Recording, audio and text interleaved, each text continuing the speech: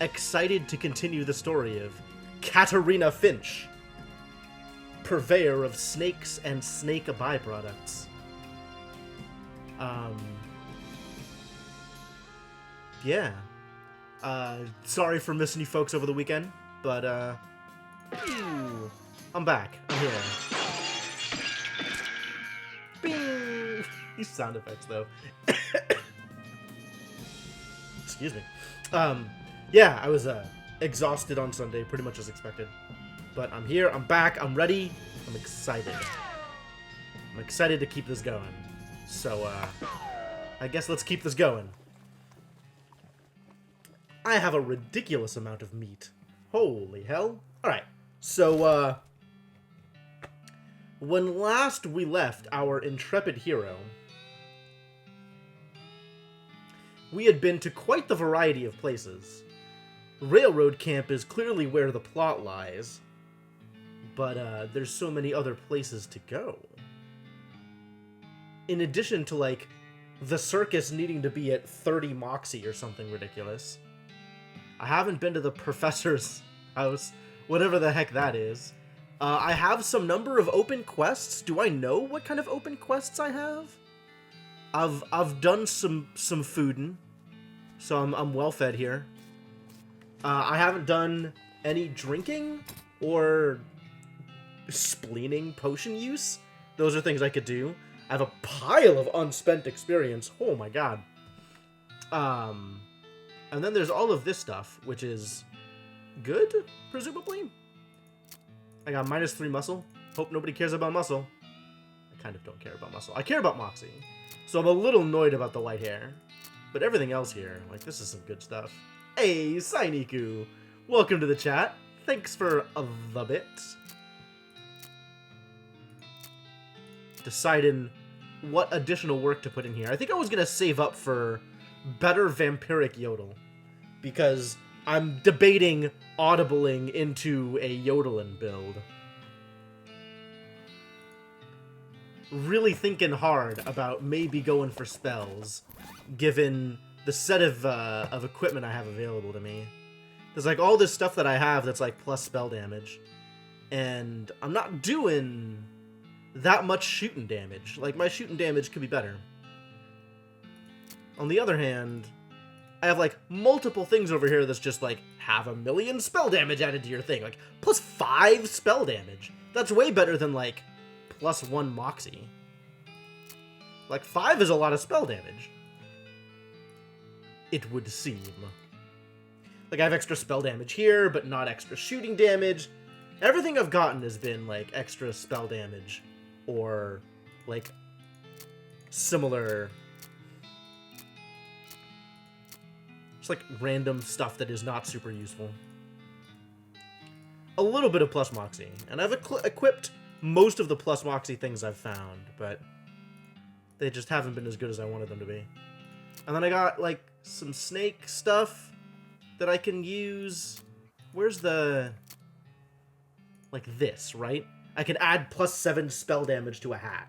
If I find a hat, I can make it super spell damage. Like, maybe I just want to go yodeling. Maybe that's the plan.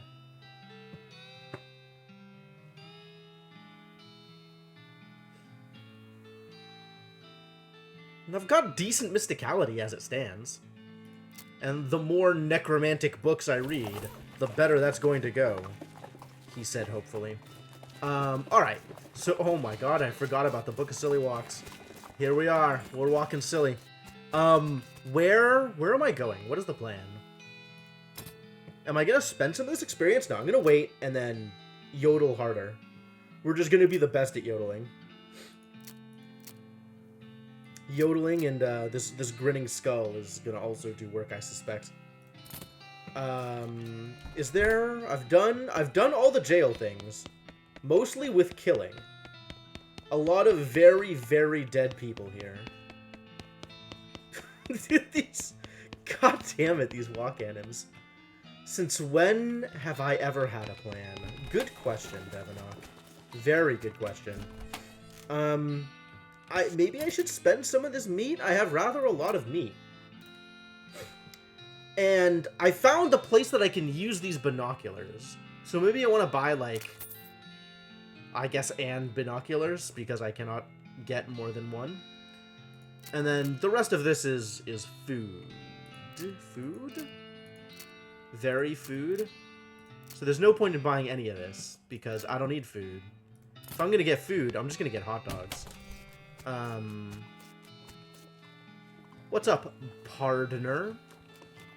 And then the other thing that we could potentially do is, is go play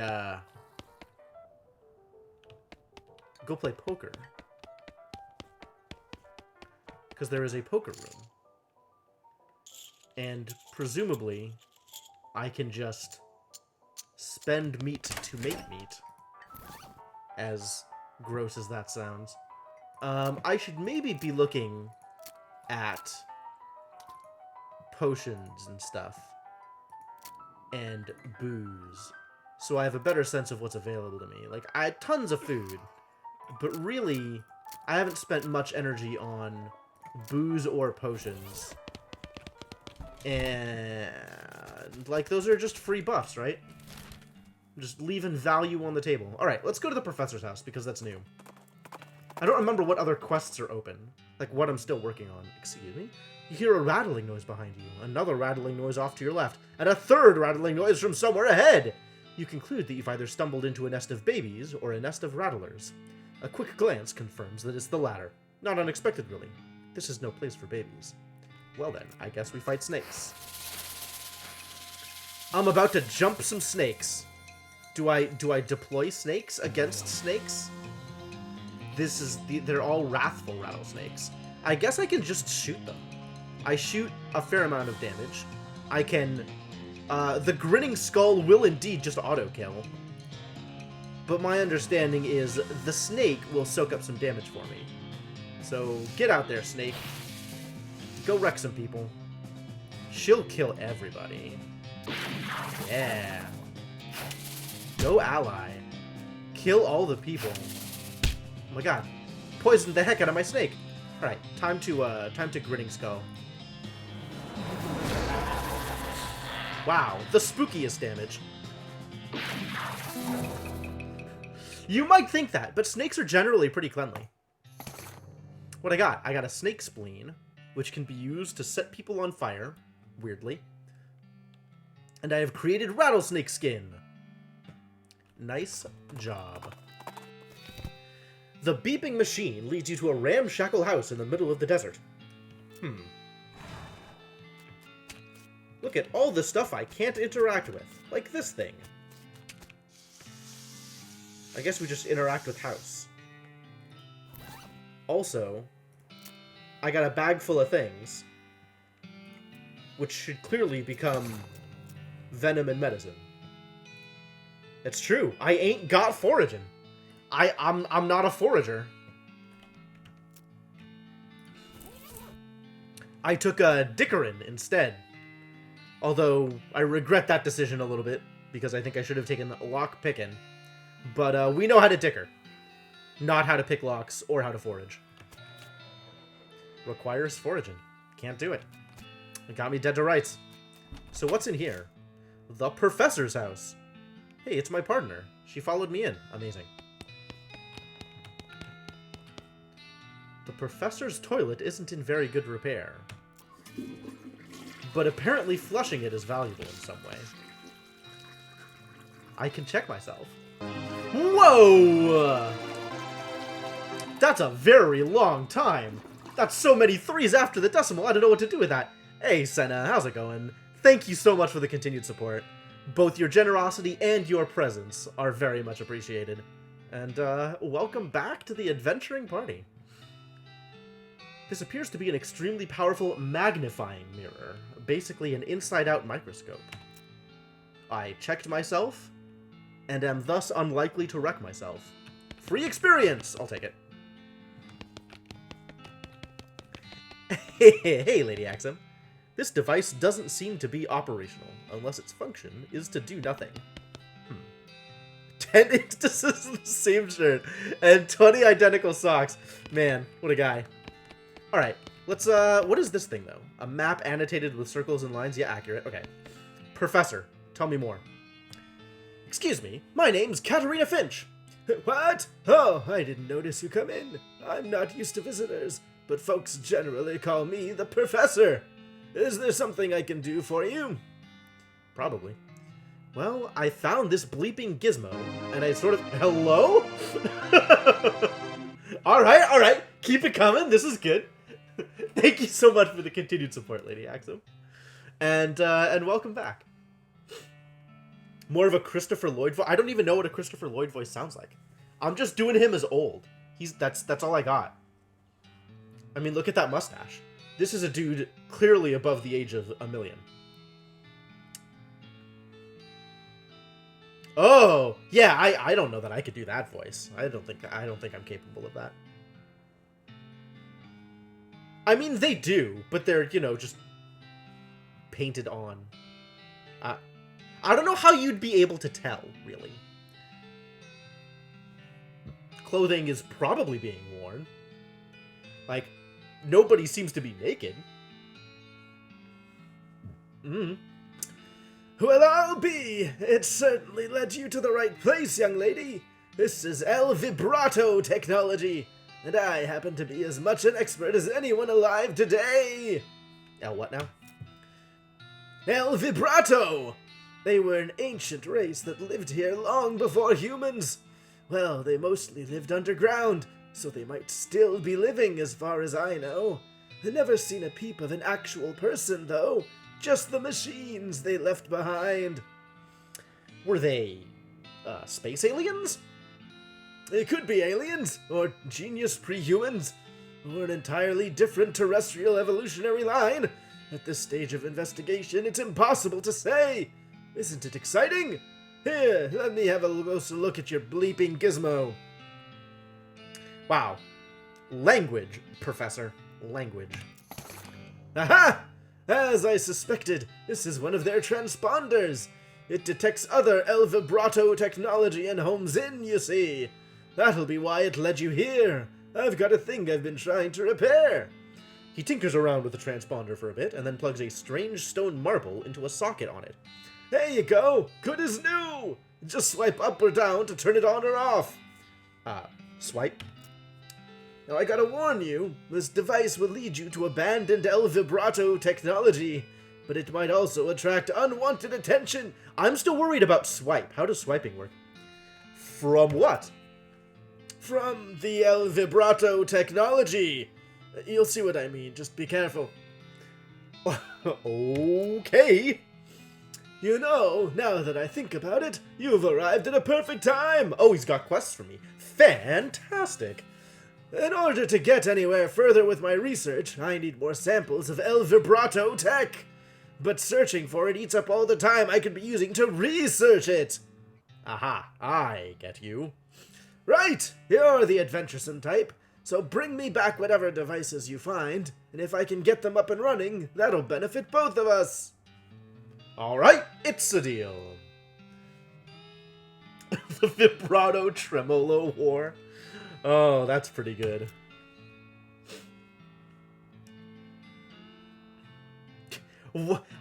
Somehow I knew you would bring whammy bars into it.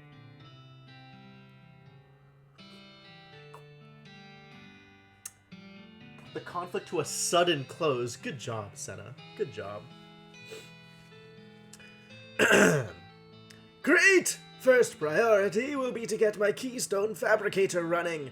They lock their doors and things with these little stone alloy blocks, see? So if we can make our own, that'll open a lot of doors for us, literally and figuratively. Oh. He's making a keygen. Are those legal in the Wild West? Everything is legal in the Wild West. Alright, what do we need? The components aren't rare, at least as far as priceless ancient technology goes. Bring me, about 5 handfuls of scrap. I should be able to salvage the last parts I need from that much. Roger. What is a handful of scrap? Do I have those? Did I have them and then sell them? For questionable legality. Well, I'm glad that appeals to you. That's what we got. Alright, well now I need to find scrap. I bet you I had scrap and then sold it. So, we've probably made some questionable decisions. In fact, selling anything was probably a questionable decision. Unfortunate. Alright, do we go do plot? I kind of want to go up to the, I want to go to the fort. That's what I want to do. I want to go to the fort. Didn't display your Prime subscription? Did you just resub?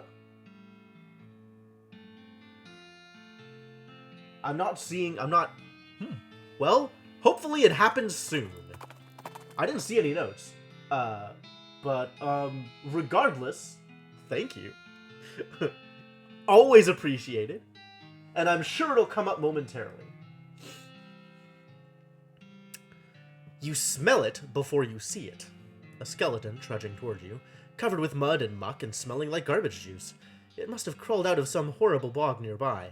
And if the skeleton smells this bad, the bog must be unimaginable. So it makes sense that even a skeleton would want to get away from there. Well, I'm not one to give up, so I guess let's just deal with him. A skeleton. Man, these puns are even worse the second time around. I'm pretty sure they're immune to poison damage, so I'm just gonna deploy a meat shield and hope that fixes things.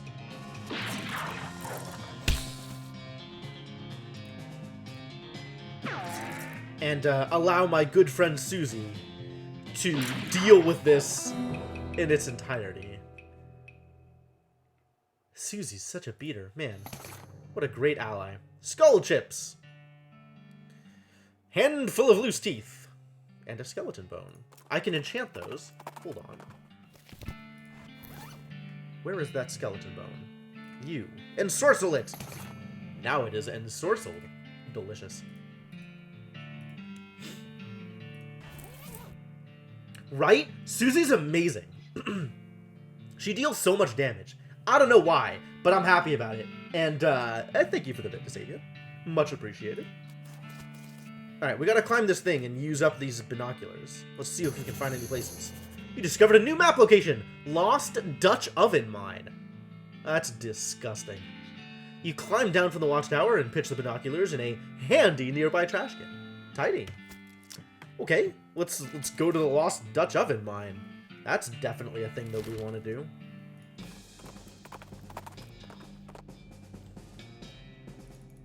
I don't have enough pine cone, Moxie! High atop a nearby pine tree, you see a pine cone with a bullseye painted on it. There must be an artistic bird somewhere nearby. Well, rest in peace, that option. But maybe, in the future, I can have more Moxie. Alright. I just need to have 15 Moxie. Alright, well that's a thing. The sluice isn't very tight. I don't know what to make of that. The stench here is barely tolerable. The Dutch Oven Mine. There we go. Let's do the things. You got miner's pants and a gas mask. Could have used this 5 minutes ago. Alright, what are these things that I have now picked up? Gas mask. This thing was hard to see out of even before it sat in a dusty mine for 15 years. Wow, what a garbage piece of gear.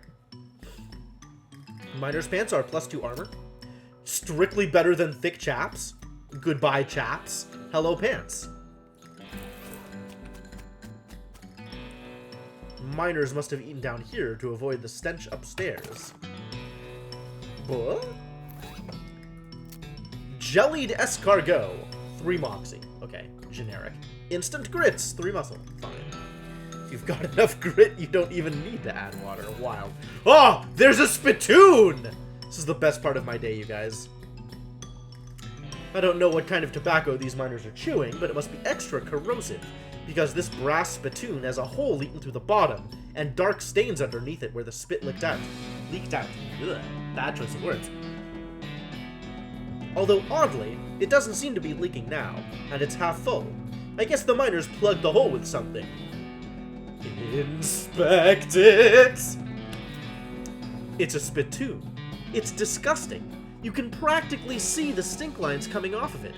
Come on, let's not do this. Inspect the spittoon! Oh, jeez. Fine, okay. You crouch down and take a careful look at the filthy spittoon. The inside is blackened with years' worth of stains. The death broth inside has a rainbow sheen like a parking lot oil spill, and occasionally a little bubble pops on the surface. You can actually feel a slight warmth radiating off of it from whatever dire chemical reaction is taking place in there. You realize you're holding your breath, not deliberately, but from the human body's natural instinct for self-preservation. Inhale! Imagine someone made a big pot of chili con carne and left it under the porch. 3 rats crawl into the pot, eat half the chili, and then die. A week later, a family of cockroaches takes up residence among the writhing maggots. The cockroaches smoke thick black cigars, which they light with tufts of burning human hair. This is what it smells like. Wow, that's really visceral. Search it! Fortunately for you, the rainbow-colored film on the surface of the liquid coats your hand as you plunge it into the toxic stew, keeping it from being immediately dissolved down to the bones. The smell intensifies, and your stomach prepares to hose the poisons off of your arm with a high-pressure stream of vomit. This does actually keep getting worse! Will I eventually stop giving into this? Will I eventually stop being able to read this? Like, at what point does my will fail compared to the absolute visceral disgustingness of these descriptions? It's not yet, but I can sense it. I can see it on the horizon. Keep searching. Your fingers touch something at the bottom of the spittoon. Better pull it out fast while you still have something to pull with. Pull. You pull the world's most disgusting pair of pants out of the spittoon and jump back as the hole at the spittoon's bottom, now unplugged, begins to leak steaming filth. Congratulations. You're now the proud owner of the worst object I've ever been paid to think about, narrowly defeating a leather bondage harness made from the skin of a clown. You got spick-soaked pants! Hooray! Hooray! These are actually fantastic, and I have to immediately wear them, because they are so much better than my existing pants.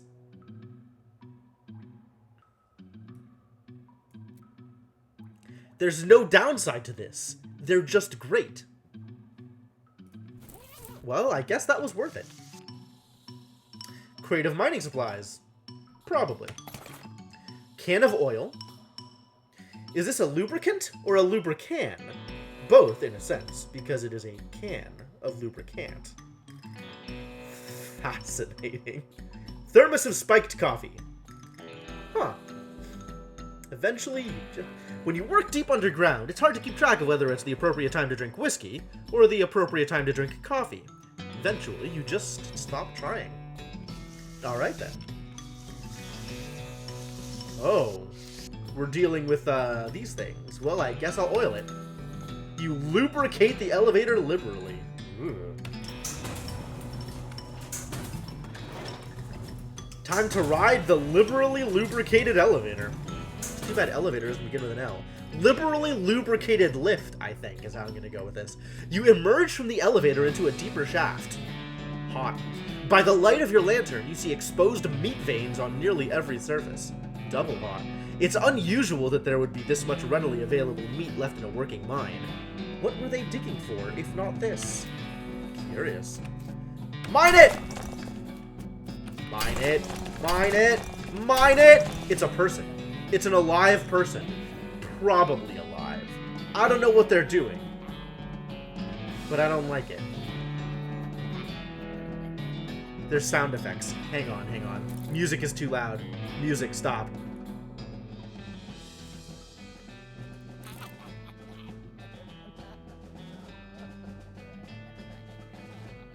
That is not the sound of a sane man. Well, here goes nothing. This guy is totally out of it. He's gibbering and drooling. and doesn't seem to even see you. Let's try to talk to him, I guess. Engage! I'm the protagonist! Two things! Hey, buddy, are you okay? Blah, blah, biddle, biddle, gordle, glub!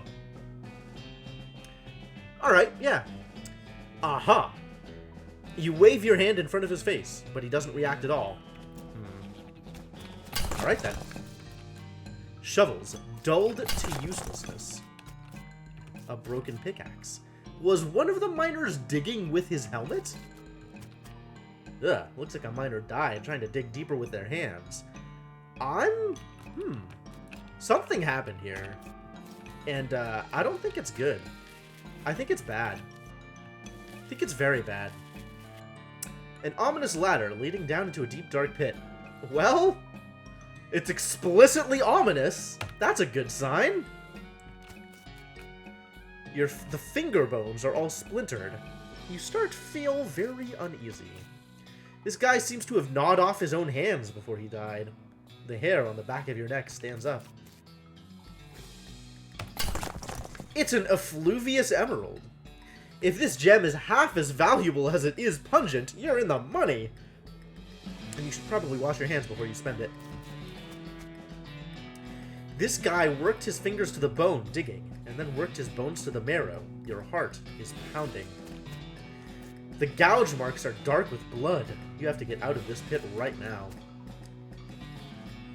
The scratches are just painted on, in blood. As you get near the rocks, the voices in your head begin screaming too loudly to ignore. You have to get out of this pit. Right now. Fine. But, like... Alright, well... I'm clearly not capable of resisting the sanity damage that this pit is inflicting on me. So... We're still on Gablob, Rob, Biddle, Birdo, Gordo, Glub. That's great.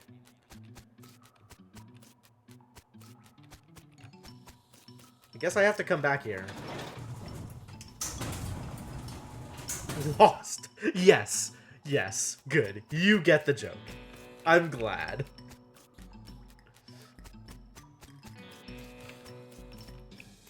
What is going on here?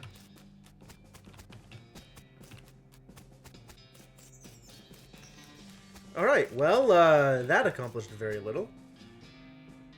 Although we did get the effluvious emerald. That's probably, a thing? That's probably a thing?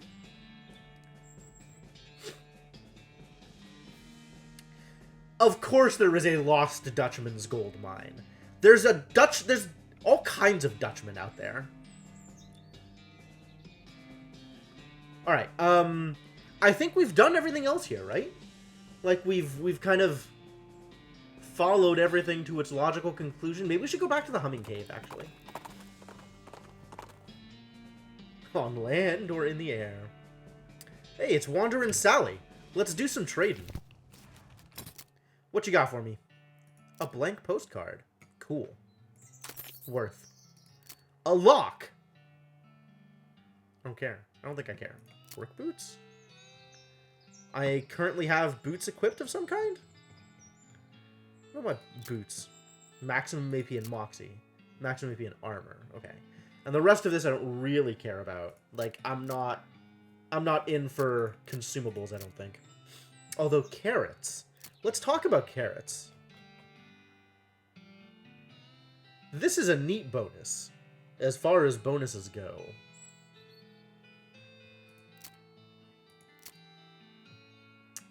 I don't know what I'm going to use it, though. I keep using my my slots for stat bonuses, so I can accomplish statty things. Alright. Well, I guess nothing doing. Howdy, partner. Am I forgetting about anything? 5 chunks of El Vibrato scrap. Anything else? Nope.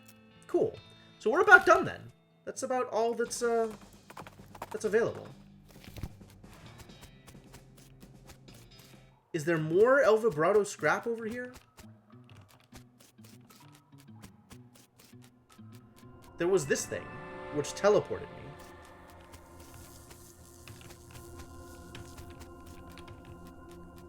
And this is where I got the thing. but I'm not seeing a way to get stuff.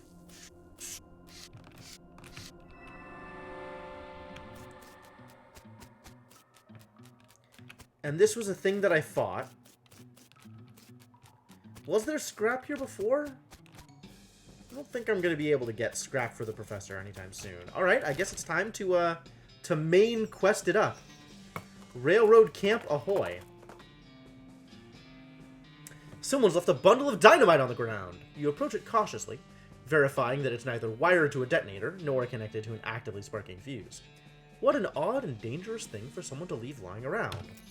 Well, I guess we'll just take the dynamite. Probably a legacy of Dynamite Dan's incredible bad luck when it comes to dynamite. Manifest Destiny Railroad Company. Daddy, are we there yet? People just hanging out in the train cars, huh?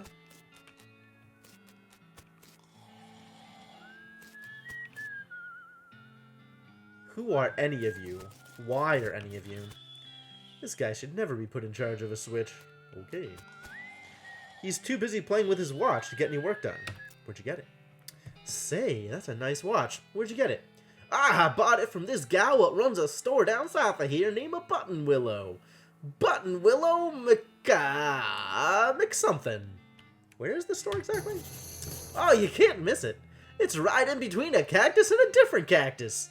He points to a spot on your map. Button Willow McKittrick, apparently. Thanks. Hey, don't mention it. I'ma mention it. No, really, thanks a lot. The man furrows his brow. Sure. Don't mention it.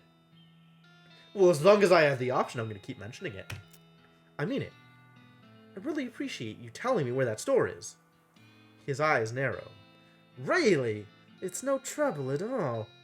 Don't mention it. I mean it. Well, with that kind of challenge, I am 100% mentioning it. I've run out of ways to thank you, but I really do want you to know that I'm very grateful for your help. His face starts to turn red. Do not mention it! He looks about ready to punch you if you don't knock it off. Alright, I guess we can stop mentioning it. She's not getting much track laid, but she's an expert whistler. Oh, that's good. Hi, are you in charge? I was wondering if there's anything I can do to help. You want to know something? I love trains.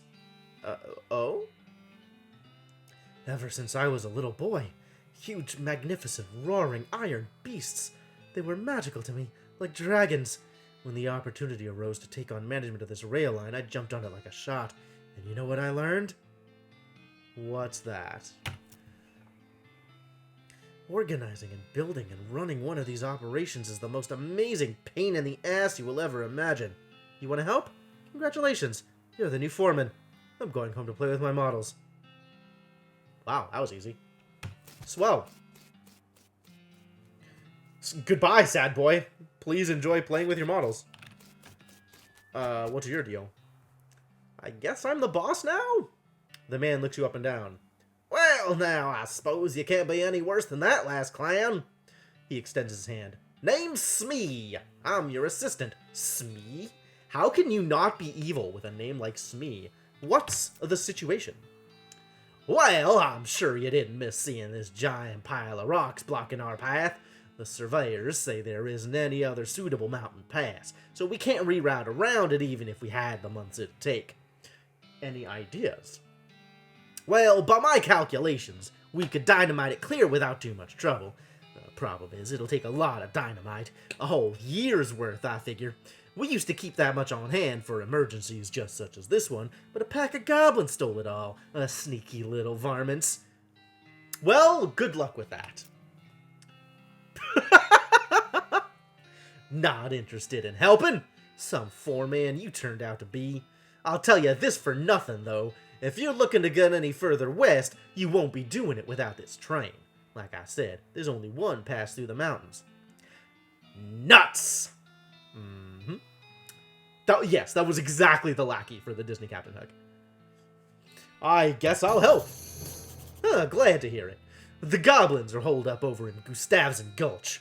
It's a real rough place. You might want to spend some time getting the lay of the land and honing your fighting skills before you head that way. Especially if you plan to go in guns blazing. You discovered a new map location, Gustafsson Gulch. We don't need that specific dynamite, though. Any you can lay your hands on it be fine, so long as there's enough of it. So he said a year's worth of dynamite. What does that mean? How do you measure dynamite in terms of time? Does one generally go through a stick of dynamite a day? Like, what is a year's worth of dynamite? I'll look into it. Any luck finding a year's supply of dynamite? Passengers are getting restless. How much is a year's supply of I still don't understand. How much dynamite is a year's supply? I can always go to Dynamite Dan's and see how much it costs to acquire a year's supply of dynamite. The speech bubble is still there. A year's supply of dynamite. 4,500. I could actually just buy that. Contains enough dynamite for a whole year. That's a lot of meat. I'm not willing to spend that much meat. Alright, here's Gustafsson Gulch. And Button Willow stores over here, which is definitely a higher priority. Your El Vibrato transponder starts making that bleeping noise that means that either a treasure or a monster is nearby. It turns out to be a monster. Nuts. Fortunately, it doesn't seem to have noticed you. Attack it! Got the jump on him. It's an El Vibrato construct. I'm about to deliver 1,000,000 damage.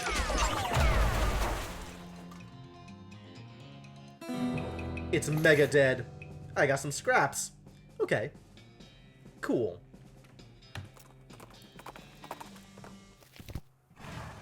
It's a store. You can tell because the sign says store. This barrel smells like pickles and looks like an empty pickle barrel. Oh, I wonder if it's an empty pickle barrel. At first you're excited because you think this barrel is full of pickles, but they turn out to be novelty rubber pickles.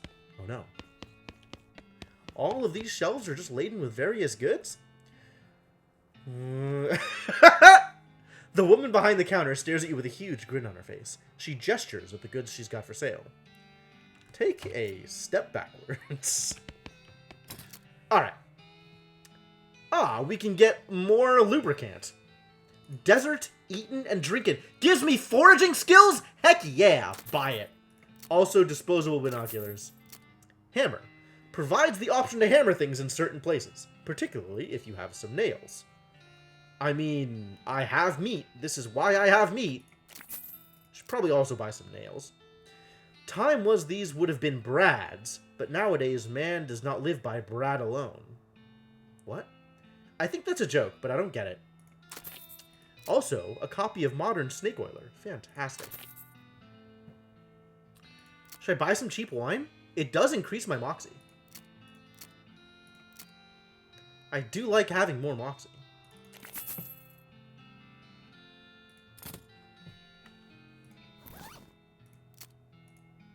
Drink it.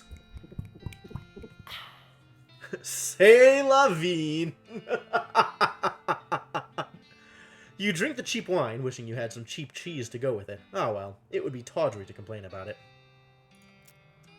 Buy bread. Oh, yep. Okay, got it. Yes, that is a real phrase that I had forgotten existed. Thank you. All right. Definitely going to buy more of this cheap wine because I want to have enough wine around for things. Bread is sometimes called hardtack. Yes. Okay. Believable.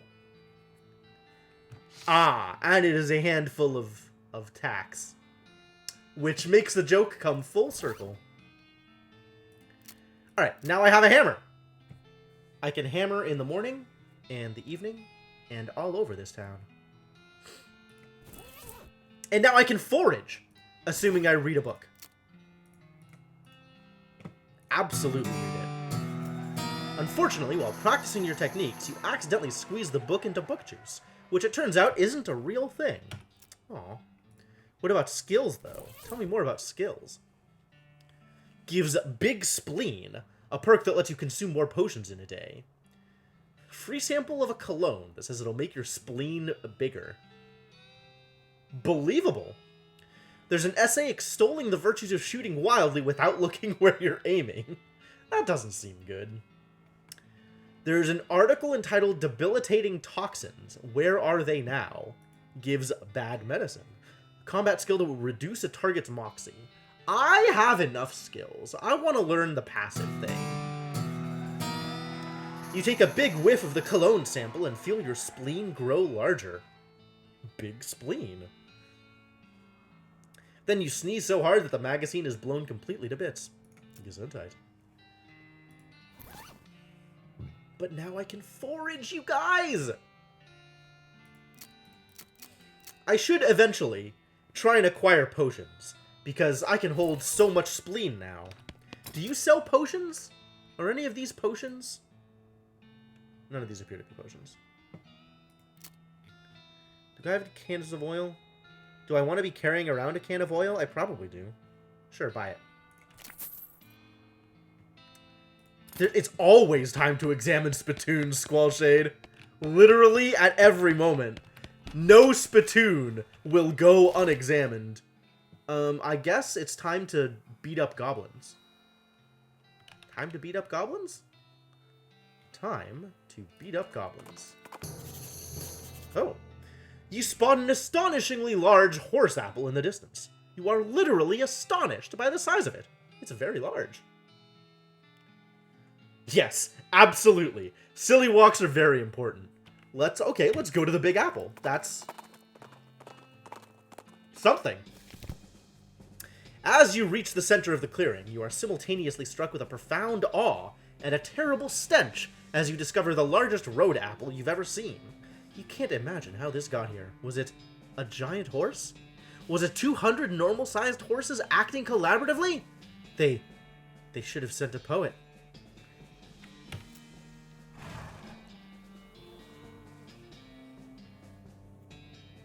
I didn't know that horse apple was euphemism for poop. Well, you learn something new every day.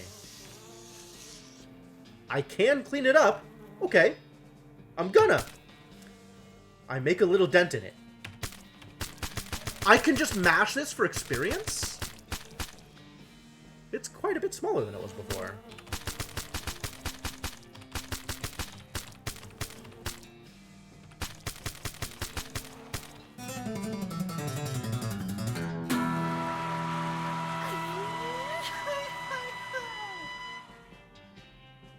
That is definitely the first time I've heard that victory sting. Wow. I cleaned up the entire apple. The whole big apple. It was big, and now it's gone. And I got like 1,000,000 experience out of it. Fantastic. Is it time to yodel harder? It might be time for a Grid and Skull. This is going to do a lot more damage than I can. Yeah, it's a ghost horse. Alright, let's do it. I'm gonna go full in on... I will look at these things later. I'm gonna go full in on spell damage. So, Replica Shurf Badge becomes suddenly weirdly deformed bone. And I have... Where's the thing? This thing. The snake skin that I can attach to a hat to make it plus 1,000,000 damage. This one, rattlesnake skin. No, that's the muscle one. Where's the one that was spell damage? Also, what category of item is this? It's not gear. Is it a consumable? Presumably it's a consumable of some kind. It's just not food. So maybe I can't consume it. It's not a combat item. Yeah, it's not any of these things. Okay, cool. It's an other stuff. It is an other stuff. So here's the one I was talking about, electric snake skin. I can apply it to a hat, but not this hat. I need to find a better hat to apply it to. Eventually. I guess we're sticking with the floppy derby for now. Or I could go with a mining hat. Oh, I was supposed to give this to Ellsbury! That was a thing I wanted to do.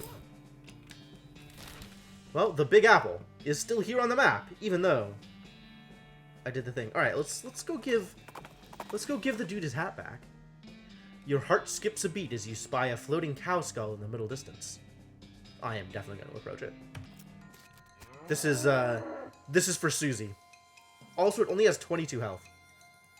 Look at how much damage this does. Wow.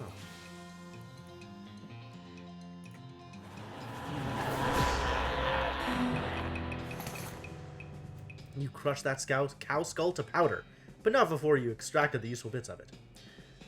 Cow fangs! Alright, and then an infernal soul fragment! A wispy, tattered little bit of infernal cow spirit. Just hanging out on the side of the pail going, boo, boo. And Susie carves another notch in the stock of her rifle. Good job, Susie. This dude. This is the Ellsbury. Show him the helmet. His eyes light up. Well, one of them does. The other's kind of stuck in a perpetual squint. Does this belong to you? He takes the helmet from you. It takes him a moment to find his voice. It does. Long time ago. I don't suppose there was anything else where you found that. You mean this thing? Yeah, that's the stuff. Could I? Well, I'm really not sure he should, but if he wants it, I'm going to give it to him. He cracks the bottle open and drinks deeply. After a few moments, his demeanor changes entirely. He looks like a man 20 years younger. Laudanum is some powerful stuff. Would you like to hear a story? Yeah. Ellsbury tells you a tale about a nightmarish kingdom where feral machines protect and serve barbaric insects. Something about that story. You really lost yourself in it. Thank you, Ellsbury. He nods. If you ever want to express your gratitude in a more tangible way, you know the trick. He goes back to listening to the piano. I guess that means I can just bring him laudanum? Do I want to do that? Remind me what laudanum does? Increases my armor by 5. Alright, have some laudanum. You're back. He looks you over. Got some medicine for me? I sure do. Yes, I want to hear a story. Ellsbury tells you a tale of a shopkeeper who is mysteriously transported to a curious catacomb inhabited by immortal people. Okay, so I can trade in laudanum for 30 XP. Fascinating. Do you have anything for me? Hey, Lloyd. Alright. Anything else I want to do while I'm here? Probably not. Let's go to the Gulch. Goblin Gulch ahoy. We found one. A fancily dressed goblin steps forward. Hi, hello, being a mayor, welcome. Now going away, please. The goblin seems friendly, but blocks your entry into the Gulch. Well, let's talk to the goblin. Goblin tongue is great. Can I not coming in? Sorry, only for goblins being very private. I have just the hornswoggle for you. Hey though, outside the gorge, I was seeing a thing you liking a lot. Oh, what thing? What thing do you liking a lot? Pies? There are pies all over out there being. Man, Goblin Tongue grammar is superb. This seeming dubious, but would neglectful being to not checking it out. The mayor takes a fork out of his pocket and leaves. Cool. The sign says nothing interesting in Goblin. You hear a quiet rustling, as though a single goblin were rummaging through a crate filled with straw. That's fine. Mine says library. Oh, Goblin library. The shack is filled with crude bookshelves. The bookshelves, in turn, are filled with crude books. 3 titles catch your attention. So Very Complicated Numbers, How to Bird Noise, and Alice Going into a Seeing Glass. I want to know all of them, but let's start with bird noise. That seems practical. The book is an extremely detailed treatise on the sounds that different birds make. You probably wouldn't expect to learn how to do an accurate great-crested grebe impression from a book, but that's how detailed it is. Fantastic. All you can tell about this book is that it concerns extremely high-level mathematics. You don't have the vocabulary to understand any of it, and probably still wouldn't if it was written in English. Your brother would probably love it. Tell me more. This popular children's novel has been translated into Goblin. Jabberwocky still reads pretty much the same. Oh, it brillig being, and toves of slithing, did in a wabe, gyring and also gimbling. Well done. Goblin Library, fantastic. What does the sign say? Delicatessen. Check out the inside. No, it's locked. And I don't know lockpicking. What a disaster. Storage. The shack is filled with thousands of tiny cabinets, each labeled with a number in Goblin. Let's look in an even randomer drawer. There's nothing in the drawer, but you find an old lollipop stuck to the bottom of the drawer above it. This looks like a normal lollipop, but like all Goblin-made items, it's messed up in some pretty fundamental ways. Wow. That's bad. That's terrible. You're right, Hamster. I really should. I would like to. Unfortunately, it doesn't seem to have been an option. Let's look in a more random drawer. It's a goblin sandwich. This is both a sandwich for goblins and a sandwich where the meat is goblin. Oh, both of them? Amazing. What's in a random drawer? Goblin trousers. These are crudely stitched pants. These crudely stitched pants are solid, but boy are they not fashionable. Believable. What if I look in an even randomer drawer again? Okay, well, let's stop looking then. Red herring storage? You hear a couple of goblins rustling around in there. Sounds like they're doing something really important. Well, I'm not here to fight goblins. I'm just here to steal their dynamite. Mayor's house! The shack contains a bed and a desk. I'm going to investigate the bed! It's made of cactus logs, with a blanket made of woven together cactus needles. Goblins, though! Check out the desk! The desk is strewn with folders. You notice one that says Important Secrets on it. Well, with that kind of invitation, you learn a variety of secrets, though the only one that's actually pertinent to your circumstances is that there's a spare key to the treasure cave in drawer 69105 in the storage hut. Nice. You press your ear to the door and hear somebody delivering what sounds like lines from Hamlet, except in goblin tongue. From this vantage point, you also notice a sign next to the door reading, Backstage Entrance, Here It Being, with an arrow pointing to the back of the building. I have to know more. Are you kidding me? Goblin tongue versions of Shakespeare? I need to be involved. You sneak backstage and watch the play from behind a curtain. Not only is it a goblin version of Hamlet, it's also been rewritten as a one-man show. To being or to not being? Oh, that is a question. Could it better thinking to suffering a crazy things and arrows, or fighting so many bad things for stopping them because fighting? To dying, to sleeping, hey, dreaming maybe, but, oh, problems. If dreaming crazy when living, what dreams having after dying? Wow, pretty weird probably. You watch for a while. The bits where the actor has to do a sword fight with themselves are pretty entertaining. This is superb. Goblin tongue is great. I want to know more about goblins. I want everything. I really should have taken Goblin Friend. If nothing else gets me to play this game again, it's going to be taking Goblin Friend on the road. You listen at the door, but don't hear anything. What's inside? It's locked. Oh. Let's not fight. We can always fight later. This door is locked. Treasure Cave. This door to remaining locked at all times.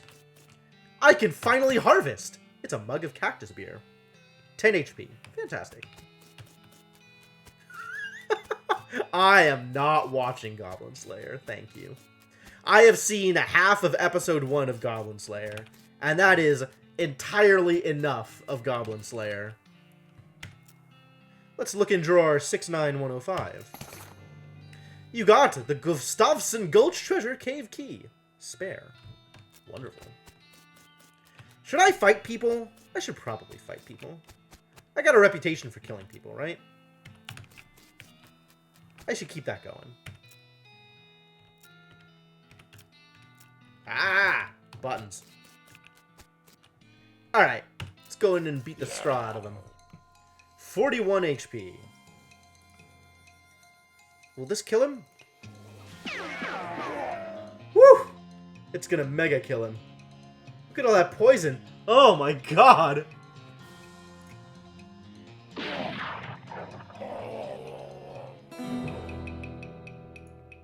Rest in peace, Gulch Goblin. You made that trigger-happy goblin trigger sad instead. Wow, brutal. You dig through the crates the goblin was rummaging through, but there's nothing interesting in any of them. Rats! Fighting is indeed still laughably easy. Is this the phase? Oh, okay.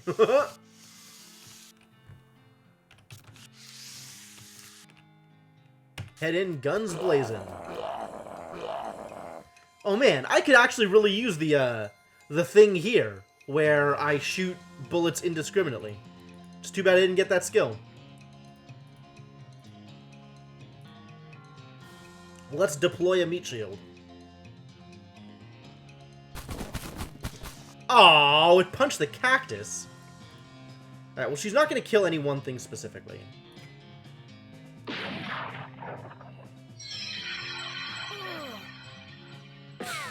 Oh my god, my snake. Wow! Somebody actually attacked Susie! That's the first time that's ever happened. Steal 5 HP? Really? Still only 5? 5 from here will kill, though. Because... What, 27? Wait. Oh, it's different. Okay, well, let's get the kill.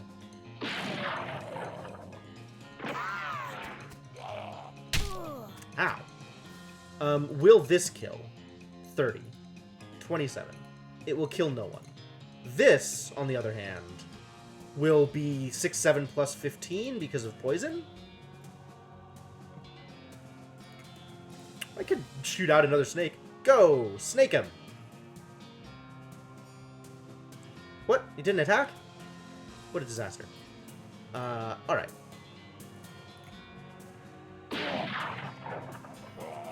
Oh, 1 damage. That's not very much damage. Alright, well then, let's just kill. And you actually just tie him up. Because I can do extra poison damage here. And that'll do some good work. This way he doesn't get the attack.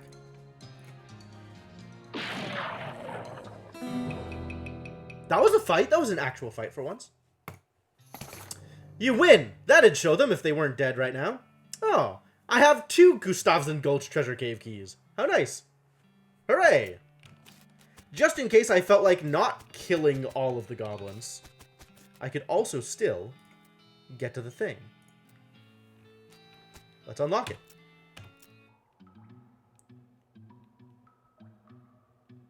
What in the heck are these goblins doing? This goblin is paying more attention to their book, Goblet, than to you. But you're pretty sure you aren't gonna just be waltzing on by. Spoil the ending? Hey, Goblet! Good book! What thinking about how Goratio is only surviving one at the end? Everyone else dying! Poisoning, sorting, pow, plam! Ah, no! Wow, spoilers! The guard runs out of the cave with their hands over their ears. Yay!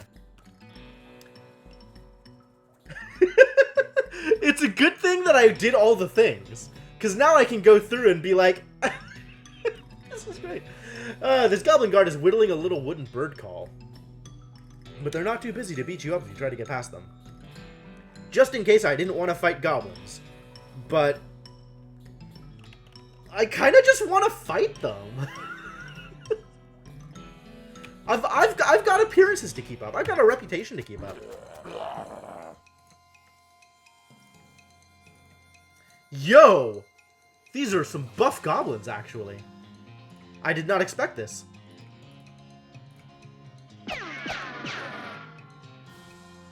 $25 damage. Let's just stun him. And then it'll be dead next round anyway. 26 damage. That's a lot of damage. I don't like that. I would prefer they did less damage. I could build a wall. I like walls. Please save me from taking more damage. He's gonna auto-die. So when this guy attacks the wall, I'll be fine? Oh, he attacked Susie. That's a lot of damage. No, Susie. Alright, just add to the poison. And then Susie can shoot him. And is that lethal? That is actually lethal. We did it. Whew, nice. You won! Guess those goblins should have spent less time standing around here, and more time standing around somewhere else that you didn't want to loot! Hooray! We did it. Yo, are these cactus treasure chests? Unreal. Oh, it's a rare and valuable treasure chest cactus! Take it. That's a lot of loot. Oh. Why does... This one looks heavy as well as pointy. Hey, it's a year's supply of dynamite! A bunch of meat. Why does this one need lockpicking as opposed to just using up a needle? Why can't I just use up needles? Come on. Game. Someday. Alright, but, I did it. We did it. It's been done. Did all the things. It's cool that I could actually make my way through here without fighting anybody if I really wanted to. However, it is also cool that I could just kill everybody, and that also works. Do we continue plot? Is it time to try something else? What other thing could we try? What other places we could go? Yeah, once I learn lockpick, I'm gonna have to go back and go everywhere. It's a real hassle. I guess I do still have that extra disposable binoculars. Hey, I have enough moxie to do things. Yes. In a devastated cornfield off to the side of the trail, you see a similarly devastated scarecrow. Its shirt is untucked, its hat is knocked off, and don't even get me started on the state of its ascot. Oh, let's fix it up. Experience! How nice. You make the scarecrow at least mostly presentable. It's important to look your best at all times. You never know when a famous crow might show up. Alright then. Random wander for the next 10 minutes? Please. You scan the horizon, but don't see anything you didn't already know about. Shucks. Wow. I'm out of places to find. That's something. Do I really want to just wander? What's the benefit of wandering? I guess I get the, I can probably find scrap for the professor. Still locations on my map that I haven't found. I mean, there is definitely room down here for more stuff. But maybe I can't see stuff down here from Fort Aldead? I don't know. I'm not super into the random wandering. Like, I'm okay to find places, but like, pressing the button to find random encounters doesn't seem like that much fun. Even though it's probably a thing that I will need to do at some point. I think I'm okay with just moving on.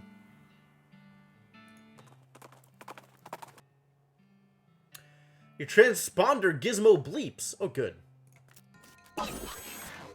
It's a thing! It's a very dead thing. Now I got El Vibrato scrap. I love how these things are just shapes. Hooray! Can I go to the ocean? Where even is the ocean? Out here? Not immediately. I have to have a place to go. I can't just click. And the only way through the mountains is the railroad pass, so we've got stuff to take care of first.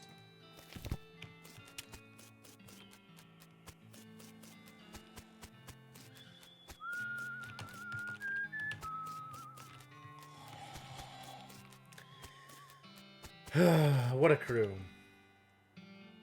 Any luck finding a year's supply of dynamite? The passengers are getting restless. Yep, here you go. Good! Perfect! This'll do the trick just fine. Hang back for a bit while I get the fellas to set up the charges, and I'll let you do the honors.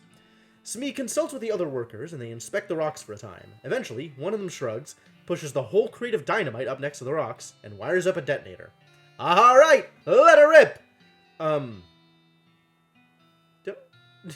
I'm a little concerned here. Hey, Moose, how's it going? You know what? I'm sure it's fine. Sweet. It's ready to detonate. Do it.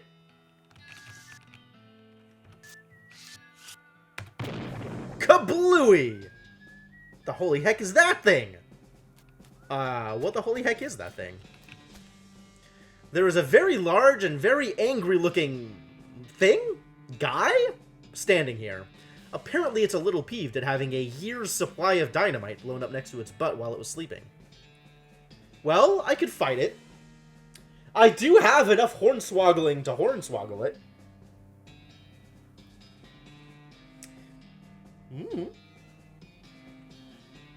I like the idea that hornswoggling it will get me something more than fighting it. Let's try it. Easy. You gotta get out of here! There's a huge flood coming down the mountain pass. You'll be worn down into smooth round pebbles. Don't worry about us. Just save yourself. I swoggled the heck out of his horn. I didn't have enough moxie, though. Otherwise, I totally would have done the moxie dance. All in a day's work. Could I have gotten there? How much moxie do I have? 16.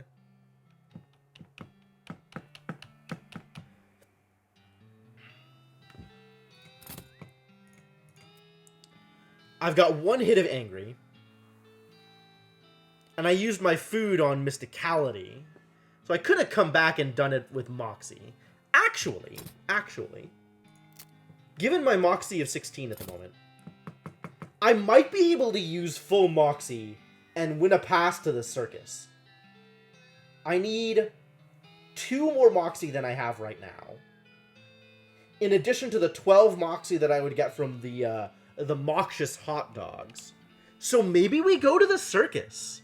I'm gonna try that. You know what? I'm gonna go take a nap and go to the circus. That sounds like a good plan. I'm gonna talk to this guy first, though. Well, now that is as fine a day's of work as I've ever seen. Much obliged, friend. We'll be getting the rest of this track laid down and head out now. Here, I'll mark our route on your map for you in case our paths happen to cross again. You discovered a new map location, the Manifest Destiny Railroad Company camp. Thanks, but can't I just ride the train? Got a ticket? Messenger ellipses. Ha! Just kidding. Course you don't. Every seat on this train's sold out. Sorry, boss. Goodbye, train. Alright, we out of here. We could go to the new one, but we're definitely going to go to the circus. After I go to Dirtwater and take a nap. I have enough moxie for this! As you're riding toward your destination, you pass by a building in which a barn dance is happening. I guess that makes it a barn. The people inside seem to be having a pretty good time. Okay. You mosey in and have a grand old time at the barn dance. You even learn a few new moves. Most of the moves involve pretending to reel somebody in from across the dance floor with a lasso, but still, new moves. Great. Alright, let's go take a nap. You go to sleep. You dream that you're shopping for belts with Susie while fleeing from a rainbow. Suddenly, you hear Susie whisper your name. You wake up ready to face a new day. You wake up refreshed and restored, and hungry, and sober. Day 3. You get the idea. I sure do. Alright, let's be mad at myself.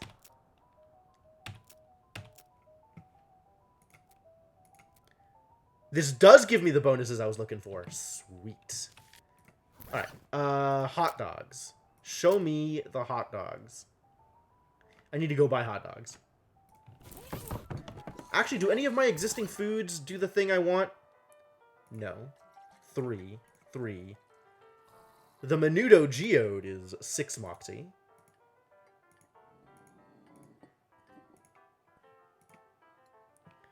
Moxie currently 13. This will give me plus 12, so I'll be at 25. And then 2 hits of cheap wine will get me all the rest of the way there. Yep.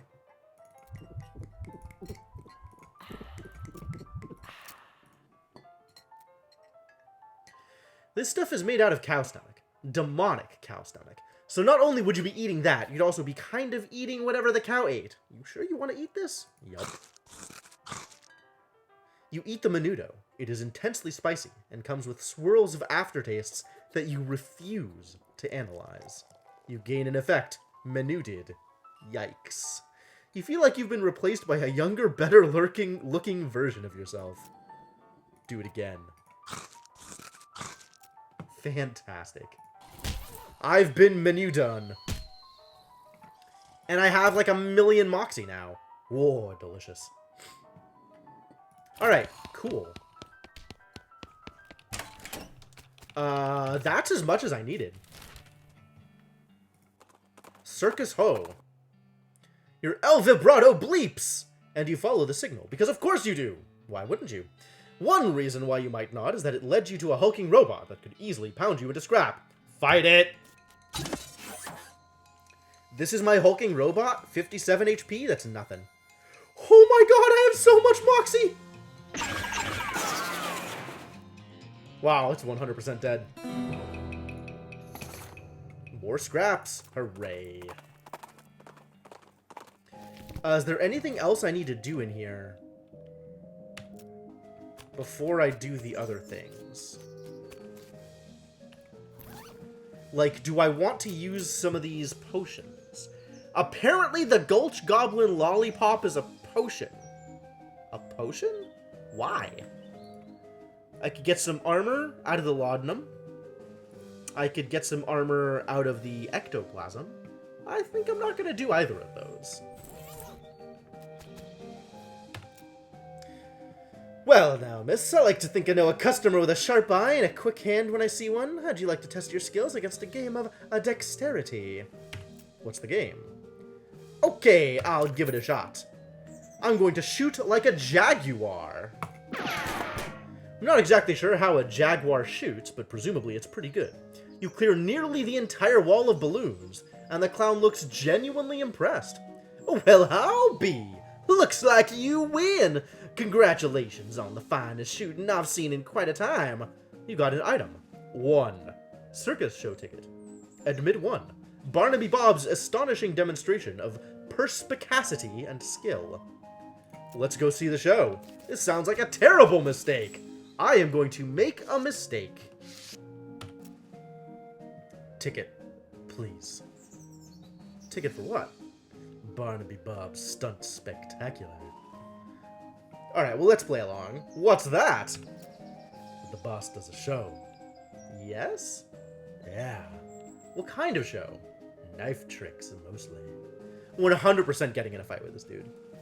Here we go!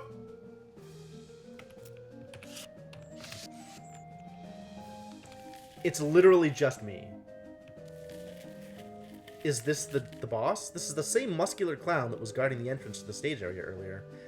Doesn't look like he's going to let you backstage. The hulking clown guard won't let you. Well, I guess we take a seat. It's just me, huh? You take a seat, and a smattering of other patrons appear and sit down as well. Okay, not just me. Whew! After a minute or two, there's a crash of cymbals, and a clown runs in from the backstage curtain and jumps up onto the stage. In contrast to the other clown's colorful clothing, his is relatively simple. Black wool trousers and a bright crimson shirt under a pale tan leather jacket with fringe on the sleeves and a red heart painted on the shoulder. Black wool trousers, bright crimson shirt, tan leather with fringe, and a red heart painted weird. His face paint is plain white without any colored accents, contrasting his curled black mustache and thin goatee. A snappy silk top hat with a rakish tilt tops off his outfit. That's really difficult to read, surprisingly. I don't know what it is about that sentence, but that's a weird sentence. He doffs his hat and bows with a deep theatrical flourish, and the small audience claps politely.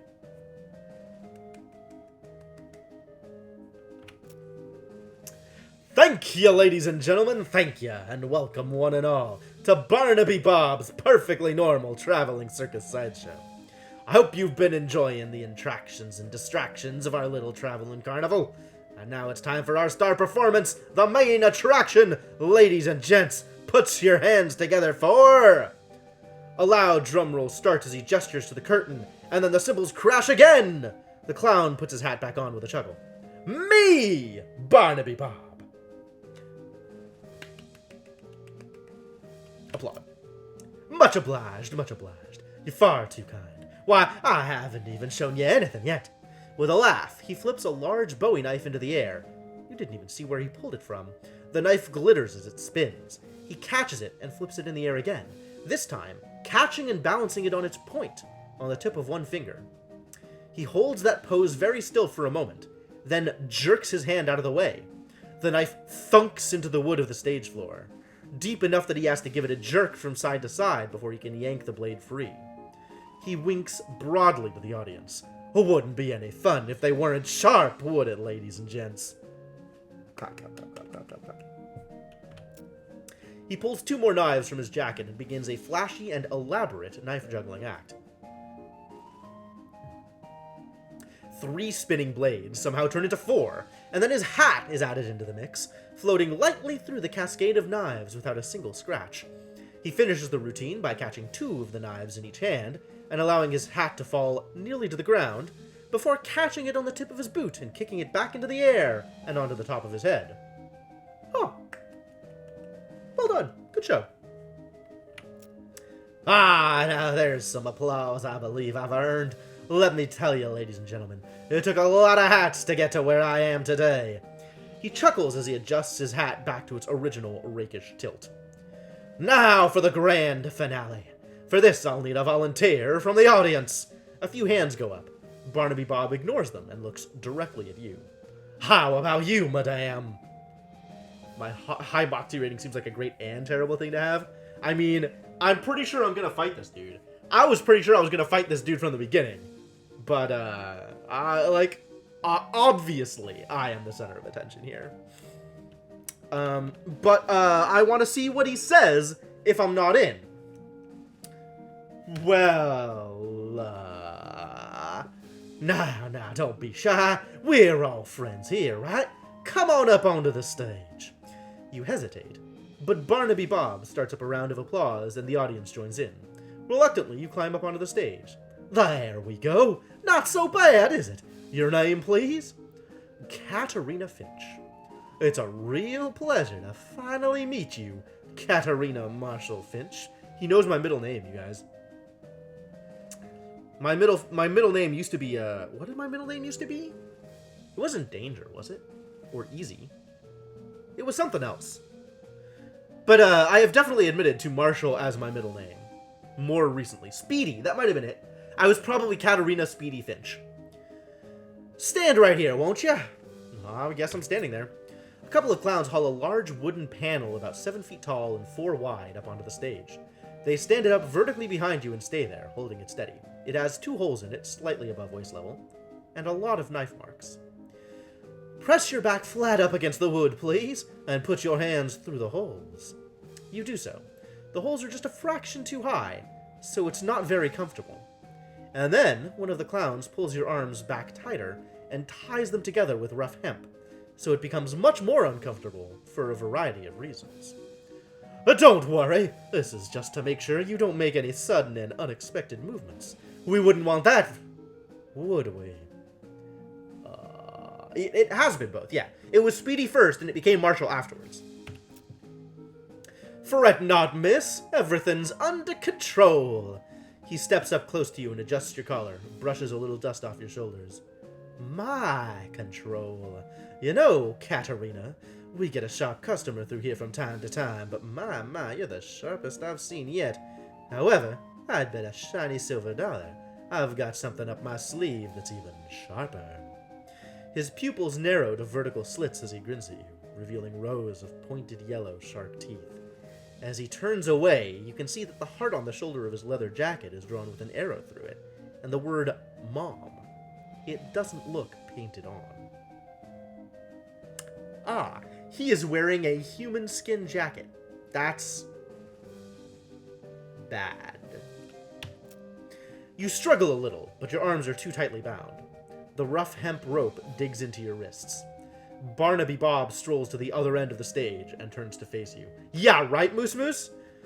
Now, don't you worry. This'll all be over soon. Just don't move. He has a knife in his hand again and gives it a few twirls and flips. Light reflected from the blade glitters in his eyes. Then, without warning, he hurls it at you. Thunk. The knife hits the wood before you can even blink, a hair's breadth from your left ear. I'm ruthless. I could stare him down. Let's stare him down.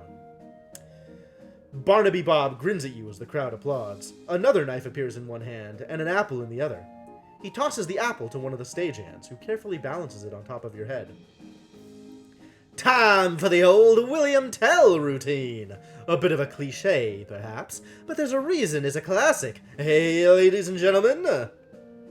Take a deep breath. The crowd watches with rapt attention as he flourishes the knife, spinning it and flipping it behind his back. Then, faster than you can register, thwack! Cold apple juice dribbles into your hair and down the back of your neck. 2 for 2! What do you say, Katerina? Shall we go for one more? Stare him down. Barnaby Bob pulls out another knife and gives it a quick stropping across the pale leather sleeve of his jacket, then whips a colorful spotted handkerchief from his pocket and blindfolds himself. This time his smile is much colder. I advise you to watch closely, Katerina Finch, since you're the only one of us who can. I guess I am watching closely.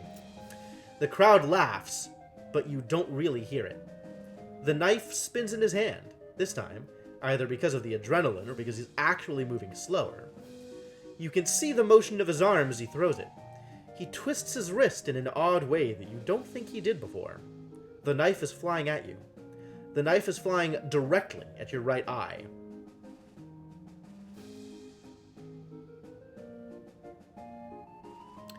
It's not dodge, it's flinch.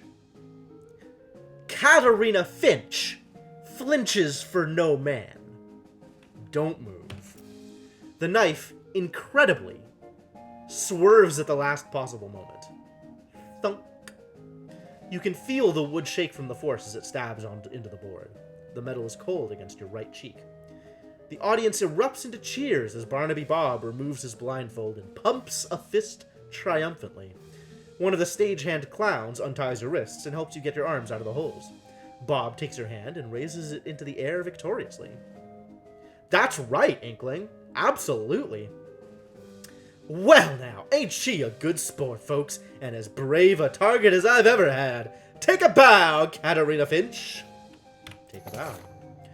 You bow to the cheering crowd, carefully keeping your eyes on Barnaby Bob. He bows as well, removing his hat with an elaborate flourish, and then he takes a slip of paper out of it. And as a token of appreciation, I'd like to give our star volunteer a gift. A year's supply of dynamite! I don't actually need a year's supply of dynamite. I have already used a year's supply. How many years' supplies of dynamites can I get in this game? As he hands you the coupon, the clown leans in close to your ear and whispers, "This was the only warning you'll get, girl. You got an item. Coupon for a year's supply of dynamite." Barnaby Bob gave you this coupon for a year's supply of dynamite.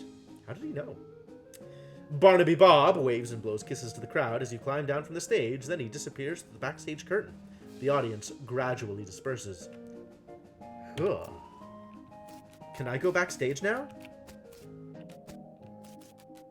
Apparently. This little trailer is probably Barnaby Bob's office. The wagon is old but well maintained. A brass plaque on the door reads Barnaby Bob, confirming your suspicions. I'm going to start with polite. I could be polite. You knock on the door. "Come on in," Barnaby Bob calls. You open the door and walk into Barnaby Bob's office. He looks up from his desk, surprised to see you. "You! Here, I thought I made myself perfectly clear the last time we met, and yet you knock politely and walk straight into the lion's mouth. You are either extremely brave or extraordinarily foolish, girl.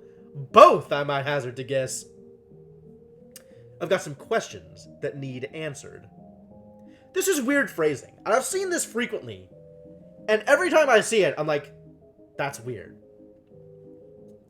It's not questions that need to be answered. It's questions that need answered. It's not questions that need answering. It's questions that need answered. And I really don't like this phrasing. Well, whatever. Grammar! And do you think I'm going to answer them? If I didn't find you amusing, I'd have vanished you off the face of this earth for what little you know already. With his yellowed shark's teeth, I guess. I mean, he is a demon clown, so shouldn't it be the demon's mouth? On the other hand, he is associated with a circus, so lion's mouth seems as fitting as anything. Although I think it should be lion's den. She's got killing to do? Oh, Inkling, I love your support on this one. I appreciate that, but I can't just leave the situation unresolved. What curiosity did to the cat is going to seem like a Sunday picnic compared to what I'll do to you if you anger me, Missy. Go ahead and ask your questions, but bear in mind, I already gave you your fair warning. What are you doing here? Straight to the heart of the matter. Well, now I had you pegged as a clever one, so why don't you tell me? I think you're here because of the cows. Perhaps you got a brain rattling around in that skull of yours after all, girl. That's correct. The cows came home, as you say, and we followed them. Why? Why? Don't disappoint me now that you've impressed me, kid. Think about it. Your age-old enemy that you've been fighting since time out of mind ups and leaves. No farewell, no postcard. Wouldn't you want to know what the hell was going on? You don't know? Dear, oh dear, I've gone and said something I probably shouldn't have. Missy, you are treading on some dangerously thin ice right now. I hope you are thanking your lucky stars that I consider you to be essentially insignificant. Huh. I can hear those gears ticking in that 3-pound dog's dinner you call a brain, miss. Now it's my turn to ask a question. How are you going to convince me that I shouldn't just make you disappear like a fart in a tornado? Well, make it good, Katarina Finch. Make it good because you get one chance at this. Well, I don't actually have friends in high places. I can probably make a case for you need me, but it would be a waste of your time is kind of funny. So I'm going to go with that because I think it's kind of funny. It'd be a waste of your time. You have already wasted so much of my time, girl. I think I can spare a little more. I actually totally missed that, like, the rest of the screen went dark and the music kind of dimmed. Huh.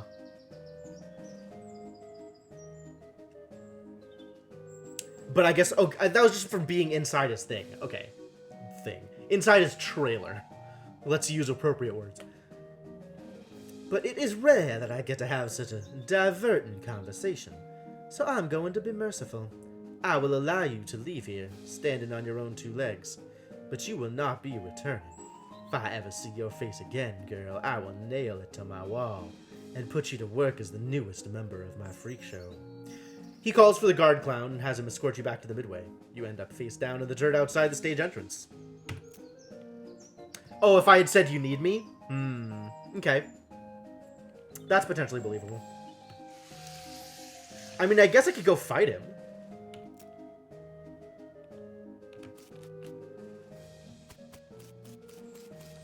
I still kind of want to try and fight him.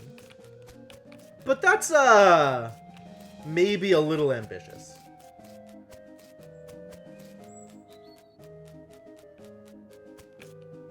Better stay out of there. You got Barnaby Bob pretty steamed. Welp. Guess we're not going in there again. It does not seem to be an option. Next time, more and more reasons to replay the game, because there is so much content that is missable.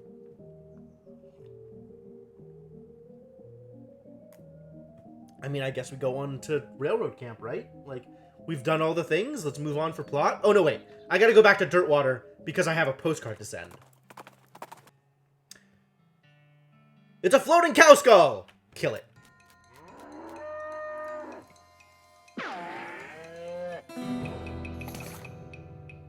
Ooh, a brass bull ring. That one's for you, Susie. Enjoy.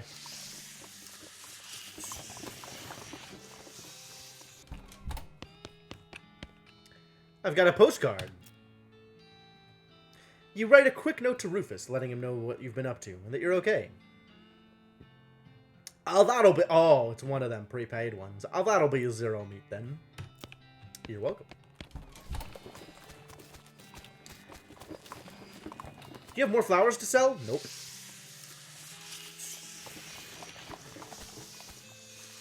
Yep, nothing going on here. Alright. Railroad Camp Ahoy. It's a place! As you're riding down the dusty desert trail, you catch a whiff of the unmistakable scent of snake oil. I do know a few things about snake, and the oils thereof. You follow your nose to the wreck of an old medicine show. Let's check it out. It's your partner. She has words for me. Howdy, Susie. You know, we're right about in the middle of the territory back when the cows came home. This is right about where the first reports came out. Like Ground Zero? Yep. There was a big ranch that was the first one to go. Seems like an obvious place to check out. Okay, we can check out Hellstrom Ranch. Yep, vibrato scrap. Got it. Dockside Tick's Mouth Beholder? Doc Real Politics? What? No. Doc-O-Matics? Why are you on Mouth Beholder? We're not beholding any... Docile Automatics Mystery Cohort? Unlikely. Doc Real Politics Mutton Chop?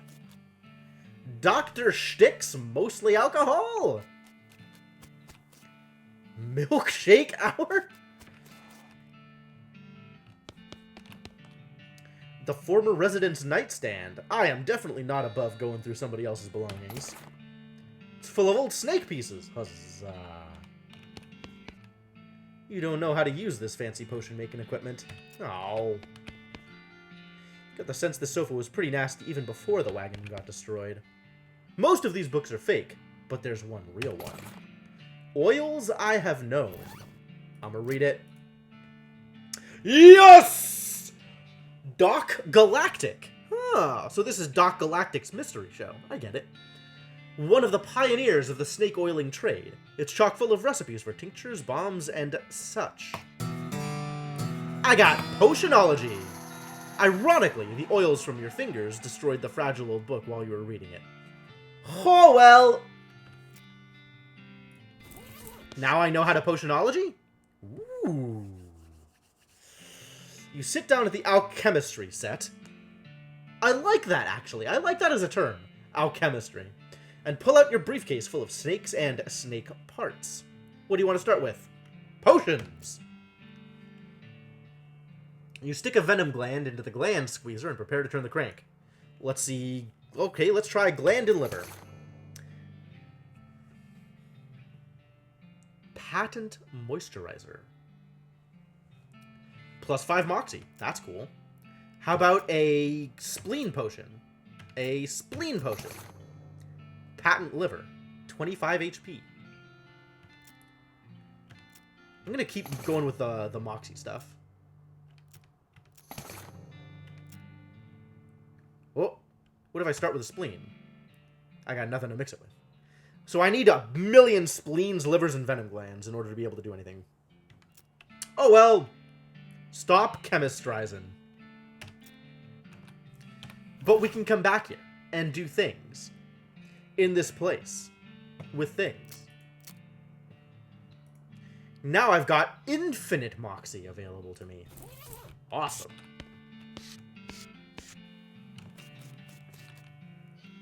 Dr. Baddock's Mouth Beholder? He's still on Mouth Beholder. It's not Mouth Beholder. Well, this is a good thing to have found. Pointy! Let's get out of here. Go to the ranch first? I definitely want to do anything besides main plot. So let's go to the ranch first. Whoa, jeez. I hope you're a veterinarian, because this python you've encountered is sick. What? I don't... Like, is that supposed to be like, sick? Or, like, literally the python is ill? I'm going to fight it regardless. It's a sick python.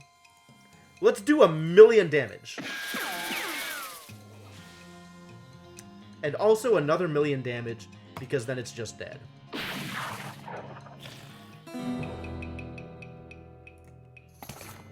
A spleen! Ooh, a sick python skin. Plus 30 maximum HP. My dudes, that is a lot of HP. Hat. Hat. Inventory. Hat. Derby?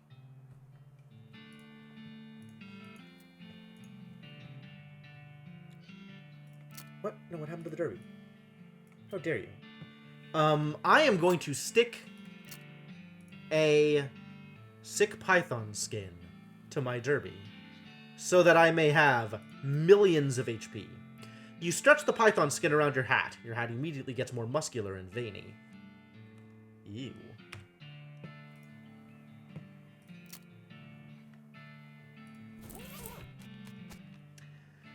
Must have had a real barn burner of a party. Haha. Hey, more needles.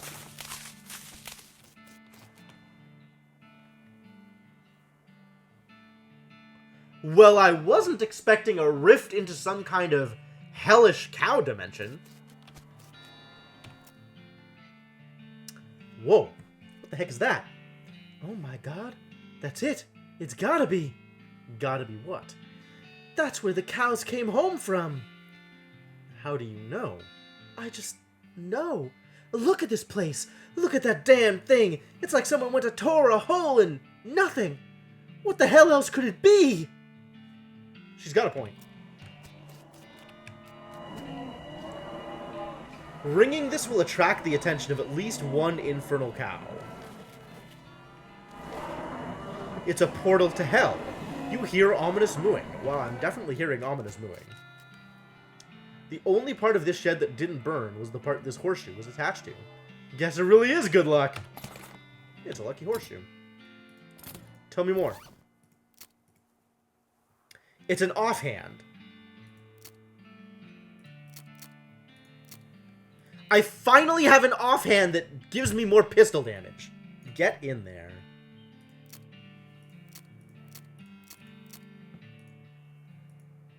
Although I could go with the spell damage thing if I wanted to go for spell damage, but I like my pistol. I'm gonna do ridiculous pistol damage. I need foraging too? Can I up my foraging? Character. I have experience. They can forage basic goods. I like foraging high quality goods. Ooh, next level I can forage really fancy goods.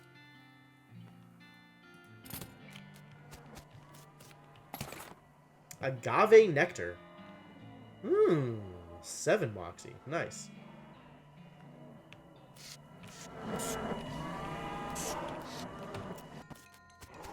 Got the jump on him! It's a hell cow.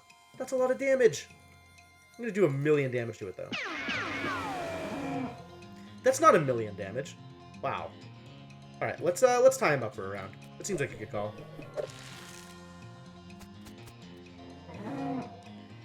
This is a lot of poison damage, though, let me tell you. I think this cow's dead. The poor cow, it's a hell cow, Inkling! Why would you take the hell cow's side? Yo. You prep your skinning knife, but all useful hide bursts into flame and withers away. Roasted cow tongue. Mysticality. All cows? You pulled some cows from their home dimension and mercilessly slaughtered them, you monster! Haha, just kidding. They're super evil. But they're super evil! Killing the cows is definitely on the side of right. You find a lone tombstone off the side of the trail. It is the final resting place of Woody Treasure Haver, who died many years ago. Intriguing. Do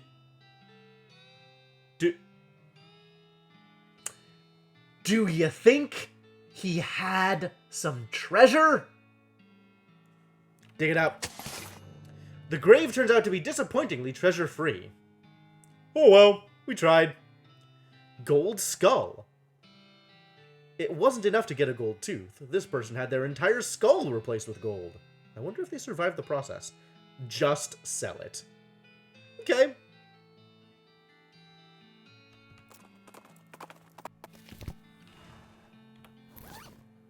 Can I sell it from here? I like how, like, the text of its abilities, like, what it actually does is just sell it. That's great. Well, we made it to the Destiny Railroad camp. They're still talking. Are they still talking? Is it stuck again? It's Sleep Guy. The guy has stopped messing with his watch and started eating jelly beans? What you got there? Jelly beans? Ah, yep. Can I have one? Nope. Please? No. Get your own. Oh, okay. Where'd you get them? Little way south of here. From a fella named Roy Bean. You discovered a new map location. Roy Bean's House of Justice and Jelly Beans. That's fascinating. This lady is still whistling to beat the band. Ow, dag nabbit. What is this thing? It's one of those pay telescopes for tourists. This one was designed by a promising young artist named Edvard Munch. You pay your meat and look through the telescope at the Big Canyon. It sure is big. It'll take quite a bridge to get across that thing, that's for sure. Howdy, boss. Howdy, Smee. Stuck again? Yep. Got ourselves one hell of a canyon to get across, and no materials for bridge building. Any ideas? There's an old mine town up north called Breadwood. They opened a lumber camp after the mines dried up. If you can fix a deal with them for the lumber we need, I can handle the engineering side of things. Okay, where is it? Smee marks the location of the Breadwood camp on your map. Now I know where Breadwood is. Course, anything you can find to build a bridge out of is fine by me, but that seems like the simplest option. I'll see what I can do. Eventually. Later. We're definitely starting with Roy Bean's house. 100% Roy Beaning. Ooh, it's a new fort! Probably with new undead! Let's check it out!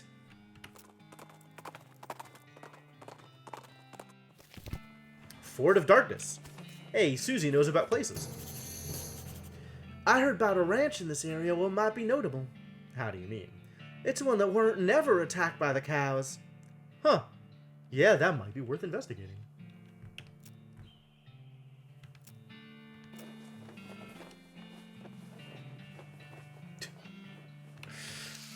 Hey, Formal, how's it going?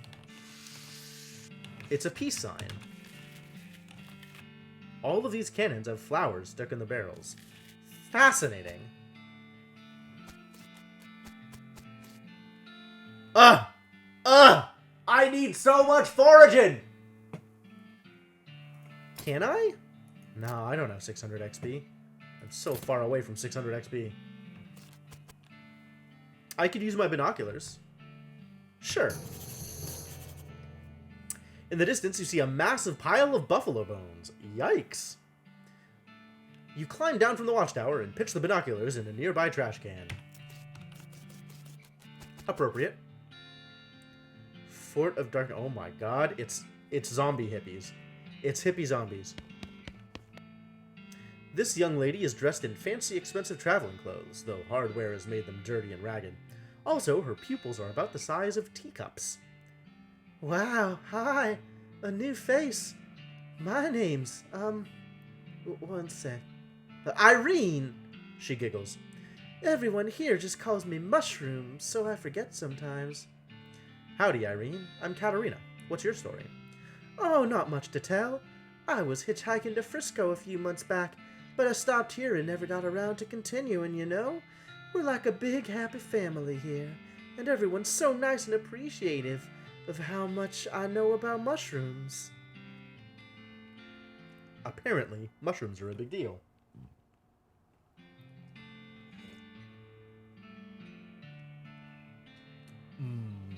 Mushrooms? Uh-huh. They're good for all kinds of things if you know which ones to pick. If you want, I could sell you a few of my favorites. I have a spare pair of mushroom pliers, too, if you want to pick your own. Mushroom pliers. You need pliers to pick mushrooms. Alright, whatever you say, lady. Okay, cool. Would you like to buy a mushroom? Or a pair of pliers? I want to buy the pliers. Here you go. We got some mushroom plucking pliers. I'd share the location of my secret mushroom hunting cave with you, but I lost my knapsack with my map in it. I don't think I could explain how to get there just in, like, words. Good luck, though. Thanks. Maybe I should get my dickerin up. Good night, Lady Axum. Thanks for dropping by. Can I get my dickerin up? Only to 2.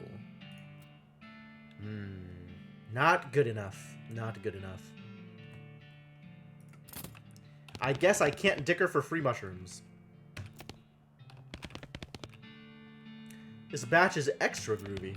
Oh, I can no longer dicker for free mushrooms? It's not even an option anymore? Lame. This guy seems to be in a daze, looking around uncomprehendingly at the boots and cobbler's tools around him. Hi there. These are some pretty cool boots you've made. Are they for sale? No? I mean, I'd like to sell them to you, but they aren't mine. You didn't make them? It's funny how everyone assumes that. But no, these were all made by elves. Elves? Yeah, man, like little elf guys. They're hard to see, like just out of the corner of your eye, you know? Foraging and lockpicking are what I want to concentrate on. Fair enough. They seem like good abilities. Elves out of the corner of my eye, huh? I guess Formal was, hinting at something. Well, I'll be just kind of standing here and just kind of... And then I'm like, oh, hey, got another pair of boots in my hands. Guess the elves made some more boots. Huh. I haven't made a pair of boots myself in, I don't know, like a year? Years? Something. These elves keep making them, though. I don't know why. Weird. Okay. You should open up a boot store. Huh? A store to sell your boots in. But they're not mine, though. Right. The elves. But the elves can't be making them just for fun, right? I think they're making them so you can sell them. Huh. Yeah, that makes sense. There's a town called Dirtwater. You could open a really nice shop there. That's a pretty long trip. Haha. But, like, it'd be dangerous. I'd be worried if the elves wouldn't make it, you know? Huh. I'll let you know if I think of anything. Can I have some of the boots? Leave. I just want the boots. Give me the boots. No boots. No boots for me. Oh my god. Gimme bones. She's doing the crazy person dance! That's a different dance than the mushrooms dance! That's the, like, Dutch oven dance. Teeth, clavicle, femur, teeth. Yes! That is 100% the crazy person dance. Okay. Oh. I will never have enough bones for you. But I might give you skull chips or gold teeth eventually. Teeth. It's the dentist's office tweet all over again. Teeth. Well, I don't have enough stuff to give you, so we're not going to give you stuff. Hi, I'm Katarina. Salutations, Katarina. They call me the Talkin' Dude, because of my extensive knowledge of the principles of philosophy and the arguments and conundrums surrounding its various aspects and interpretations. I bet that's not why they call you that. Can I interest you in a discussion of the particulars of Curtsian philosophy, Katarina? I mean, I don't got anything better to do. Sure, why not? The Talkin' Dude begins, and you immediately tune out. blah blah blah blah blah blah blah blah blah blah blah blah blah, as opposed to Socrates, blah blah blah blah blah. Fascinating. Blah blah blah blah blah blah blah blah blah blah. But from an epistemological standpoint, blah blah blah blah blah blah blah. Do tell. He sees interest in your eyes and continues with renewed vigor. Blah blah blah blah blah blah. Cartesian dualism. Blah blah blah blah blah blah blah blah. I understand completely. Fake a gasp.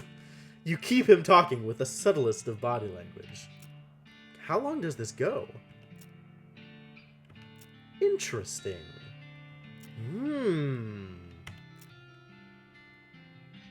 A priori, which is, of course, a consequence of... Huh. It actually seems like some of this is rubbing off on you. Whoa! I just get a million mysticality? What a deal. How much... Like, surely I don't get anything else out of it. Okay, well, that's time to walk away then. Thanks for talking at me, talking dude. You are definitely a talker. That's not the crazy dance, but I don't know what that is. This woman is rocking back and forth, making sounds as she's rapidly flaps her lip with her fingers. Oh, she's doing the thing. Great, great, great. What are you doing? Nothing really. Just making dumb noises to entertain myself. It's kind of reminiscent of something, but I'm not sure what. She shrugs. Ah, hello. Yes, hello. Yes. Yes. I'm Todd. Katerina, pleased to meet you. So, what do you do around here, Todd? I'm a chemist. I've been researching the properties of some of the local mushrooms. Properties like what? Like how they get you totally erect. Ha ha ha ha. Right. I'm kidding. They actually have a lot of interesting properties that could be a real boon to medicine. They may even hold a solution to many psychological disorders. Oh, well that's pretty interesting. But the fact that they also get you absolutely smashed is just a happy side effect. Haha, woo. I see. If you have any lectarious dirty hippica... Dirty hippica? Really? Mushrooms. I can refine them into a more potent potable, i.e. a potion. I'm not into the crazy laughter. Thank you. But if I have any, if I ever discover these things, I'll come back and give them to you.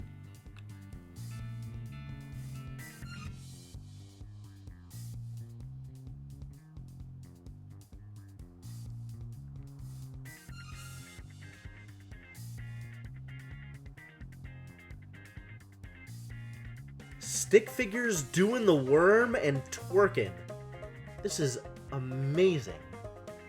Look at that. Look at these moves. Utterly unreal. Disappointed there's no undead? God, no. This is so much better than undead. This tall, muscular, bald man is leading his students in an aerobic workout routine. His voice is powerful yet disconcertingly soft as he counts off. 1 and 2 and 3 and 4. Excuse me, what's going on? Exercise. You must strengthen the body. If the body is weak, the mind cannot be strong. These two are one. Who are you? I am Kurtz. My methods will usher in a new age of power and will. Oh! The talking dude was talking about this guy! I want in. You do not have the proper attire. Before muscle comes skin. Before skin comes clothing. You look around, and sure enough, everybody else is wearing the same striped pants and weird, fuzzy headband. This record must be from a foreign country where music is way weirder. Well, that's a thing I want to be involved in. It's a big pile of old military supplies! The crates aren't even sealed. Loot it. Full canteen, silver bullet, nice. Whiskey and salts. Feel good, good stuff. They all look too complicated to you, except for Canon Loading for Idiots. That seems like a thing I should read. This is a book about how to load a cannon, written at a reading level that is more or less equivalent to illiteracy. The book is so rudimentary that it's insulting to your intelligence, even though you know almost nothing about loading cannons. Okay. So you're saying I can't even read it? It's too dumb? There's only one file in the drawer, and it's a discharge record for a soldier who died from eating poisonous mushrooms. The last entry says she was buried in plot 420, nice! Of a military cemetery up north. You mark the location on your map. Okay. Safe Kraken? I don't even have lock picking. How the heck am I going to get safe cracker in? What's the new place? 2 new places. And this new place. 3 new places. That's many new places. What does this do? Puts out fires. And this? Oh, gives you an AP. Wild.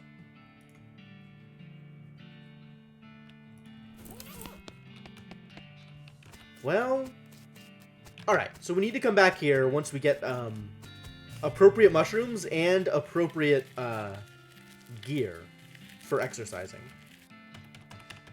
Want to harvest the loco weed. Alright, next place. Wait a minute. Okay. Let's start with the nearby places. Roy Bean's place. You stop to investigate a plume of smoke and discover that where it is, there's no fire. What? That's impossible. How could there be smoke and no fire? The next thing you discover is that it's not so much smoke as the charred ghost of someone who suffered a particularly grisly death. I guess we're fighting it. Time to fight ghosts. That's a lot of damage. Wow, that's a lot of damage. I hope I can poison them to death.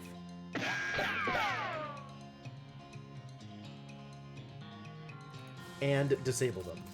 Because I do not want to die.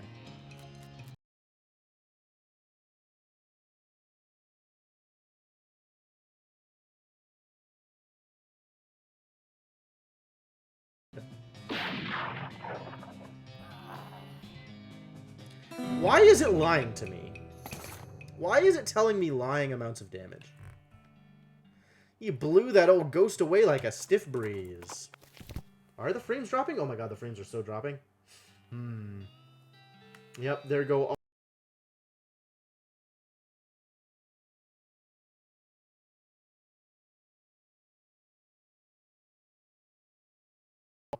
KBs.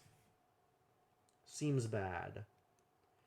Maybe this is a good opportunity to take a quick break? Refill water? Find out if somebody did something stupid? Alright. You gotta go crash. Alright, I'm gonna take a quick break. And maybe it clears up on its own in like 5 minutes. But regardless, I've been going for about 2 hours. So this is as good a time to go get water and a walk as any. Also, look at these things. These are great links for you to check out. Good night, Senna. And we'll be back momentarily. Music. Break. And see you folks in a second.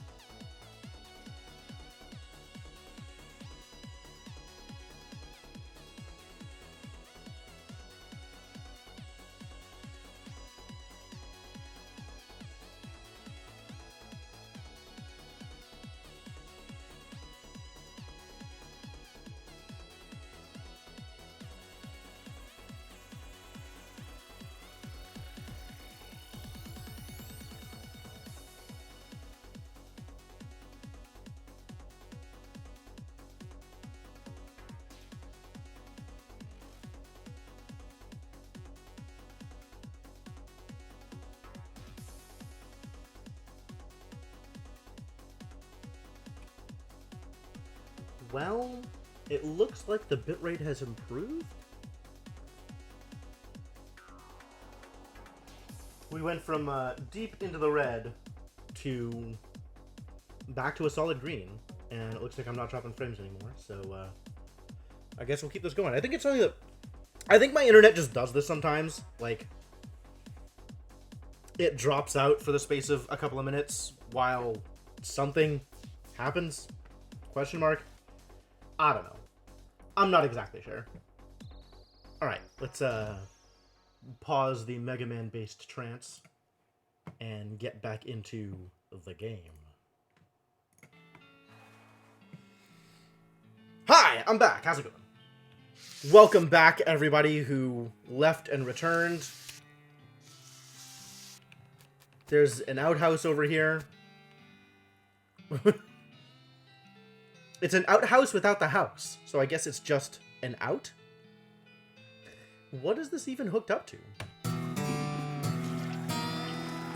I got Master of Flushing?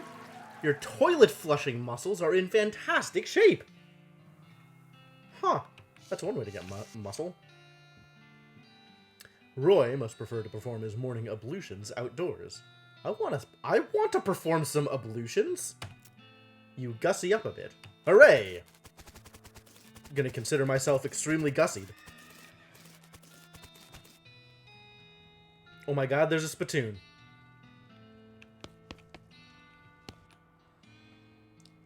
Howdy there, Pilgrim. Name's Roy Bean. Howdy, Roy. I'm Katarina Finch. What do you do here? Well, when I first came to these parts, I was all about two things. Dispensing justice and dispensing jelly beans. I was the biggest name in bounty hunting and candy selling anyone ever heard of. Gosh, what happened? Oh, nothing particularly tragic. Got old is all. Hung up my pistol for good. He points at the wall. Press 1 to look. 1. He's pointing at an empty hook on the wall over a spittoon. I still sell some jelly beans from time to time, but they're out of fashion. Hey, Sidey, thank you for the bit. This old place is just a jelly bean museum now. Seems like the sign out front isn't very accurate then. How do you mean? Well, if you aren't dispensing justice anymore, maybe it should just say museum. Guess you got a point. So tell me about the jelly beans. For a jelly bean museum, I sure don't see very many jelly beans. Huh! Bunch of crooks and shady characters stole them. All 3 jars. Suppose they think I'm a soft target now that I'm retired. Well, that sucks. I'll help you get them back. I'm a nice person like that. Well, now, I certainly appreciate the assistance. Can't offer much in the way of reward, but I could tell you which way the first group of thieves went if you happen out that direction. A jelly bean thieves hideout. Seems legit. This lack of jelly beans is not for sale. I see. There's a single yellow jelly bean in this case with a sign that says Paraguayan murder bee honey jelly bean. Very rare. 6,000 meat. Kind of lunatic would pay 6,000 meat for a single jelly bean. Not this kind, that's for sure. It's a spittoon. Nothing special about it. I don't think I believe you. As soon as you get near the spittoon, you can smell the overpoweringly sweet stench it exudes. Nauseatingly sweet, like the rotting corpse of a dead gummy bear. Look inside. Garish rainbow colors swirl together in congealing psychedelic madness. Is Roy using jelly beans as chewing tobacco? Yes. Yes, of course he is. We're talking about a bowl of jelly beans that have been sucked on, half chewed, and then spat into a brass bucket. Do you seriously want to put your hand in that swill of artificial coloring and thickened saliva? It will probably never be clean again. Look, I'm serious. You're about to permanently dye your hand with a swirling mishmash of all the worst colors in the spectrum. No one will ever have a tattoo that looks as gross or as stupid. Give it to me. Well, I tried. Don't ever say I didn't warn you. You plunge your hand into the spittoon and fish around for a while. Eventually, you pull out a really disgusting pistol and a really disgusting hand to shoot it with. Spittoon hand! Wow! Your hand has been permanently stained by the rainbow-colored contents of a nasty spittoon. On the bright side, that hand will never suffer anything worse than that ever again. Sleaze resistance! Deal stench damage instead of physical, plus 6 moxie. It'll probably make a patoo sound when you shoot it. Unreal. Well, that was worth it. That was very worth it. Spittoons, always worth it. So, this is a lot more damage, right? It's still stench damage, but this applies 5 poison. And I honestly think 5 poison is worth more than 10 actual damage. Is that true? Do I really believe that? And plus 6 moxie? There's no way. This has got to be right. This has got to be better. It's gross, but it's got to be better.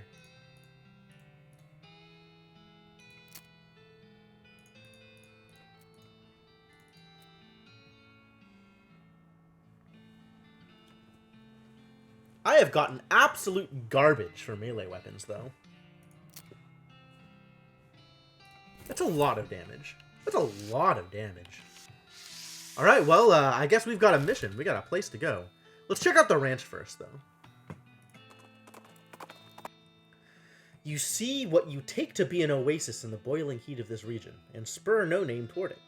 As you near it, you've discovered that you've been fooled. It wasn't an oasis at all, but an evil, towering black stone cow monolith. Anybody can make that mistake, really. Well, attack it. Oh my god, look at this thing. An obsidian ungolith instead of a stone ungolith. Doing how much damage? Excuse me? Pretty good. It doesn't poison the enemy. It does say that it does stench damage. So it's not regular damage, it is like, it has that element to it. But that's different from actually poisoning the enemy. It's the horn of an ungolith. It's not sharp, but it's still dangerous. Yo, Susie's become stronger. Excellent. Excellent. Good. Look at this completely untouched ranch. Definitely free from the cow's influence. Nice.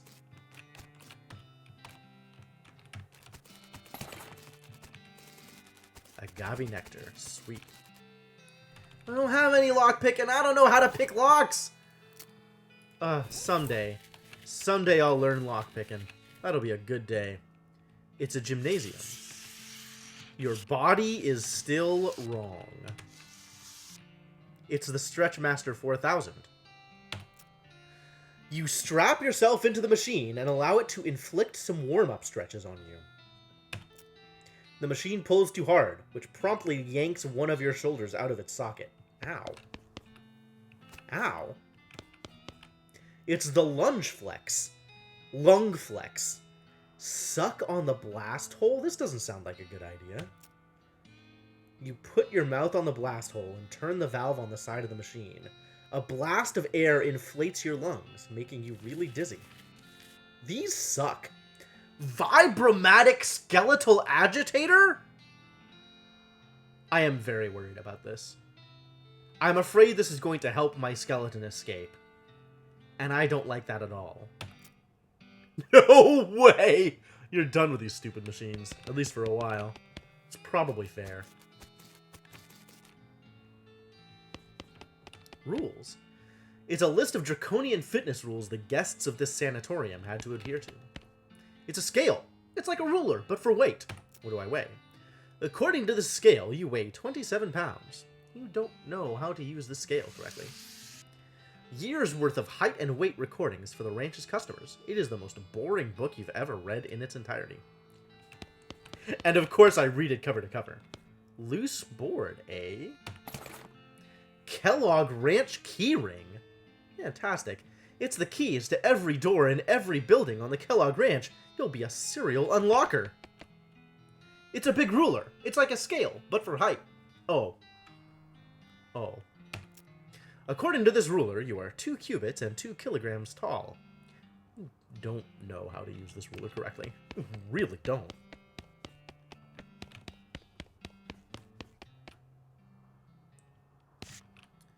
It's a combination grain sifter, flour mill, who knows what.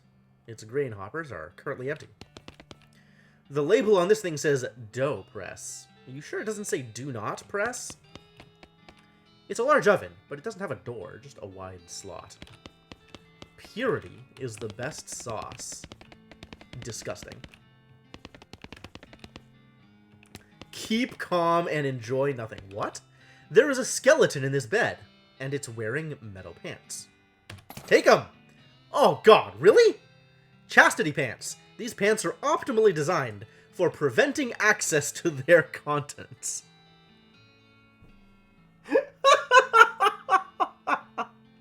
-5 Moxie. That definitely sounds like a thing I want to put on my body.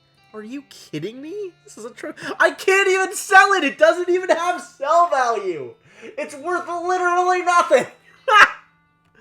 Fantastic. What a wonderful item. So glad this item exists. This bed is covered in bones. Well, now I've got some bones. Scrap of paper. Supposed to reach purity of glands, but I can't stand sleeping in those metal pants. They're so noisy. Especially when I... Don't finish that sentence, please. It's a locker, and it is, not unexpectedly, locked. Woo! We got the Kurtzfit stuff! Excellent. Ooh! That's value. So much muscle! If only I cared about muscle! The locker is filled with dirty laundry. Assuming that the laundry at the very bottom of the pile was hidden there on purpose because it's really important, you grab it. Legit. Whoever had this locker was apparently hiding some performance enhancers. Cool. Ah, a bunch of needles. Sweet. The only thing inside is a dusty old diary. Hey, give me them hot secrets. You pick up the diary and blow off some of the dust. The cover says, The Diary of Something Smith. The first name is worn away, but you can tell it was fewer than 8 letters. Sadly, the contents aren't particularly juicy. The author joined Kellogg's health program because she'd had several relatives with poor health and wanted to preserve her own. She found the ranch to be pretty boring, but appreciated that the lack of anything much else to do gave her plenty of time to spend knitting, which was her favorite hobby. The last entry mentions Kellogg's death, rumored but unconfirmed to be due to a brain aneurysm caused by outrage at hearing a dirty joke, and that the author was returning home. Guess she forgot the diary when she left. Not that hot. Whoa. Secret stash of candy. I like it. Pork balls. Bonus meat drops. Peppermint drops. Ooh, bonus item drops. Is this a potion? Kellogg Ranch workout. Warm-up stretching. Lung expansion, 2 reps. Equilibrium maintenance stretching. Skeleton vibration, 3 reps. Cooldown stretching. Oh. Kellogg's Grain Flakes recipe. Fascinating. 4 parts barley, 1 part oats, 3 parts spelt, which is a type of oat, or grain, a type of grain. I know that spelt is a real thing, despite looking fake. Press it to 91 psi and cook for 80 minutes at 640 degrees. Fascinating. Cowboy Chef's Hat. Spell damage! D-A-M-A-G-E. This combination cowboy hat and chef's hat is popular amongst camp cooks and people working in restaurants who wish they were camp cooks. Fascinating. I know what to do with that. The answer is A, wear it, because spell damage. And the answer is B, buff it. Where's the skin? That's muscle. That's spell damage. Apply. You wrap the snakeskin around your hat, and when you touch the ends together, there's a big spark that fuses the loop closed. Look at all that spell damage, you guys! I'm doing so much spell damage! I am so ready to deal maximal amounts of spell damage to people. I'm excited.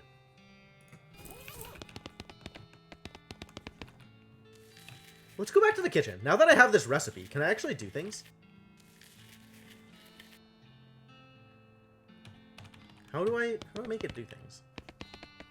What's in the office? It's the ghost of Kellogg!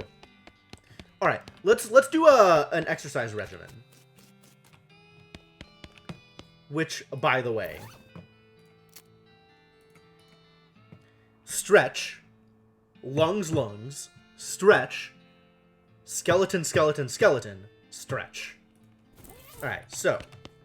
1, 2, 3. Stretch.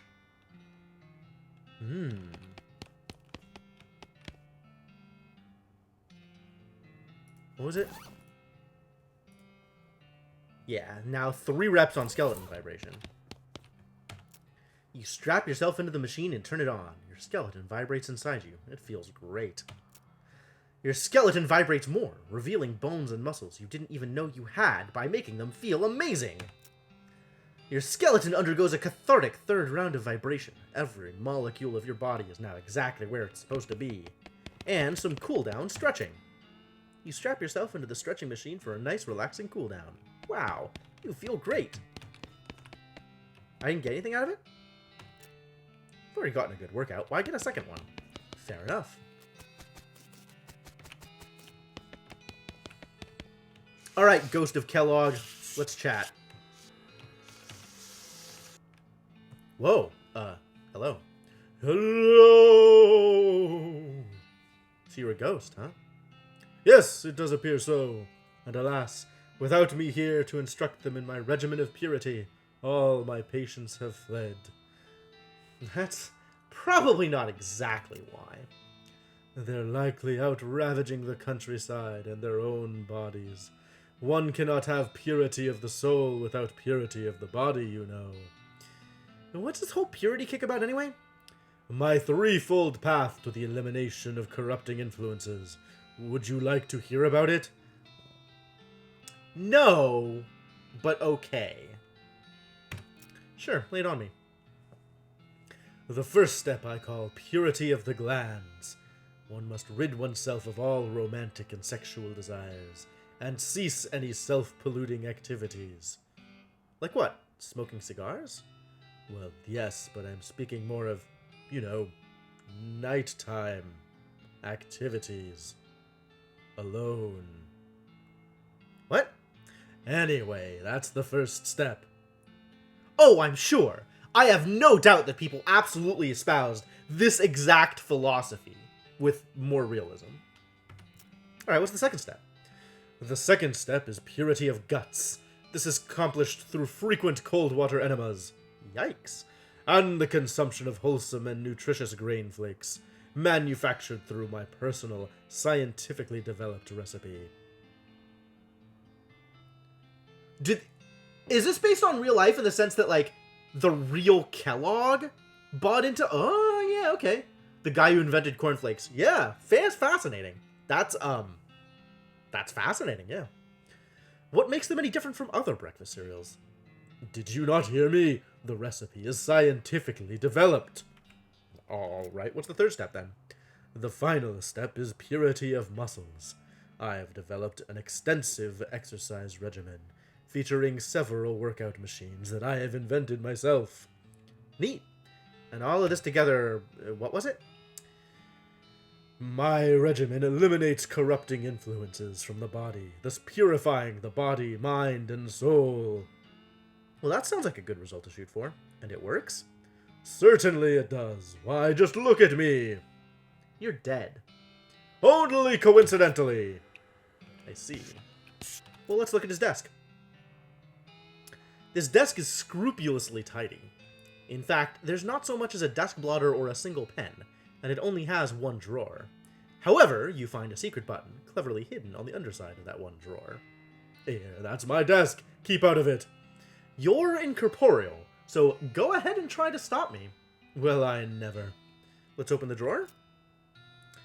You find a binder full of cryptic, messily written notes labeled Kellogg's Grain Flakes Preparation. You already have the Kellogg's Grain Flakes recipe, so there's nothing else of use in there. Oh, but what about the secret button? Secret button. A hidden panel slides open on the back wall, revealing a secret room! Awesome! Alright, what about the bookshelves, though? I'm done with you. Some old National Geographics, cool. Sure are a lot of books about enemas.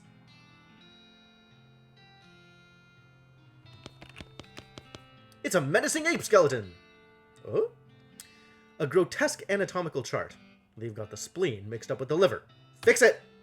You grab a pen and make a few corrections. That is a lot of experience! Oh, man! Anatomical learning really paid off. The Kellogg Ranch Lounge. This is the most boring secret room you can imagine. Keep calm and enjoy nothing. Yep, this is the worst. This is the worst.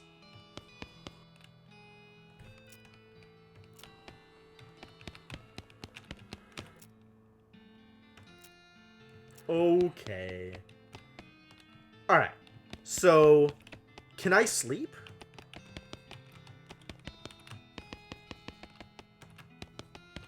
Do I want to?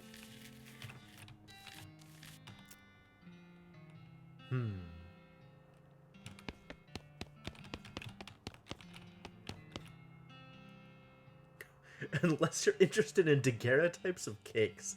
Wow. Hey, Cryptomancer. Well, I guess until I figure out how to make Kellogg's cornflakes, putting on the pants is pointless. Ah, but now I can get into the barn. Whoa, there's a lot of grain here. If you ever need a lot of grain, you know where to find it. You got a perk.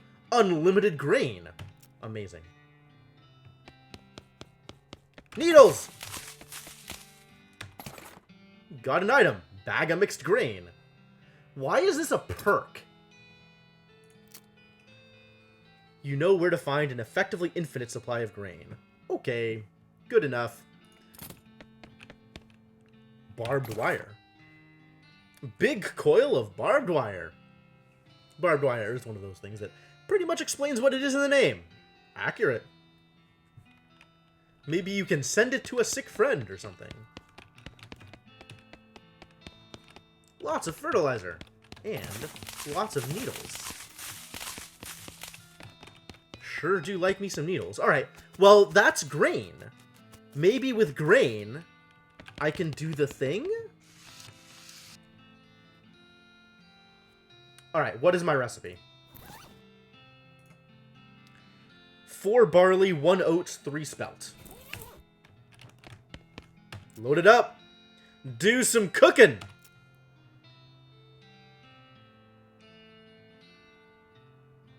Four barley, 1 oats, 3 spelt. So we want barley, barley, barley, barley, oats, and then 3 spelt. Oats, barley, barley, barley, barley, spelt, spelt, spelt. Turn the mixing crank. You turn the mixing crank. Your view of the grains in the mixing chamber blurs as it begins to spin at an implausible rate. With a startling ka-chunk, hidden parts of the machine spring to life. The glass window of the mixing chamber becomes fogged with steam as the grain is mixed into dough. A few moments later, the dough is expelled as a soft, warm lump. Nice! Hope that was right. Yeah, that was right. Press to 91 psi. Well, let's insert the dough. I've got so many buttons. What do the buttons do? A presser gauge, 4 unlabeled buttons, and a sign that says max press 181. Green. Nothing happens. Red. There's a loud hiss of steam. +5. Red. +5. +5. Okay. Blue. +1. +1. +1. Yellow. And the machine slowly compresses the dough you've stuck inside it. Unfortunately, the press crushes your dough into an unusable stain. Oh, I see. Yellow is press. Got it. Well, let's try again.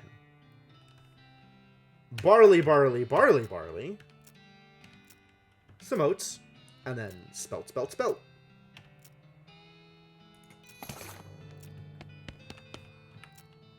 Alright. So red is +5. Green is minus. And we want 91? We want 91. You press the yellow button and the machine slowly compresses the dough you've stuck inside it.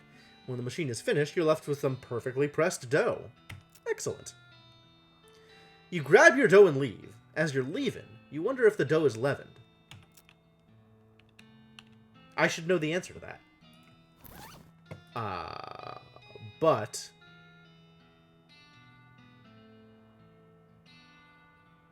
I don't. I think the answer is no. I think it's not leavened. Because it didn't cook for long enough. I think that's how that works. 8 minutes at 640.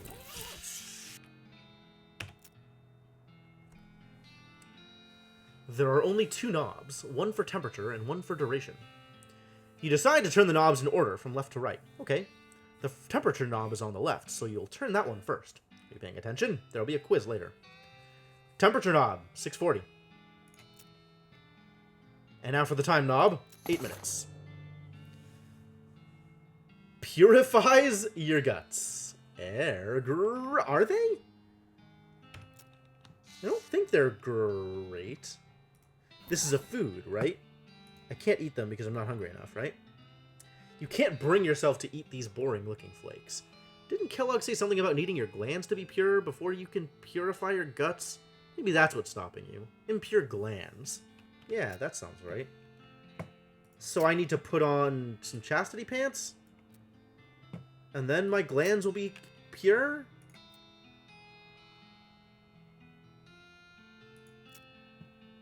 Maybe I need to wear chastity pants in bed. So next time I go to sleep, I should wear some chastity pants. And then everything will be okay. Definitely going back to the spit soak pants, though. This is so much muscle. This is such garbage.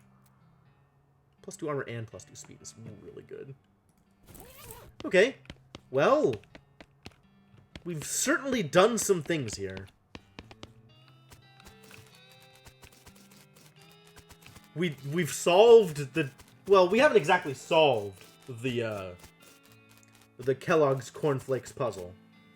But we're very close to having it solved, I think.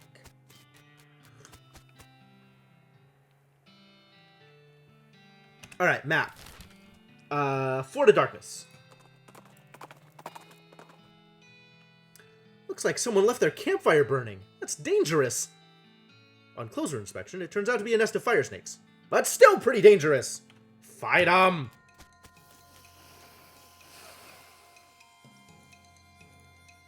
$68, 75, 73. A fire moccasin. Cool. Alright, how about I shoot him? So this isn't going to kill him, but this will. So maybe I kill one? I think I like killing one. I think that sounds good. The one with the most HP is the one I kill. Snake down! 28 damage is not enough to kill, so let's disable instead.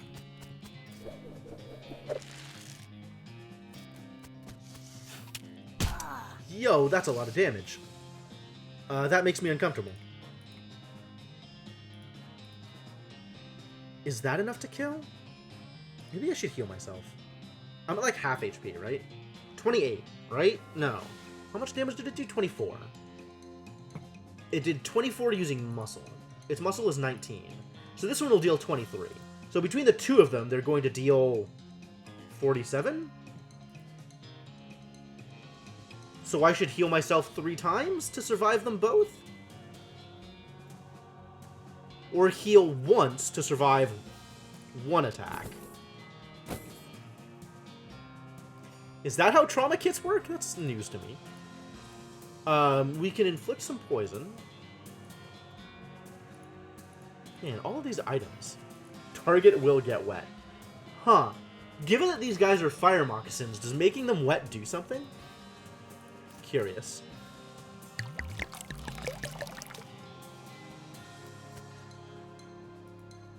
Now it's just a wet fire moccasin, I guess. Okay. That didn't really do anything, but that's great.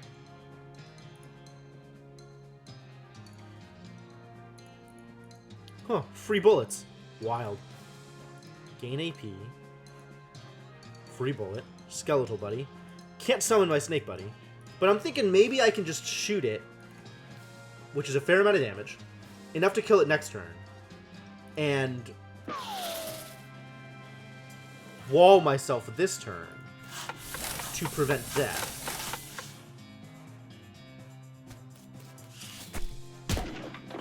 Did it. Okay, cool. That worked the way I thought it was going to. So this will kill. But I need to be able to survive 23 more damage. And my HP is 8. So I guess that's 2 more trauma kits?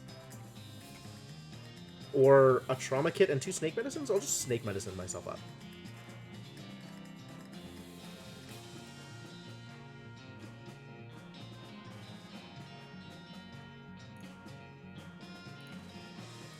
Nah, I use the big ones. Why does that work? This will kill. Now I'm gonna live through the next shot. So I can't do either of these things.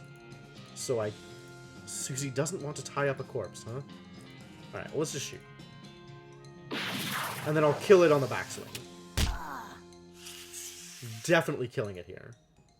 Please get dead. Cool. That was a lot. 20% hot resist. Great. You got an item, Snake Venom Bladder, which causes poison. Yep. Also, 3 venom and 3 medicine. I like both of those things. Alright, let's, that's not where I want to be. This is where I want to be. Let's equip some pants and an appropriate hat. And I am ready to, exercise. I'm a step behind, but I'm pretty good at twerking.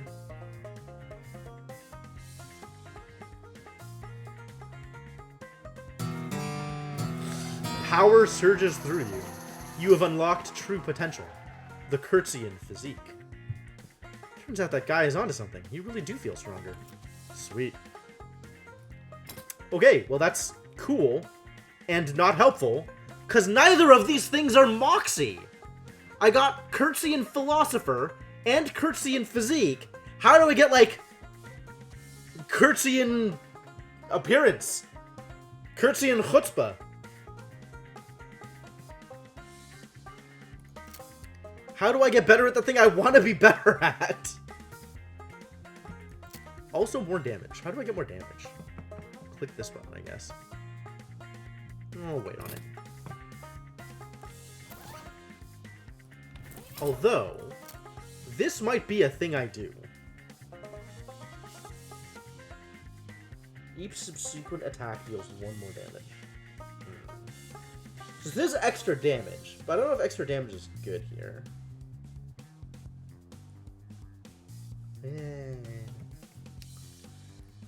Alright, let's go back to the things I want to wear, which is this thing and pants. Not these pants, these pants. Alright, that's as much curtsy in anything as I'm going to get right now.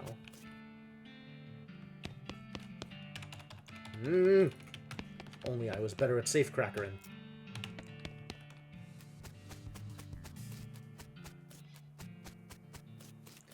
Alright, that did the thing I wanted it to do, so that's good. I don't have mushrooms yet.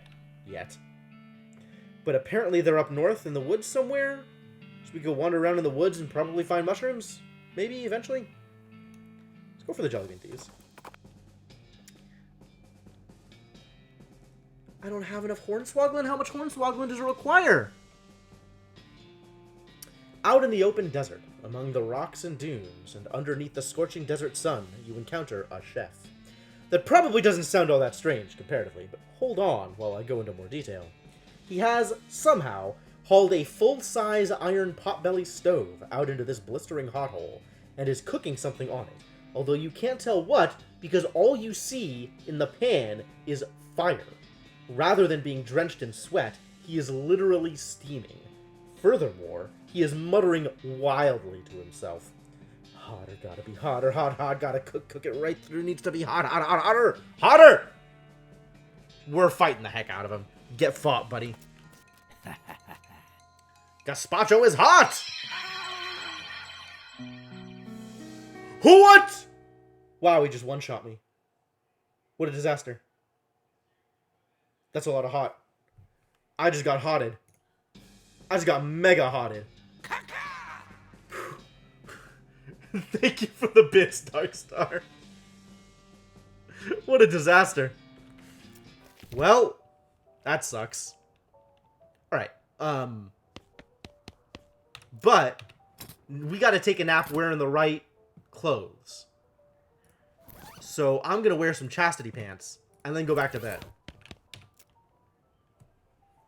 You dream that you're singing old songs about death while fleeing from a fish. Weirdly, your head turns into a sword.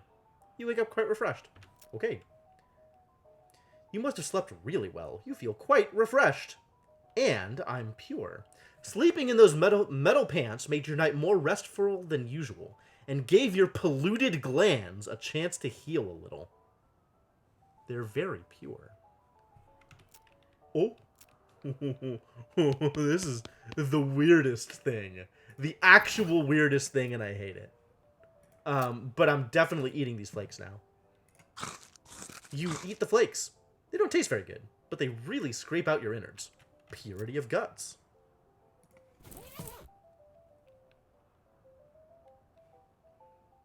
Cool. So now, let's go do some exercising. Step 3 in the process. It's a madness maw mine. Alright, but I'm on a mission.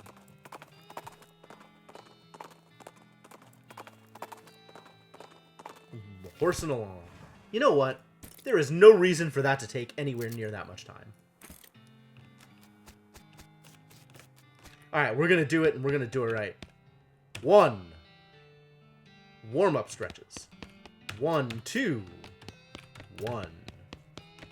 1, 2, 3. Finish it off. There it is. Kellogg brand purity. Your body has been shattered on the altar of purity, and you have been reborn as more than a human. This description is a registered trademark of Kellogg Ranch. Wow. Excellent. Alright, worth it.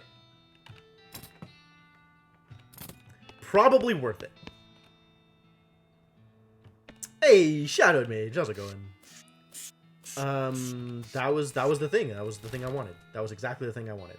Alright, we're still going to the Jellybean Thieves hideout? Do I need to change anything about what I am doing here? With my maximum HP at 75, I'm going to be way better at doing things, which is great. My stats are bad. Real bad. I'm going to do so much less damage right now, which I think means, hold, I trade my gun back out.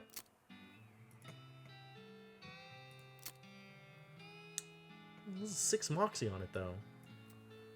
God, my Moxie is so low. I really need to try this out and see how much damage I actually do compared to the poison. Hey, Gratz, Shadowed, were you DMing?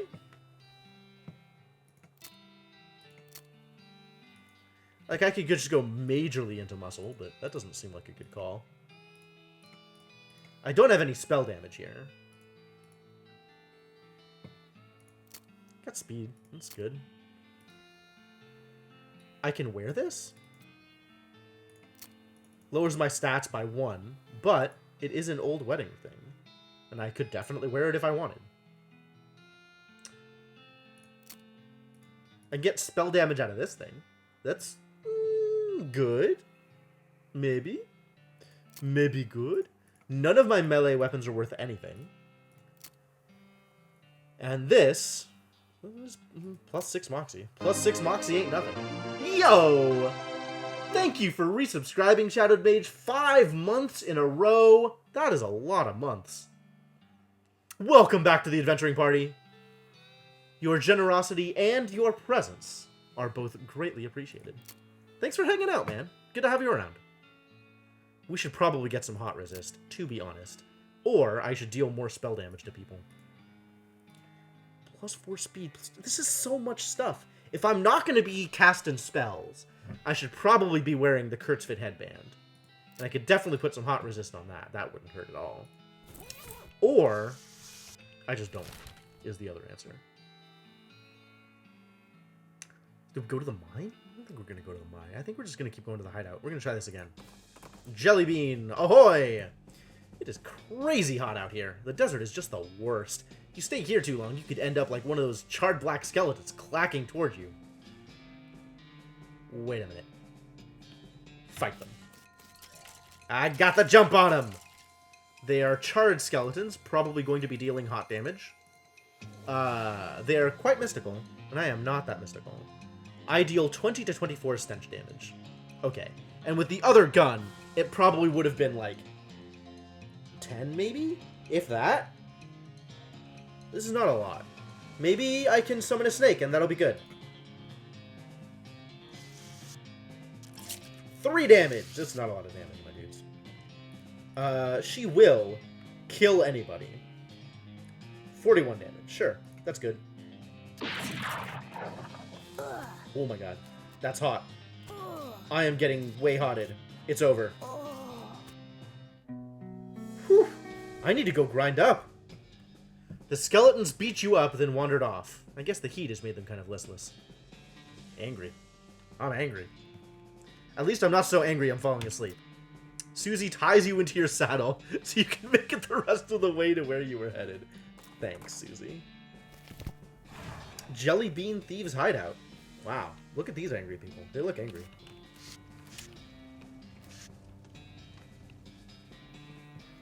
You approach the bandits seated around the fire. The meanest looking one speaks up.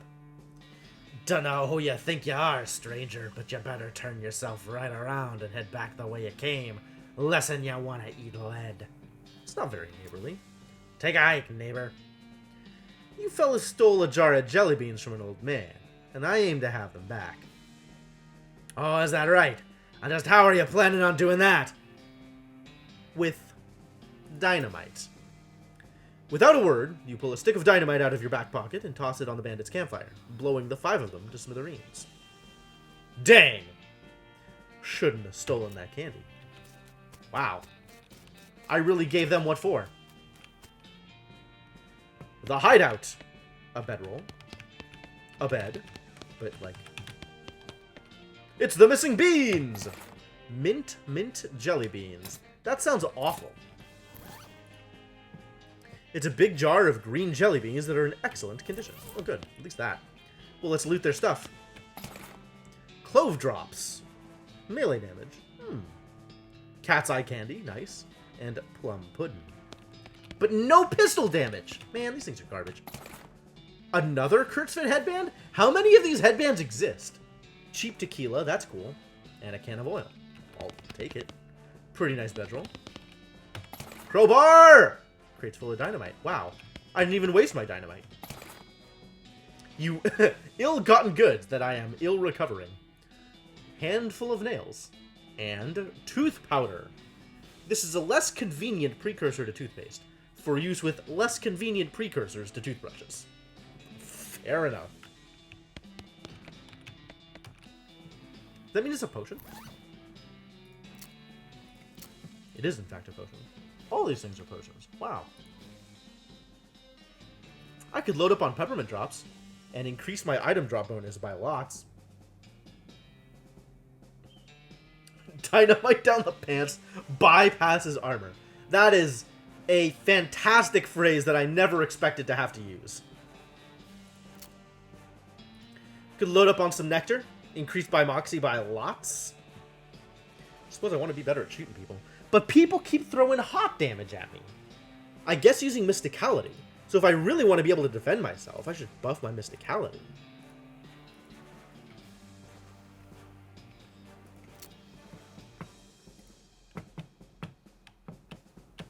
Makes you difficult to damage by turning you into a spooky ghost. It's cute. How are ghosts affected? Like, what is the benefit of being a ghost? Ghosts are immune to poison. I guess ghosts have high spooky resist? So if something is dealing, like, millions of spooky damage, I want to use a Ghost Pickle? I don't feel like this is explained very well. There's, like, some random garbage here that I could just eat. Potted meat. Like, just to fill up my stomach. Just so I have the whatever bonus. Sure, just eat it. Escargot Sophistication. It's clear from the snail slime dripping down your chin that you enjoy the finer things in life. No, it's escargot. Oh no. I hate it. Alright, let's use up some of this garbage.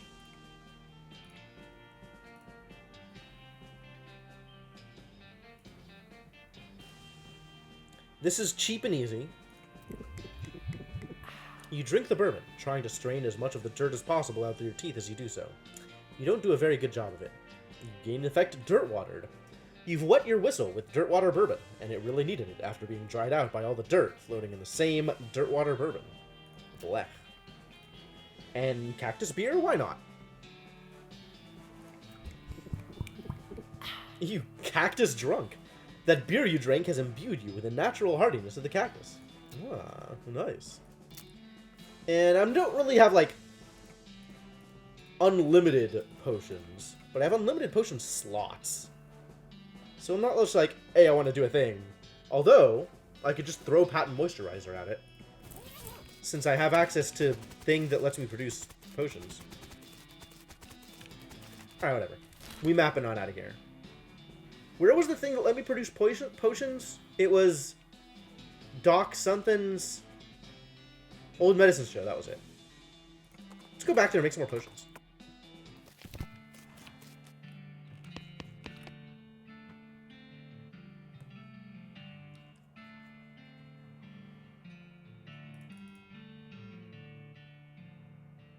So I can only use liver glands and spleens. But what happens if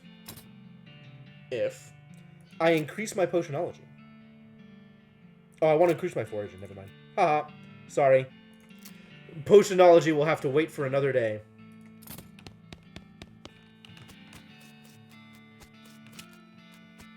Doc Real Politics Mouse Hotel. Clearly. Alright, onward and upward to... Do we just take the jelly beans home? I guess so. We can go to the buffalo pile. Since I don't know what that is. Man, I need more hornswoggling. A shot rings out, and you duck just in time to avoid your hat being ruined. A skeleton is standing in the road ahead, arms akimbo, hands just over his holster, ready for another quick draw. Oh, also, he is literally on fire. Almost forgot to mention that. Fight him! Ooh. Man, I just took fire damage. I don't want to be on fire. How much damage did he do? 37 hot damage, using Moxie. Ooh. This burning skeleton is high on Moxie. I am not going to be able to do much damage to him using Moxie. However, I can do a fair amount of spooky damage. But I need something to protect me. I wish I was using the other gun right now, because then this would be so much better. This is going to be a hard fight. I don't like this. I don't like this at all. I guess I could put him out, or I could put me out. Target will get wet. Target will also not be on fire anymore. The burning skeleton will just get wet. Is that good? I'm really curious.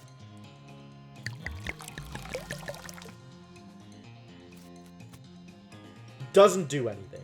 I was hoping it would be like using a like using a phoenix down on undead. It would just like knock him out. I guess not. All right.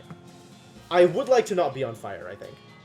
Wow, even with my 20% hot resistance, he still did like 1,000,000 damage. What a jerk. My Moxie is pretty low for this area, though. 2 to 6 stench damage. That's not a lot of damage. I can heal myself for 10. Oh, it won't end my turn. That's cute. So next turn I can expect to take another 37. And then I'm now on fire for 6. So 37, 43, plus another 5 is probably 48 damage, which is exactly how much HP I have. Let's heal myself.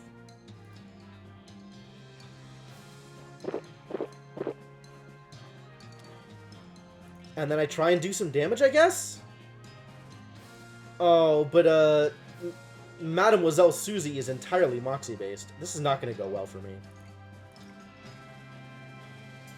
1 poison. 1 is not sufficient amounts of poison. Let's see if this does better. Nope, 24 damage. Okay. 15. What if I construct some cover?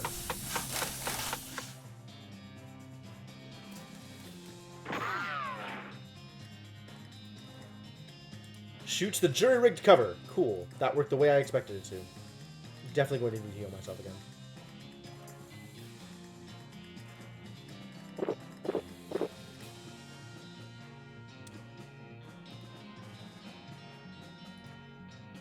.64 hot damage. And it's still alive? That's amazing. I could do so little to this guy. It's not even poisoning him. Disabling him. Go! Be disabled for a turn. I don't think poison actually does anything to the undead, though. Like, this is so bad. I could do, like, one of these things, maybe.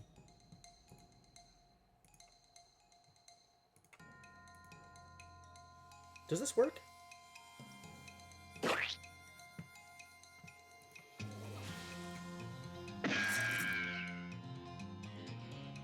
My expectation is going to shoot the jury-rigged cover again.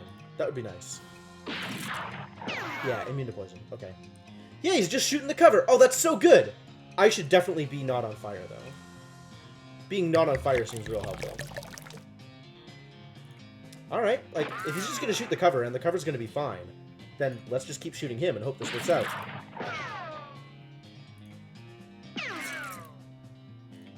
Wow, fantastic. The cover doesn't die. That's so good. Why does this work?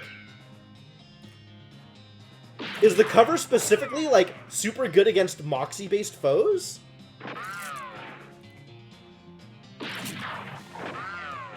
Like, none of this is real damage. Amazing. I lived! Wild. Oh, I got a red-hot pistol.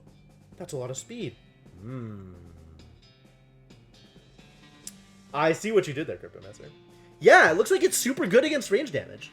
Like, it just doesn't die against range damage. That's fantastic.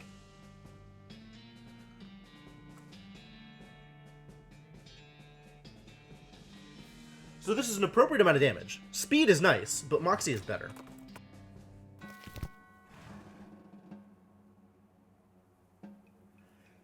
Excuse me? What in the hell is this? Really uncomfortable with whatever this is. Buffaloed. Buffalo. It's buffalo. Well, that's good.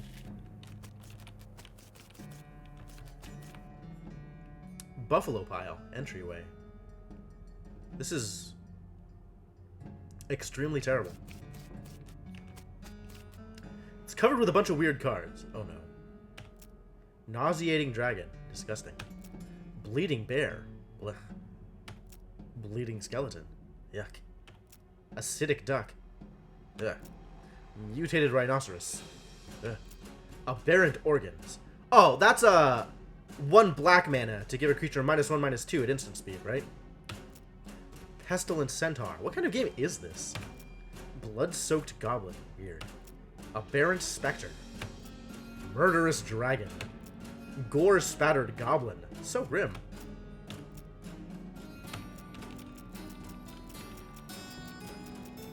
There's so many cards. There's so many cards. All right, cool. We've looked at all the cards. We've looked at many cards. That's fine.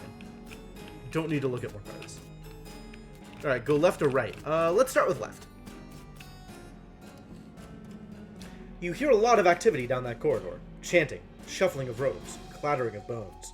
Scary stuff. You really shouldn't go down there. Okay, let's go right first. What? Why do they have a vat filled with ichor? It's covered in big beakers. I want a beaker. This is a gallon-sized glass chemical beaker. The lines on the side prove that it went to college. It's a graduated beaker. I get it. Lemonade.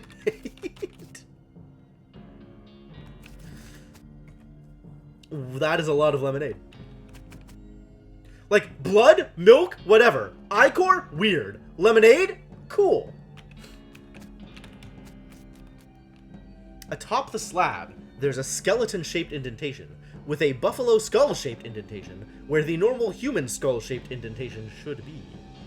That's a good thing to keep in mind if you end up in possession of the bones necessary to fill in the indentation.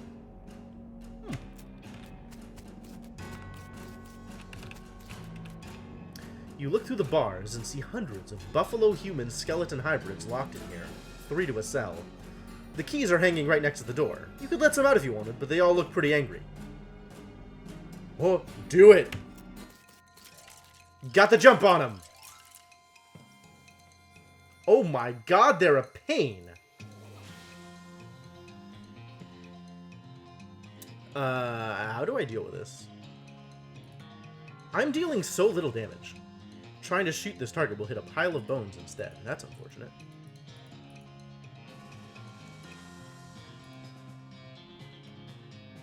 I don't even know what to do with this. This, though, we're definitely doing this thing. Makeshift cover. On the assumption that this auto wins the fight for me, it seems good. This does appear to auto win the fight for me.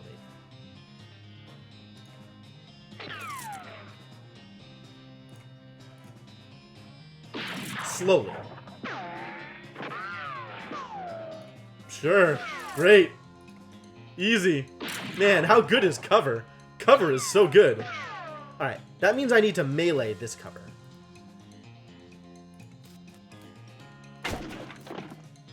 And now, I can shoot them without them being covered.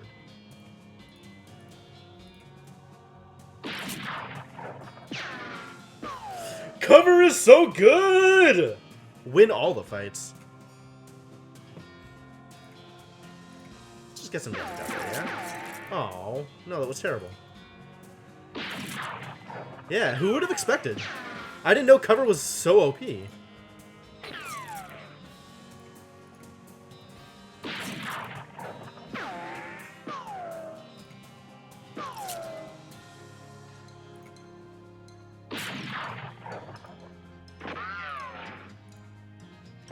Yeah, now I can just mash, and everything is easy.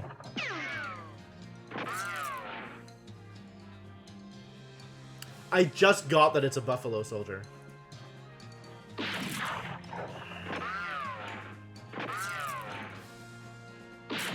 Man, even with all of Darkstar's hard work, I still don't figure out puns until way too late. You put those buffalo soldiers out of their misery. Yeah, there it is. Some of them hadn't really finished decomposing. Or meat. Hooray. I could just keep doing that, I guess. I don't think I want to keep doing that. I think that's fine. These shelves are filled with hundreds of crates, each full of buffalo and human bones, carefully sorted. You don't really have anything specific you want to do with human or buffalo bones right now, though, so while you appreciate how organized these guys are, there's not really anything here for you. I clearly need to find something to read. It's a bathroom! This is clearly the good toilet. Flush it! A little wooden container filled with reading material. This is what I was looking for, probably. Modern snake oiler! Yeah! Let's oil some snakes. Pretty tempted to get shooting any. Strong medicine, a combat skill that temporarily increases your muscle, mysticality, and moxie. I don't really... This is... Nah, we gonna get some shooting any. You read the essay and really take its lessons to heart. You fire wildly into the air until it feels like second nature. Unfortunately, it looks like several of your stray shots hit the magazine. It's pretty much a Swiss magazine about cheese at this point. Aw. Also, despite the incredible bonus to Moxie, I think I want to stick with the Toyless Pistol, because poison seems more useful than... You know what? That is a huge lie! Because I can't poison the undead. Unfortunate. This is clearly the bad toilet. Well, it's still 7 XP. Pile of trash next to the bad toilet. Wait, what's this? A note? Yes, it's a note. Let me see it! It's a note about ley lines. This is a note from the Necromancer to one of his cultist flunkies. Oh. We should read it. You examine the weird note, but you can't make heads or tails of it. You stick it into your Necromancer journal for now. I should check that out.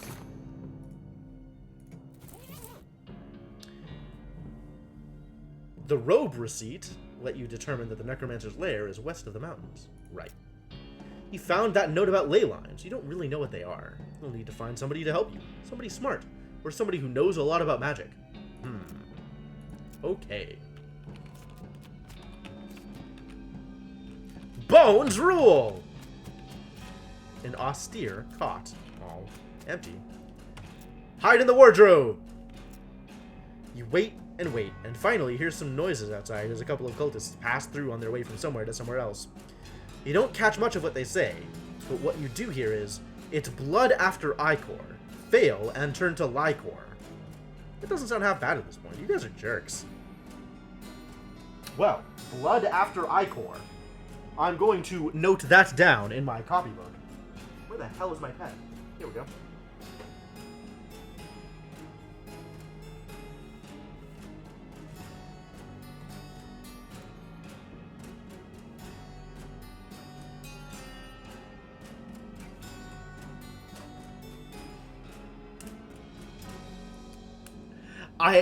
I trust you to do your best, Darkstar. Let's wait some more. You wait a while longer, and the cultists pass through again. This time you overhear something different. It's milk before blood, ritual is good. Doug, why can't you get this? Probably because it doesn't rhyme. Alright, milk before blood.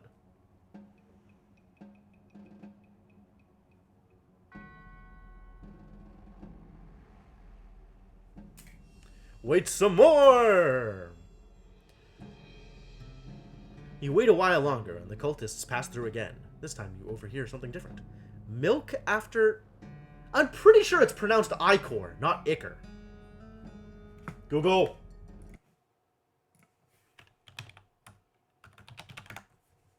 Have I been lied to? Ichor. Nope. They're just wrong. Cool. Always glad to know that I am right sometimes.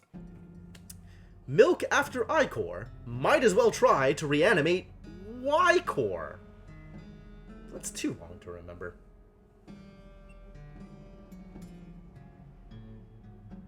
Milk after Ichor. So where does the lemonade come in?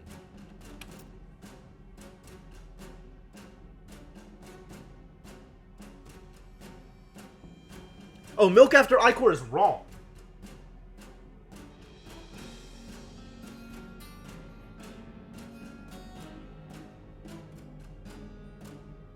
It's milk before Ichor. You wait a while longer, and the cultists pass through again. This time you overhear something different. Get it straight, Doug! Milk before Ichor, soldier wakes up Quicor.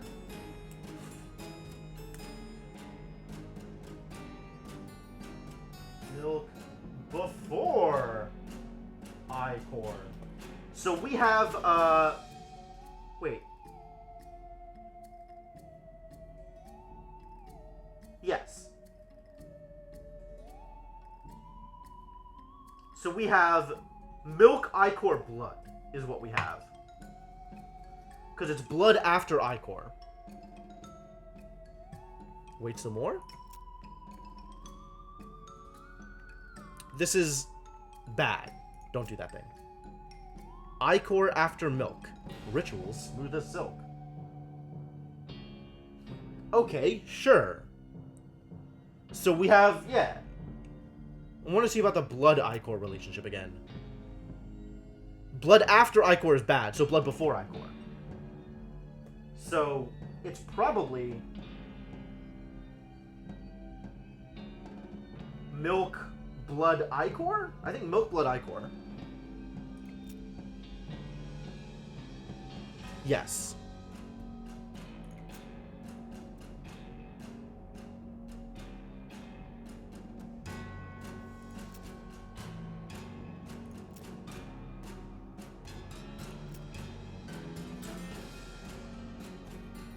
Yeah.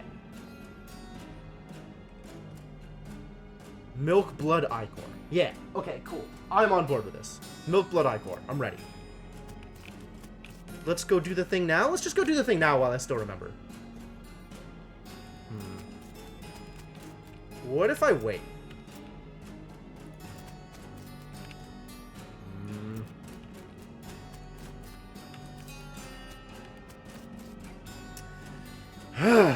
When am I gonna get lockpickin'? When will lockpickin' return from the war? Wicked-looking leather-bound tome on this pedestal. It's a wicked little critter. Frightening topics in Next Mex. 100% reading this book. Ray's skeletal thrall. Okay. Seems like it's probably pretty dangerous. You sure? Yes. You certain? The dark arts are no laughing matter. I don't care. The book is full of magic spells, which don't make any sense to you until you get to the next to last chapter and realize they're not spells for you to cast, but spells for a skeleton to cast. One of the appendices mentions in passing how to summon such a skeleton. Ah, this lets me turn skull chips into skeletons. Cool. As you turn over the last page, the book vanishes in a puff of black smoke. Ugh. Thin blood. Oh, my HPs! I needed those. Guess we're just going this way. Oh, we're back in the entryway. So I never go back the other way, but it's just this goes around in a circle. All right. So we want.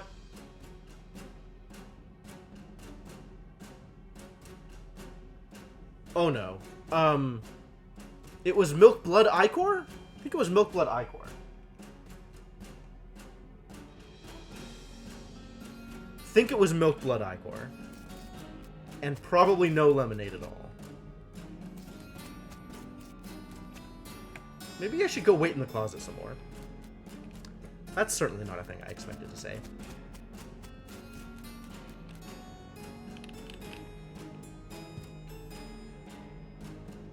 It's definitely...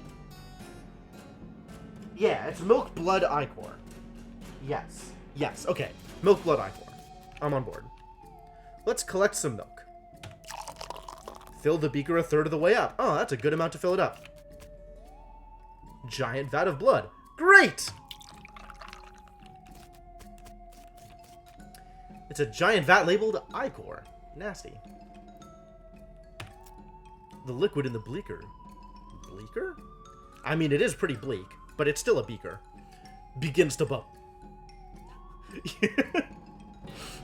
We can ad quote that, Squall Shade. This can be preserved for all time.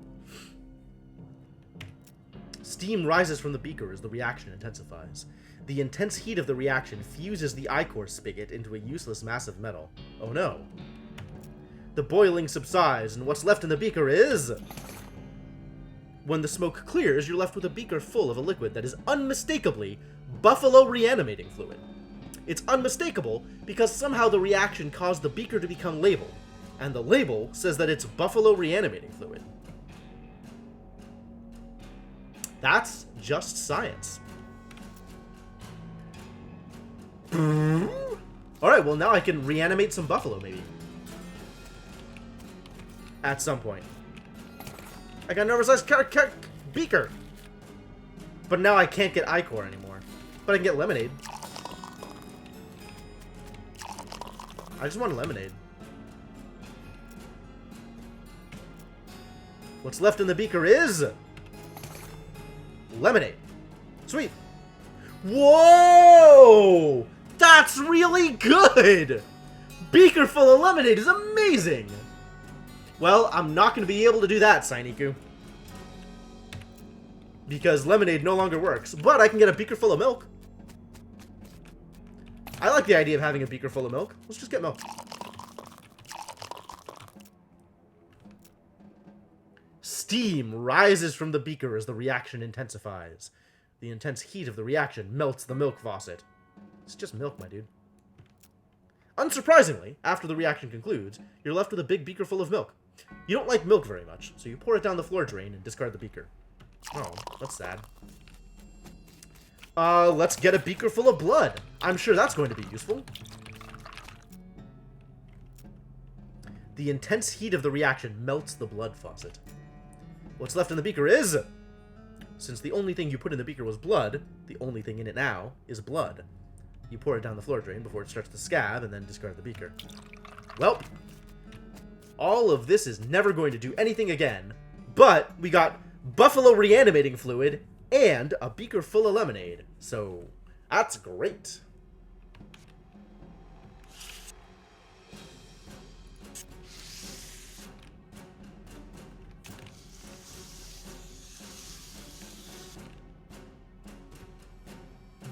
I kind of think I do have something specific I want to do with human and or buffalo bones. Because I have the reanimating fluid, and I would like to reanimate some bones. How do I know which bones I want? I need to figure out which bones I want.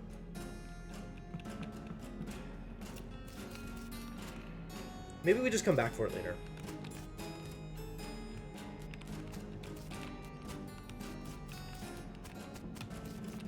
Unless I have a different way to learn about which bones are good and which bones are bad. Bones rule. Arr. Maybe if I wait in the closet somewhere. Blood after Ichor. Fail and turn to Lycor.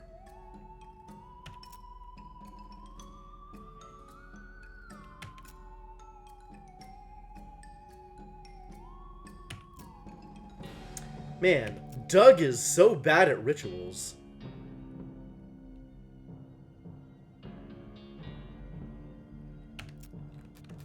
Alright, I guess we're done with this. Unless we want to fight some cultists. Yeah, let's fight some cultists. Let's see what that looks like. Oh my god! This is not good! I'm out of here. Surrender. It's just over anyway. Like, that's ridiculous. You really got stampeded there. Told you not to go down that hallway. You were right. You were right. Shouldn't have gone down the hallway. It's not even worth fighting. It's not even worth trying. That kind of mess? That's a huge mess. Alright, so we need to learn more about a buffalo before we can resurrect some buffalo. But then, we might be able to resurrect some buffalo. There's a goblin marching down the trail in a soldier's uniform, the pants of which have been seriously pinned up to account for the goblin's stubby little legs. It salutes when it sees you. Hello! Hello. What's up? I'm soldiering! Yes, I can seeing that. I didn't think there were any goblins in the military. What's your unit? What? Where a uniform getting? From dead soldier mans, so I'm soldier now! Not quite how that works. Ah, I need more hornswoggling. I am incapable of hornswoggling. Time to up my hornswoggling, so that hornswoggling can happen in the future. Oh, it's so expensive. Well, I got a thing for you. Sure did. Well, I'll be. Thank you kindly, Katarina. I won't ask for details, but I hope they were sufficiently grisly. 53 is a lot of experience. Now, the second jar of jelly beans was stolen by a passel of them weird goblin fellas.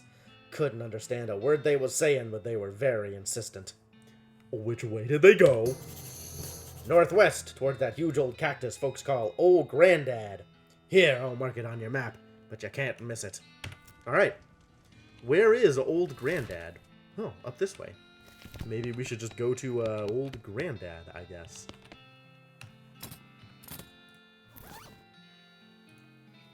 This is such a huge boost. This is amazing.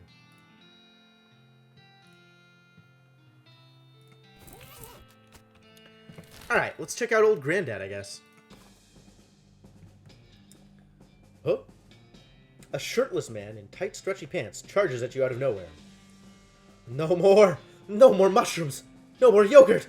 No more exploring my inner consciousness while running in place! I'm gonna kill something! Kill it and eat it! Holy jeez. I guess this is what happens when you go too hippie. Yeah. Kurt's cult runaway. Here, have a snake.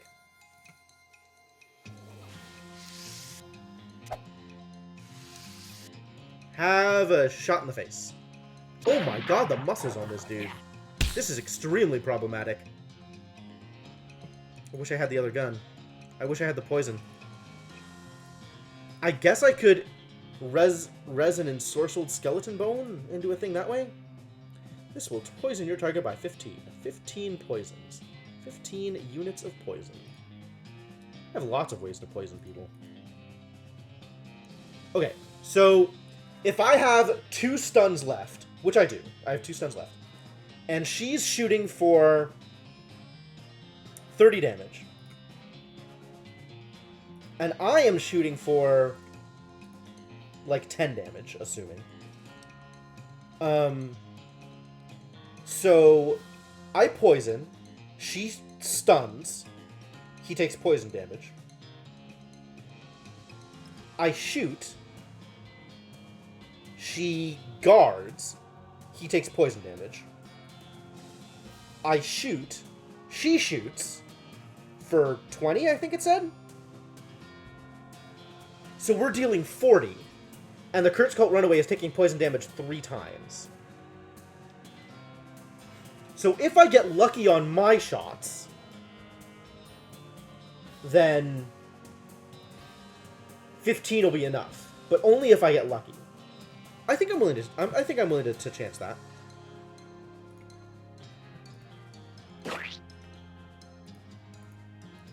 I guess I could throw out more snakes. And that gives her a chance to just shoot this turn. Alright, so as long as he goes after the snake, we're fine. Yeah. Cool, yeah, we got this. More snakes, I guess. Oh, no. I think we need to start stunning now, because the snake is behind.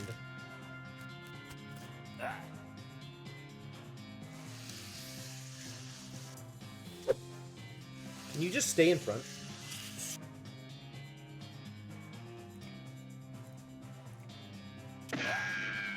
Alright, and if she shoots us over. Poison! Oh, I get pants. I want more of these.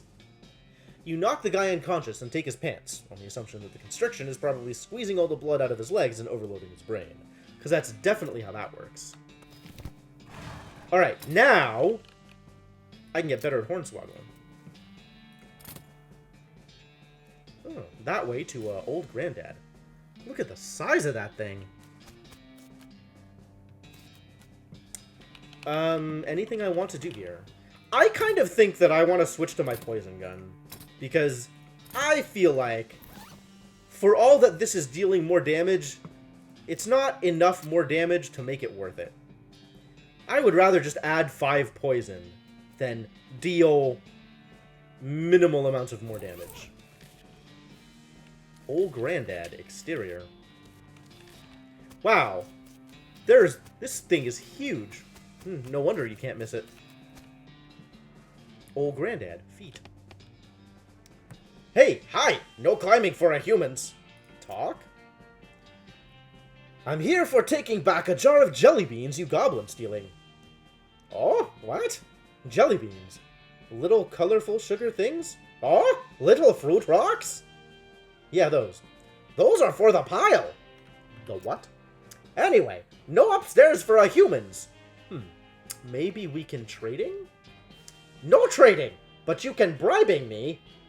Okay, cool. What are you wanting? A candy bar. A good human candy bar of the bubbles having. You knowing it? I'll see what I can do.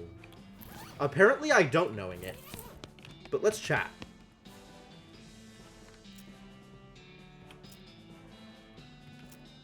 Or I could just fight them. Maybe I just fight them. And then I keep the candy all to myself.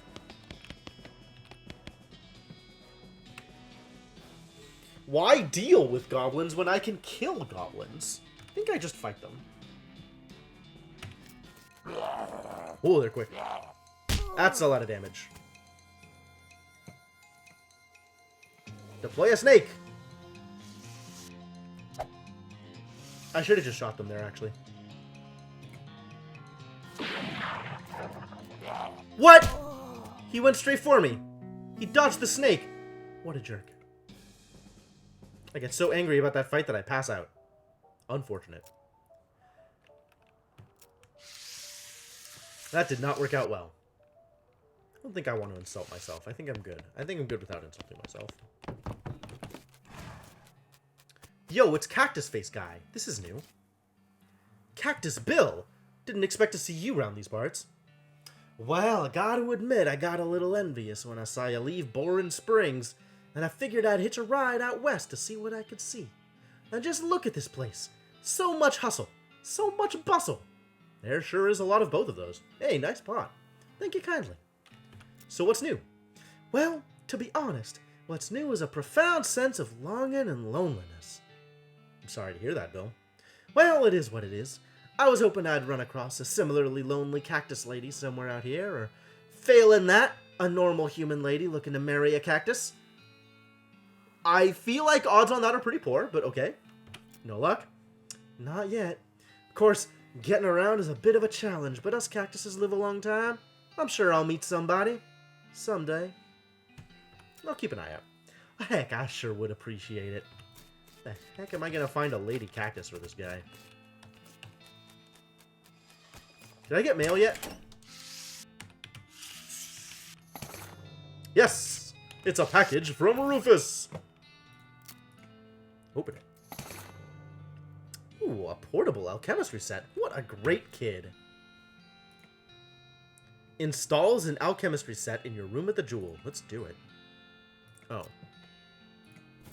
I guess let's go to my room at the Jewel.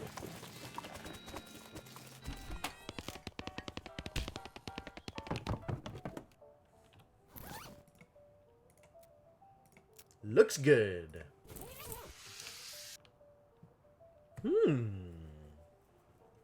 Cool. So now I don't need to go to Doc Galactic's mystery show, probably.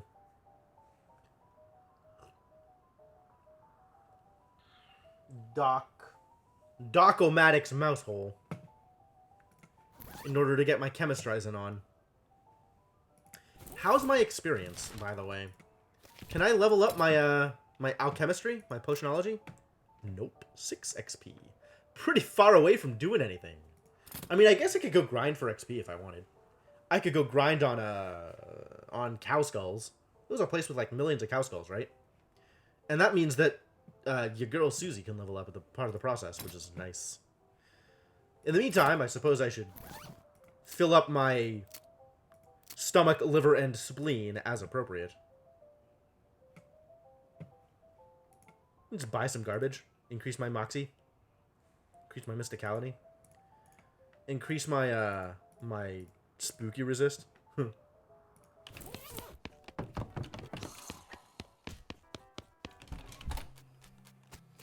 Oh, did the guy set up a boot store? He was gonna, right? Oh, but I need to figure out how to get him here.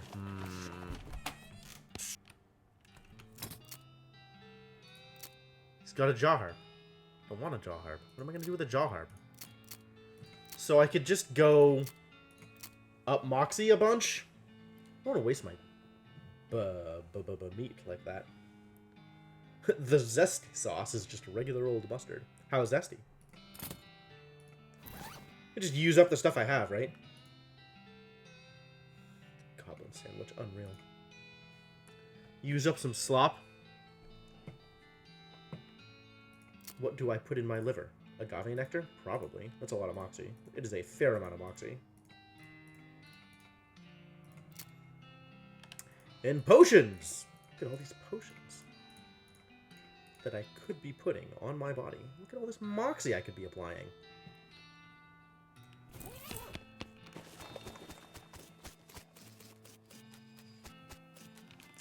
What can I get from you? More binoculars, which I probably do in fact want. More nails, which I have yet to find a use for, so probably not. This is... There's infinite of these. However, they're also expensive. I don't want to spend that much money on it. It feels like a couple of bucks, whatever. 50 bucks? 50 meat? I'd rather not. Don't know what I'm going to do with this balloon. But I have it. I sure have a balloon.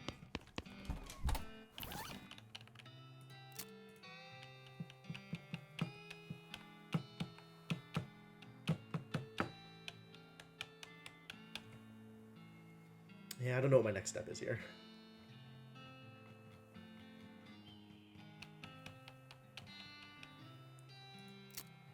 Got so many pants. Double Kurtzfits. Could probably sell one of these off.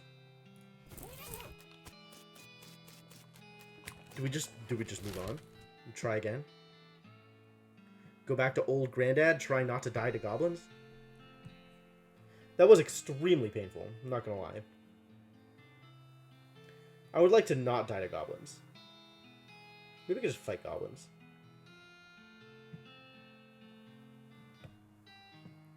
Which one of these ranches had the skulls that I could just fight forever? Was it this one? I don't remember which ranch had it. Might have been this one.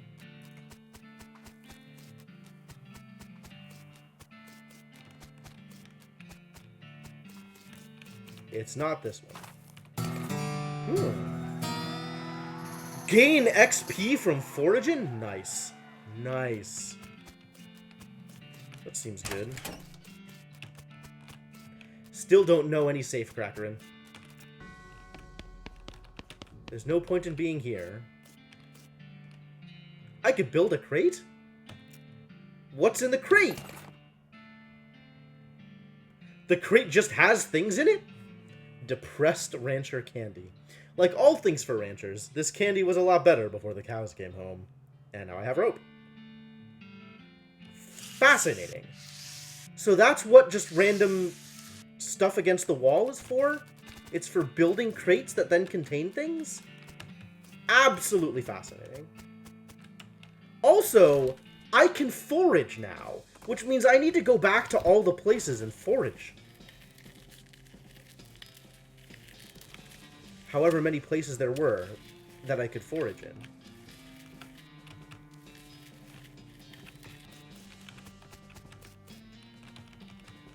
Can't get in here. Too bad.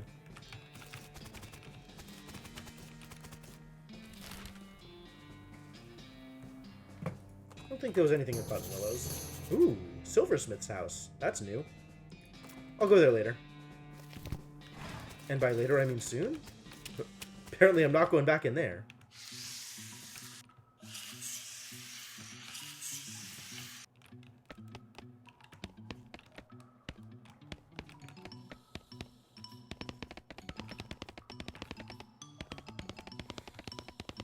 Do I even want to be here? I mean, I want to do this thing, because hot coffee. Speed by 3, nice. It's like, I feel like I've gained so many skills. I want to go back through all these places. And do things in the places. Maybe. Don't actually know how many of these places will have things that I really want to do.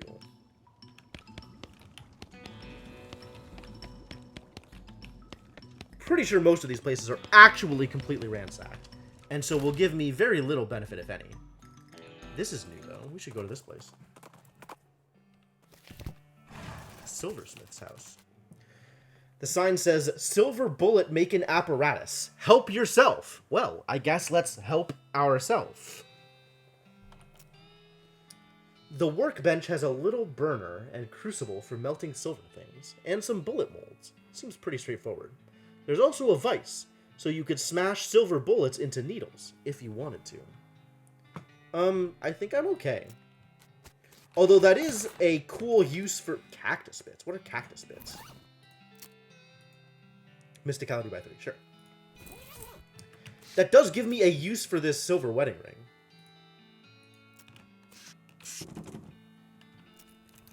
As long as I can get infinite needles, I don't mind going in here. There's a spittoon. A spittoon. At least, it looks like a spittoon. But it's next to the bed. It might actually be a bedpan. Yep, things have indeed gotten worse. But I'm not afeared. You're gonna have to do worse than that to scare me away. What, really? I mean, if it is just a spittoon, that's bad enough. But it might be a bedpan, and that would be way worse. I feel like maybe you aren't getting what I'm saying. We're talking about an object that someone probably uses when they wake up in the middle of the night and can't be bothered to walk to the outhouse. And the best you can hope for is maybe they only use it to spit nighttime tobacco juice into, in which case it's only full of rancid, congealing tobacco spit. Are you even listening to me, or are you just sort of skimming past the text? Bedpan! I'm pretty sure there's treasure in there, and you weren't stopping me. Bedpan! Shut up, I'm investigating. Okay, fine. Have it your own way. Your own filthy, disgusting way. It turns out to probably not be a bedpan, but it is definitely a spittoon, and it is definitely filled with rotting brown spit. What is wrong with you? Oh, good God. Okay. You plunge your hand in up to the wrist. It makes a gloop noise and breaks the thin skin of congealing toxins that was previously keeping the dire smell in relative check. Now, you're choking in a miasma of oily, bitter chaw stink. You know that feeling you get when you're about to puke? How you get that taste way back in the rear corners of your mouth, then a metallic tang by the root of your tongue, like you're sucking on a corroded old penny? You found a filthy slime-covered old brooch. You happy? I bet you're going to put it on without even washing it first. Yo, this is so good. Maybe I will. So there. What's on my lapel right now? Spell damage? I'm not even spelling that much damage. Get on there. Also, instead of this cowboy hat, maybe let's wear a thing that makes me survive longer? Because I desperately need survivability?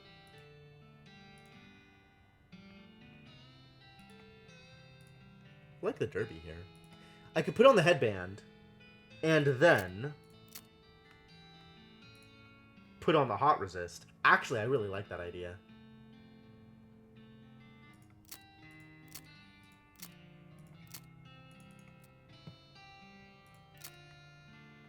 Put on the hot resist.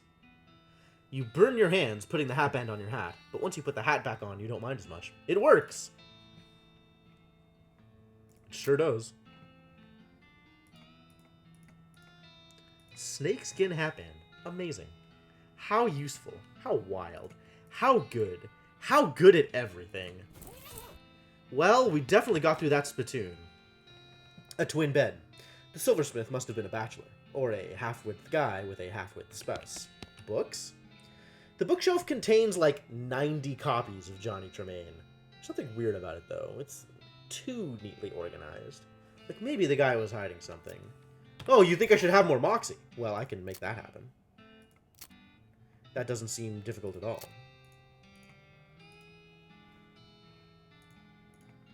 Where's my random 3 moxie boost? Here it is. Eat it. You eat the sausage. It tastes funny, but not ha-ha funny. It tasted funny, but not as funny as your goofs and gags. Try that again. Tucked behind one of the books, you find a small envelope filled with receipts. About half of them are from a shop called the Silver Platter. He was crooked! The silversmith was selling cheap fakes! Oh well, he's gone now. Oh, Silver Plater! Ah. I get it. He's gone now, and so are most of his customers. No sense in stirring up trouble at this point. You write down the location of the shop. Might come in handy. The shelf looks pretty picked over. You find a couple of things that still look edible. Mostly garbage, but thank you. And I have no safe cracking. There's a note on the safe reading, "I forgot the darn combination of this confounded thing. If you can open it, you're welcome to what's in it." It looks like a tricky one. Well, eventually safe cracking, but not today. Where is the Silver Plater? Up here? So far away! I'm gonna keep looking for foraging. Some distance off the trail, you see a water tower that appears to have sprung a small leak. Let's plug it up. You fire a single bullet into the hole, plugging it and rendering the water supply safe, if slightly leaded.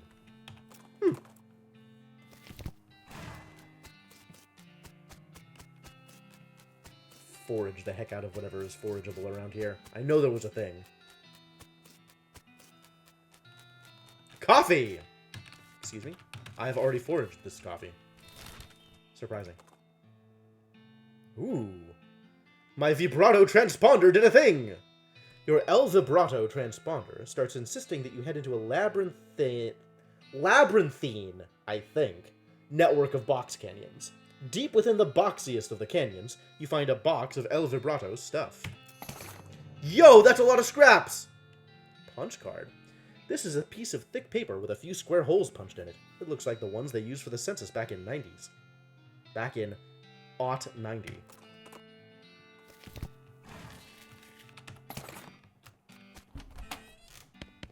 My dude, you look like you could use some scrap.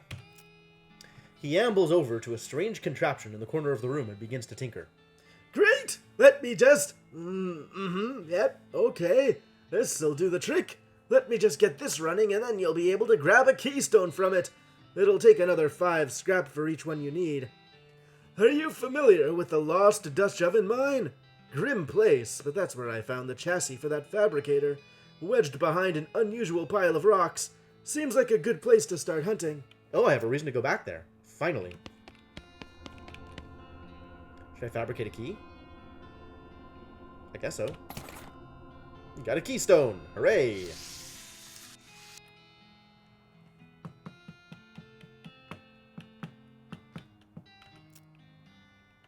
Do you know anything about ley lines? I don't hold much with that mystical mumbo-jumbo. It's very unscientific. But it does come up in my research from time to time, so I can give you a basic overview.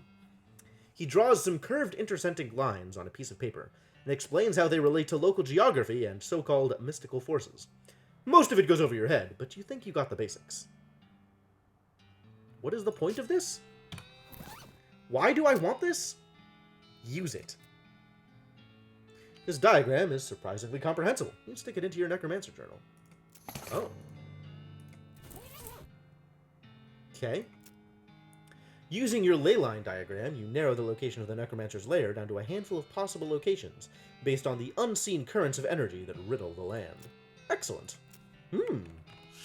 Plot!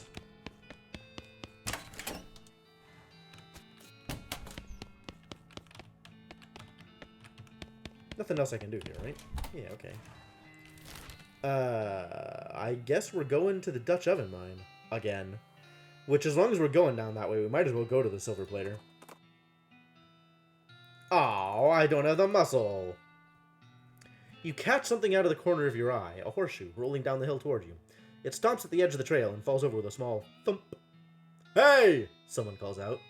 You look up to see 2 figures at the top of the hill, about 100 yards away. Would you mind bringing that back? The man yells. We're playing horseshoes. Not today, sir. The silver... I see what's happened here. Okay. Howdy, what can I do for you? Well, do you have a menu? A menu? What are you talking about? Isn't this a walk-up style restaurant? What? No, I'm a silver plater. I plate things with silver, you know? Oh, I thought your sign was... never mind. The man grins, revealing a full set of silver-plated teeth. So, you need something plated? What are my options? I could plate that hat you're wearing. People with silver hats get more done, they say. This will enchant your hat to add 1 to your maximum action points.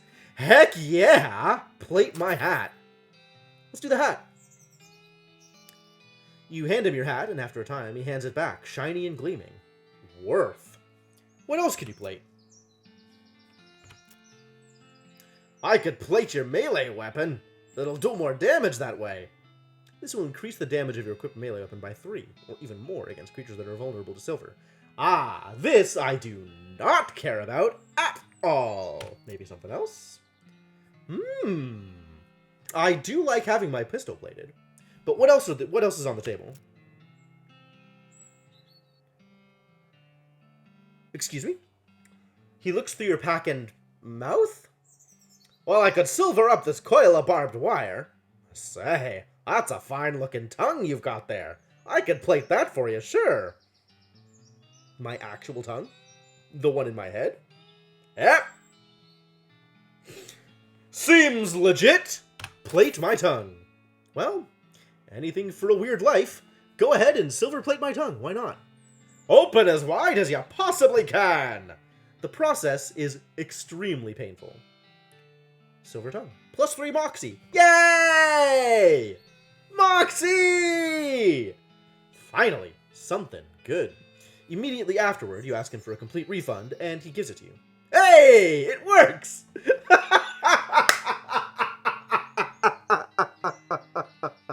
Perfect. Perfect. Oh my god. That's something. That's really something. Not my weapon. I kind of want to plate my pistol, but... like, do I want silver-plated barbed wire? What if I want silver-plated barbed wire? Sure, I'm willing to believe that's a thing I want. Looking to keep some cows off your property, eh? Good thinking.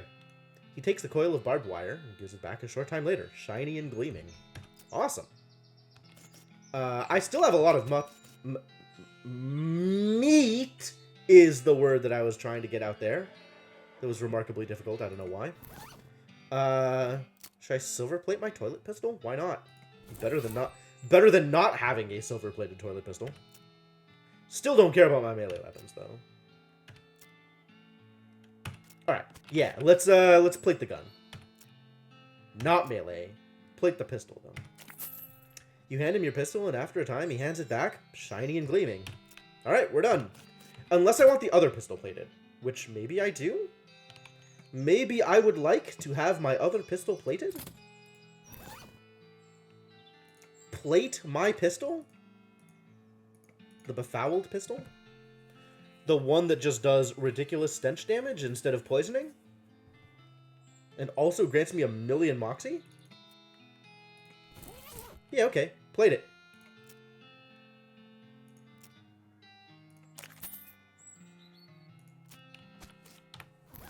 We're still going with the toilet pistol though for now. Wow, totally worth. What a great place. Aww. Someday, Safecrackerin. Someday. Gin blossoms. Hey, there was a ring! You found this ring embedded in a plant. You like plants. Makes foraging random encounters much more likely. That's nice. Sure. At least until I actually need stats. Which means... oh, I need some stench resistance. I have that. Alright, let's stick with a nasty ring while we're not getting random encounters, though. Let's put on some stench resistance. Like... this... flowers. And then back to the horseshoe. Yep. Perfect. Great. We did it. Wonderful. Excellent. Well done.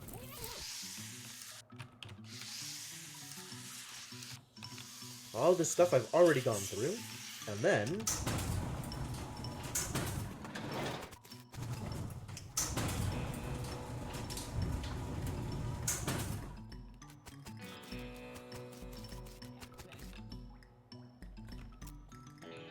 this has not changed. He is definitely still completely insane, though.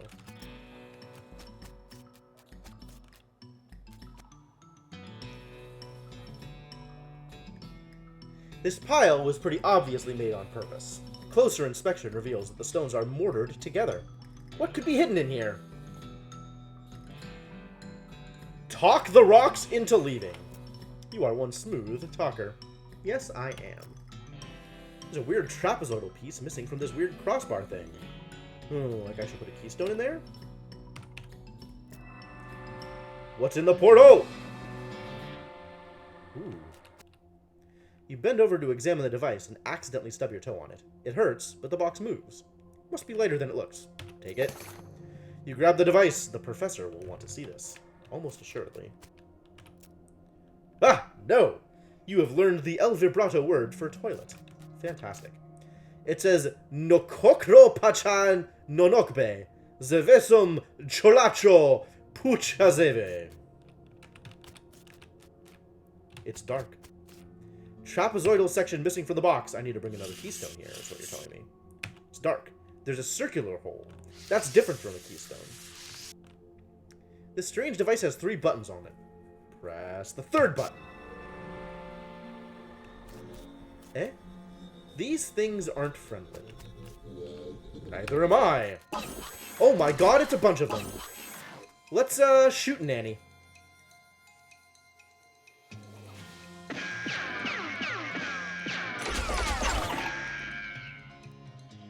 Nice. I don't know if this is poison. I think it is. Given that I shot it.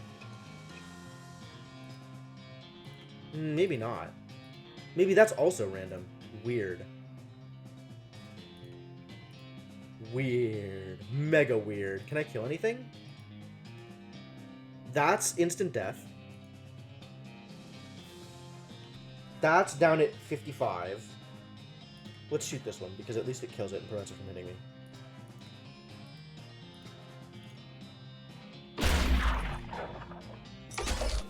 Oh good, this one is poisoned. Oh, it's gonna moxie me. The squares are gonna muscle me.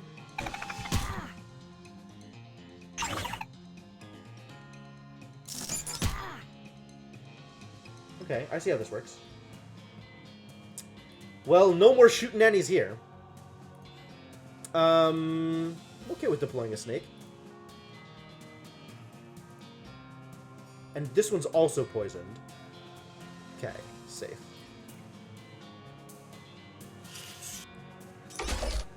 This snake, though.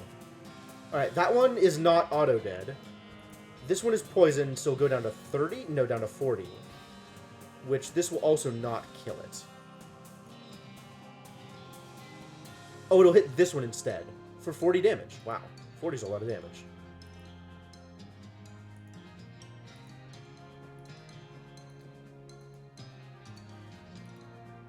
Well, I want to kill the muscle ones before the moxie ones. Because the muscle ones do more damage.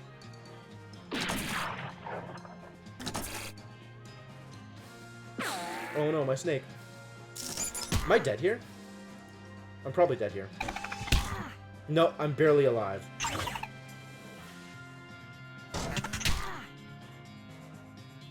Definitely going to need to do some healing. Alright, this is at 17, which means it'll live through the poison, unfortunately. But if I shoot it, it won't.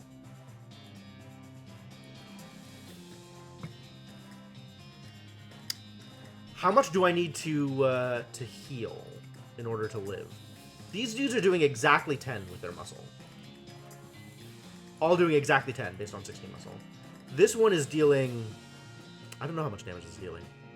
If we assume it's 10 based on muscle, and I'm at -2 on muscle, This one is Moxie, and I'm at -4 on Moxie, so I'm assuming it's dealing 12, so I definitely want to shoot it. Which means I'm going to be taking 30 damage. So I need to be at 31 health. Okay, I can do that.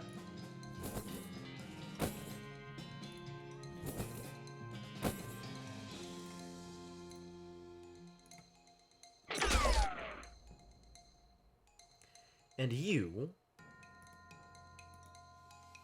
can shoot here for the kill. That's poison. That's 10. And this is another 10.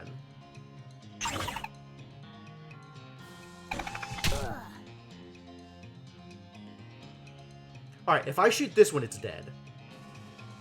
And if I lasso this one, it won't attack.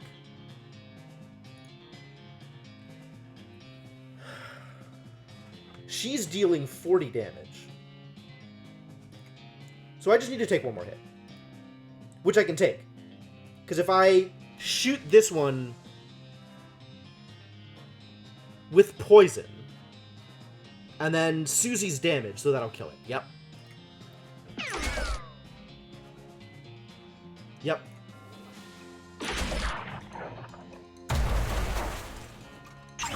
And then this one will kill itself on its next turn, but also I live through this barely. So I can shoot it to death anyway. Wow, what a fight. Ooh, a bunch of scraps, a punch card, and a complicated punch card. Sounds like a thing I want. Alright, well, we found out what button 3 does. What does button 2 do? Circle, square, square. Circle is presumably mysticality. All 3 of them are sunk into the device, though, and unpushable. Okay, so I guess they're like ranks, because I fought 5 things. Now I'm just fighting 3 things. I got the jump on him! How nice. This is presumably attacking via mysticality. Just as good off. So let's triple shoot this guy and kill him. Because poison, you see. So it's taking 45 damage on its turn.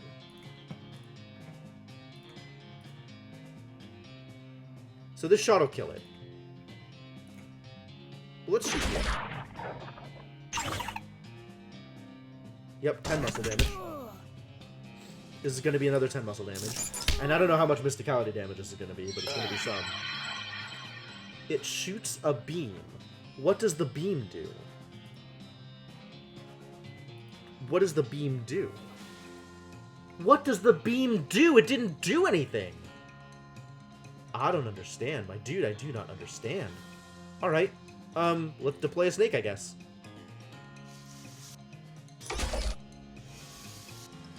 And if it's gonna do something that doesn't matter, then let's just shoot this dude. Oh no. 21 damage. Okay, that was minus 12 damage. Okay, 12 damage. Good to know. It'll kill either of these. So you can kill this one. It did it. Got some scraps. Alright, so what's the first button? Just one. Okay.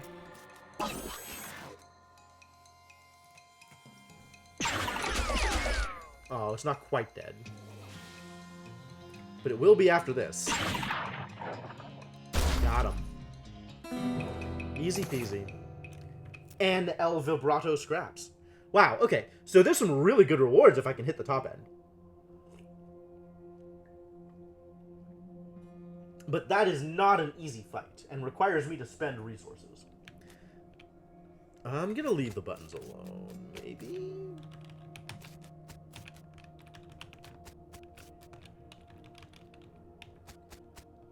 So I need to stick a thing into this one. Yeah, this game is very stylized. But like in a good way.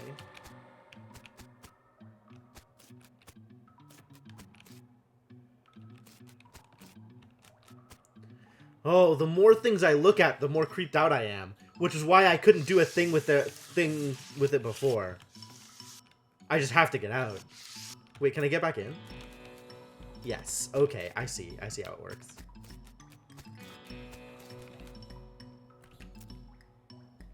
Nope. Still can't talk to gibberish guy. Alright. Back to the professors. Because I need a keystone. Because I need a keystone. Oh, there's an old mission. Here, let's go to the old mission. It's a tuna cactus. Gives me a can of tuna. What? Fascinating.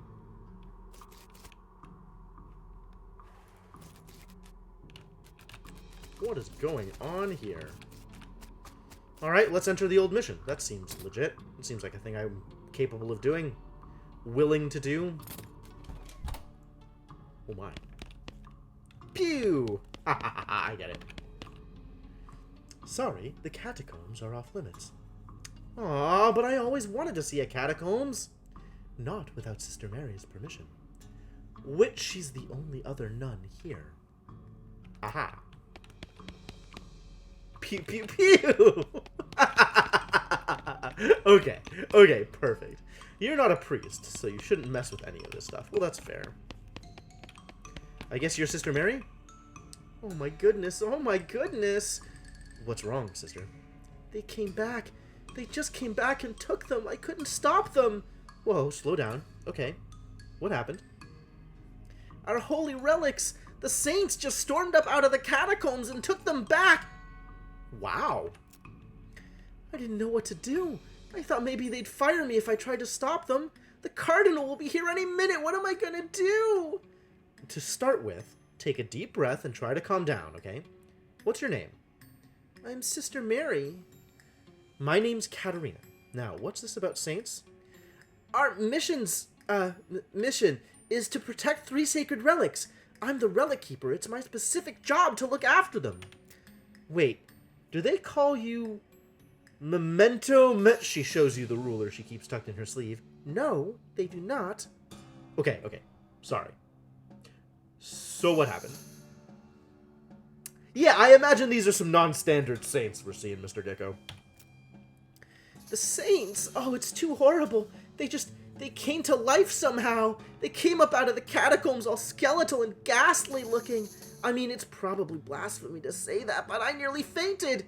And they took back their relics? Yes! If they aren't recovered before the cardinal gets here, I'll be in so much trouble. Uh-oh. How much time is there? Well, actually, he's months overdue, so it's probably not all that urgent, but still! Alright, I'll get them back for you. Oh, thank you. Thank you so much. Wait a second. Are you gonna have to fight them to get the relics back? Because that's probably blasphemous, too. I mean, probably. But if black magic brought them back to life, that's, like, super blasphemous, right? So it evens out? Oh, dear. The cardinal is going to want to have a very long talk about this. But go ahead and do what you must, I suppose. Okay. It's an empty relic case with a spot for a pelvis.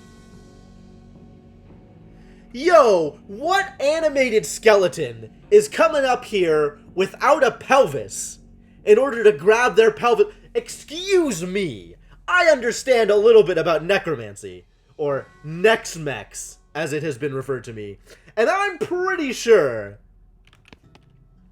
that anybody trying to animate a skeleton without a pelvis is going to have a rough time getting them to march anywhere. Good luck down there. Thank you. Sounds like I am going to need it. So let's start off with switching out my gun for the one that does extra actual damage instead of poison, because poison doesn't work against skeletons. None of this matters. I probably stick with the lucky horseshoe. I probably stick with the nasty ring. And I'm definitely sticking with my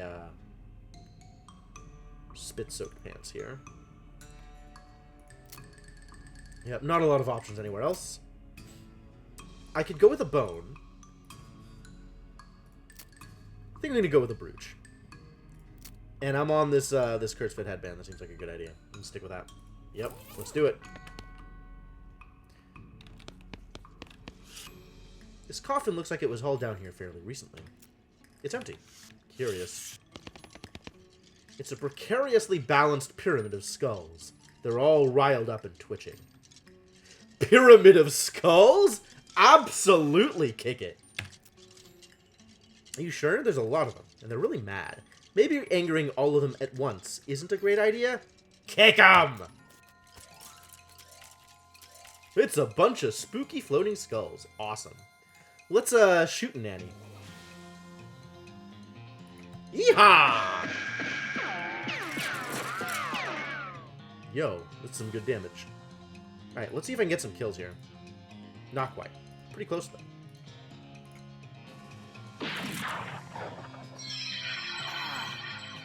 Oh, this is so minor. This is how you're gonna kill me? This is the thing that you're doing? This is not gonna get you anywhere, buddy. It's too bad I don't have more AoE. But maybe a snake would be good. Bang.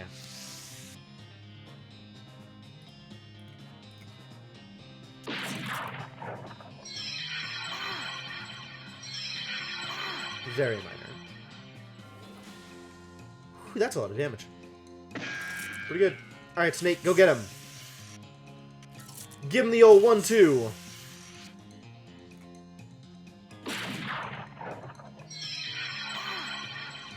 Man, I'm getting spooked. They're delivering all kinds of spooky. I mean, not that spooky. Like a little spooky. This skull has a gold tooth. Yummy. This skull is twitching in an unnerving fashion. Though I guess there's no way it could be twitching that wouldn't be unnerving. Stop it!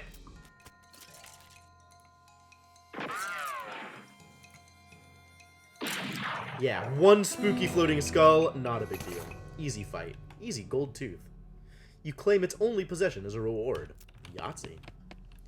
This skull is sitting at a weird angle. I guess that's notable for some reason? Souvenir spoon. What? It's one of those collectible pewter spoons you get from going to the gift shops in different graveyards. Fascinating. What is in my offhand at the moment? Plus pistol attack damage? That's probably better for me than plus Moxie. I'll keep the extra damage. This skull is whispering at you. That doesn't seem right. The skull is just... sounds like gibberish. Though, really creepy gibberish. Well, that's fair. This pile of skulls has been cemented together? For some reason? Well, I should pick at it. At the center of the pile, you unearth, unskull, a shiny black stone. It's making more noise than stones usually do. The stone is only whispering, but it's still eerily louder than most of the stones you encounter. Weird! These bones are jiggling and rattling in an agitated way. Let's beat the crap out of them.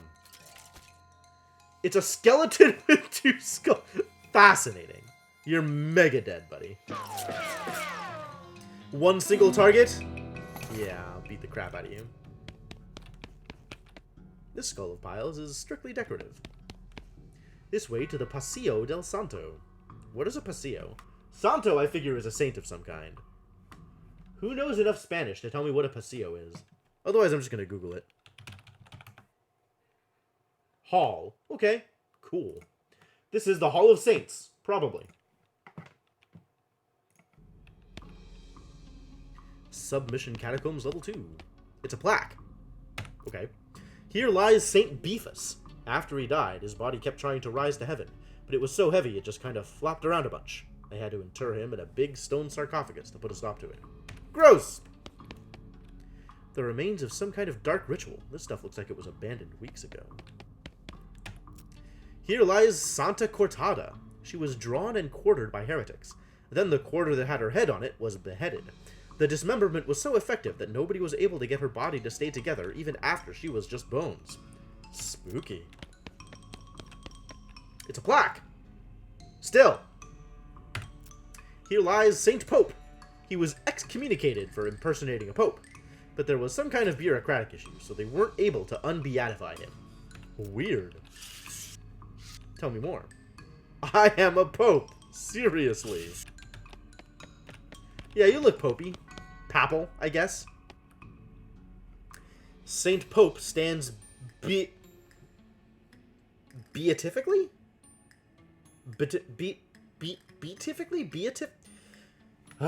Google! Beatific. Beatific. Beatific, okay. Beatifically? Beatific, okay. Beatifically. Alright, I'll go with it. That seems as reasonable as anything else. Graveyards have gift shops? Of course. What self-respecting graveyard wouldn't have a gift shop? He just keeps doing his pope gestures, ignoring you. How can someone look so smug without even having a face? The longer you watch him, the more he gets on your nerves. Stupid pope face! Yeah! You unleash a torrent of insults that would make a sailor blush, and a sailor's mother ashamed of a sailor. Saint Pope's eyes narrow. Looks like you finally managed to make him mad enough to fight you. Fight him, then!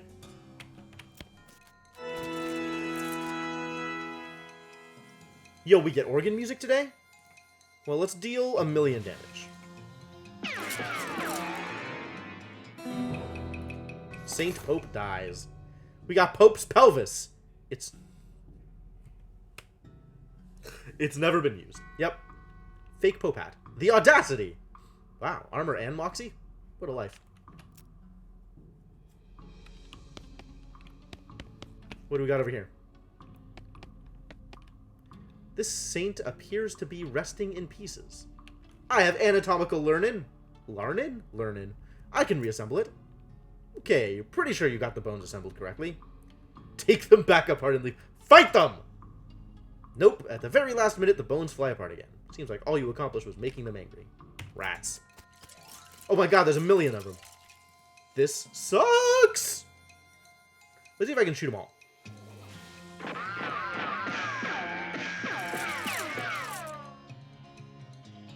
This one's still alive?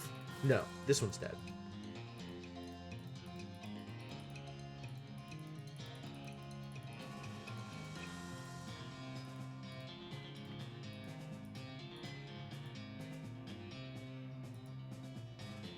-17. Okay. I guess we need to shoot something and make sure it dies. 38. 37. Skull. I'm looking at the stats, and they all look very, very similar. Relatively high moxie, even mysticality, not much muscle. So it kind of doesn't matter which one I shoot. So let's shoot the one with more health.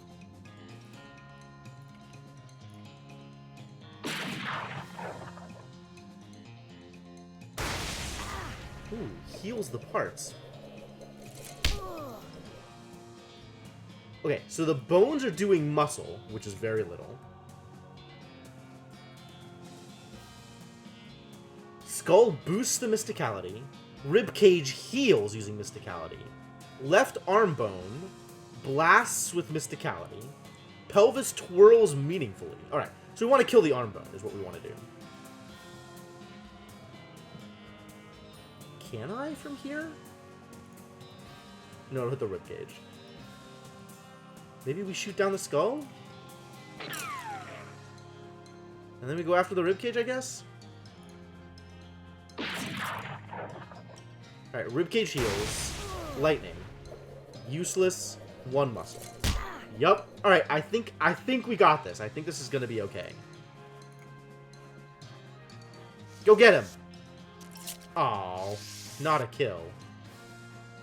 I was hoping.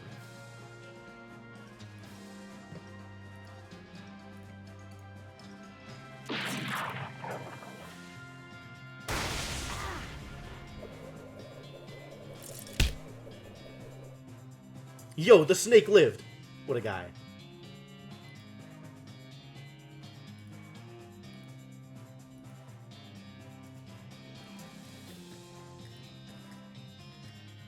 Nine and 7.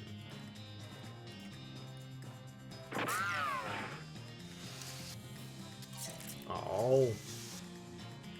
And you can shoot this one for lethal, which is great.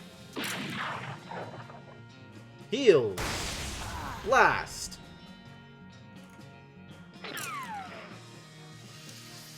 Punch. Kick. Punch. It's all in the mind. Alright, I think we got this. I think it's going to be okay. Excellent. Well done! Now Santa Cortada's in pieces so small they can't do any harm. We got the skull, which is the relic, most likely. The skull has had a real on-again, off-again relationship. Haha, with the rest of Santa Cortada's skeleton. And the ring... mysticality and speed. Nice. Alright, let's deal with the beef. Jeez, he really knew how to build heavy stone sarcophaguses back in the day. Let's open it. You grunt and strain and force the heavy stone sarcophagus lid open. There's a skeleton inside. Holy crap, his bones are huge. Fortunately, he appears to be asleep. Wake him up! Saint Beefus. No kidding. Alright, well, Saint Beefus is about to take a beefy amount of damage.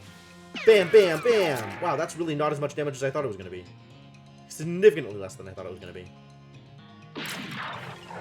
But that's okay. We got him. Ah! The bigger they are, the louder they fall. His finger and his thigh. It's an offhand? Ooh, finally! I get a melee weapon that does a thing! It gives me maximum HP! That's so much better than my other melee weapons, which do actual nothing! Hooray! Insta-equip. Thank you. Get in there, Saint Beefus Thigh. Alright, well, we did the thing. Nothing is happening here. I don't think we have anything else going on. So let's return the relics. Still listening? Still whispering? This is empty, right? Yeah, okay. Nothing else going on here. We out.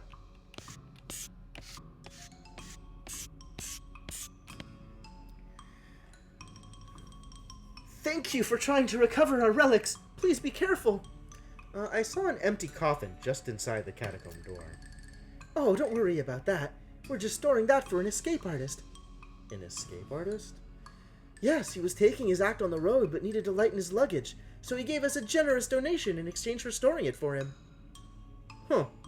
Okay.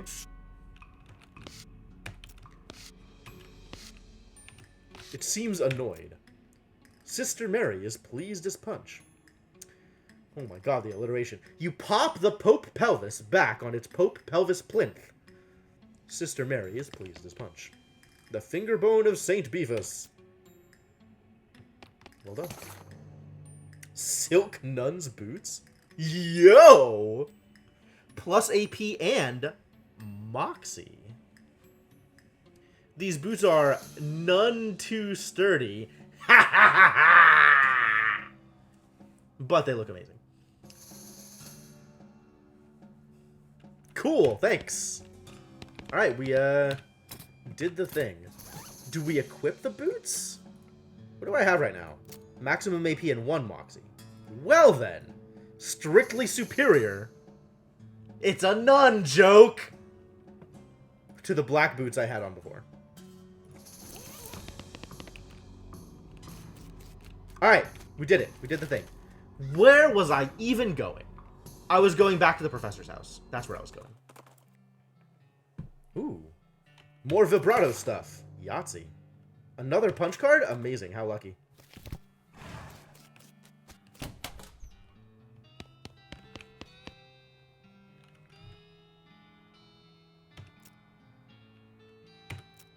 Hey, Professor, I found a thing? Ah, a marvelous find! This device makes batteries! Or, will, once I fix it. Batteries. Hey, hip! The Bratoans powered their portable equipment with little electric marbles, like the one I put in your transponder. I'm sure I don't have to tell you a regular source of those will be incredibly useful. Ah, awesome.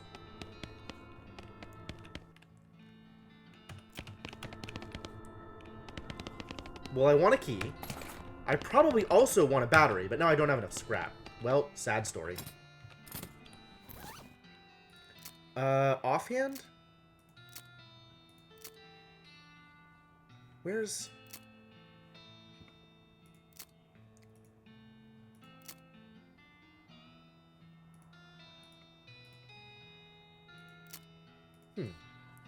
This is Mysticality and Speed. Versus nothing at all, really. Alright, so let's go with the Floral Ring. And see if we can't get some Foragen encounters. As we go back to the Lost Dutch Oven Mine, with the Keystone in hand.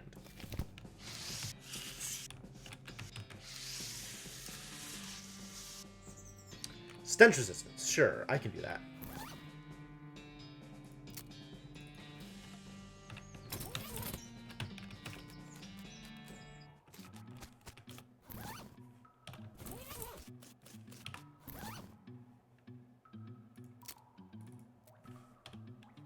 Back to the horseshoe. There's a lot of running around here.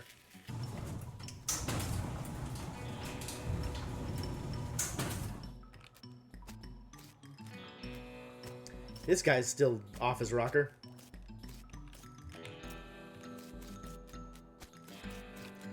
Don't look at anything so I don't get creeped out. And keep on moving. Let's insert a keystone. There's a strange cloth loop inside. At least it feels more or less like cloth. Really? El Vibrato Loop. It's a large loop of that weird El Vibrato material. It's slightly bigger around than your head. Try it on. As you place the ring on your head, two things happen. One is that it begins humming and shimmering in that weird way El Vibrato things shimmer. The other is that you suddenly feel as if you've put earplugs in your brain. Your thoughts get weirdly quiet. Weird. I'll say it's weird. Not entirely pleasant. You take off the headband. Okay. -5 mysticality. So you're saying it's headgear. Okay. The headband is thinner than most El Vibrato stuff. You could probably break it into scrap pretty easily. Don't break it.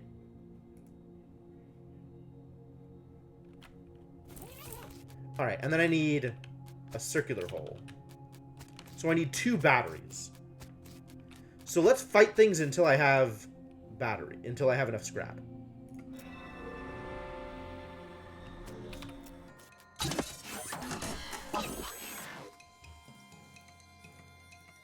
Oh, I have the wrong gun. I don't have the poison gun on.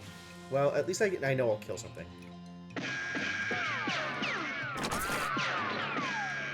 Ooh, that's really bad if there's not a lot of it. Huh. So it's random in the 9 slots that they could be in. That's super weird. Okay. It's actually really bad to use.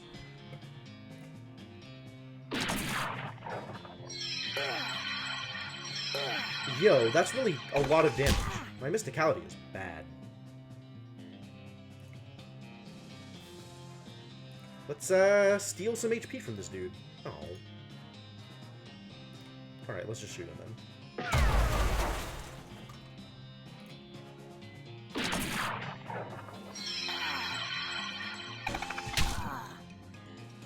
Alright, you're getting snaked. Or not. You're getting shot down. Nah, not that much trouble. It's probably fine.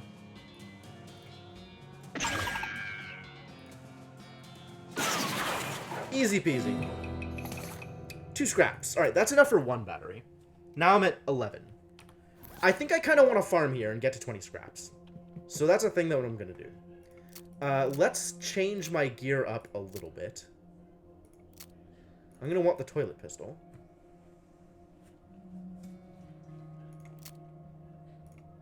That's not going to get any better. Armor and speed. Muscle. Yeah, it's not going to get any better either.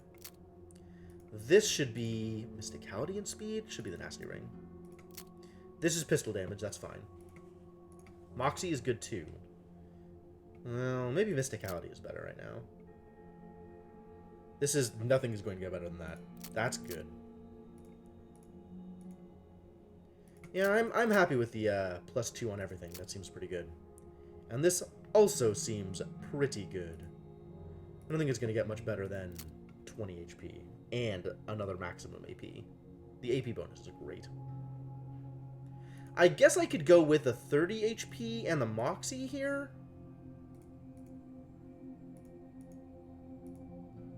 Or like the extra spell damage? I don't think the extra spell damage matter. Scrap mechanic? Might as well be. Yeah, because the speed isn't that big a deal. Oh, but the extra AP is. Huh, I'll leave it. Second one. Alright, this is going to auto-kill literally any of these.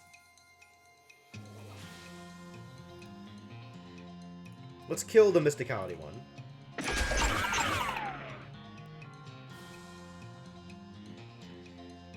So that's dead. Which means shoot this one in the face. And then shoot in the face again next turn. Ooh, that's a lot of Moxie. That's a lot of Mystic. Yeah, that's a lot of Moxie on this one. Yeah, a lot of Moxie.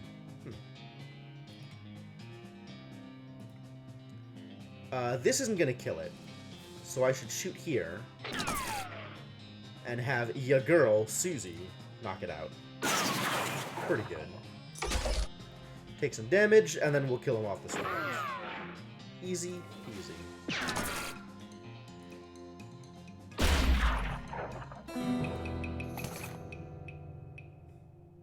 More scrap, good, correct. How many scrap am I at now? 14, so I need 6 more scrap. Should I be spending this experience? If so, what am I spending this experience on? Can I get more AP? AP. I can if I double spend on Gumption. I have a lot of experience lying around, holy hell. Wow, this is really expensive to increase. Extra shots from Shootin' Annie, though. That seems real good. This maybe seems good. I do want my snake to be better.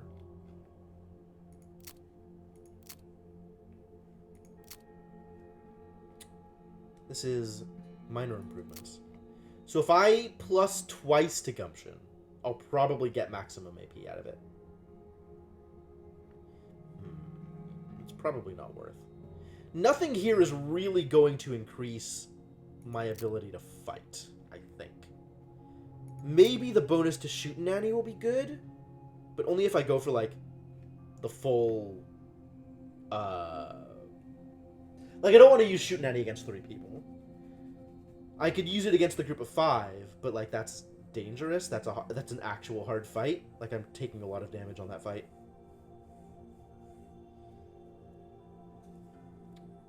Maybe it's still good, depending on what it is. Like, it'll be quicker if I boost Shootin' Annie and then can actually fight. Which is a question. Like, I don't know. I don't know how well that's going to work. Decent odds. How much higher does this go? Like, I really like this ability. Now up to 7. And up to 8 for another 500? 500 is a lot.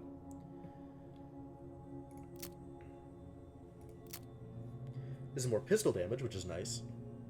Suppose I could spend stuff here, but that doesn't seem like a good idea. If I should spend here at all, it should be on Moxie.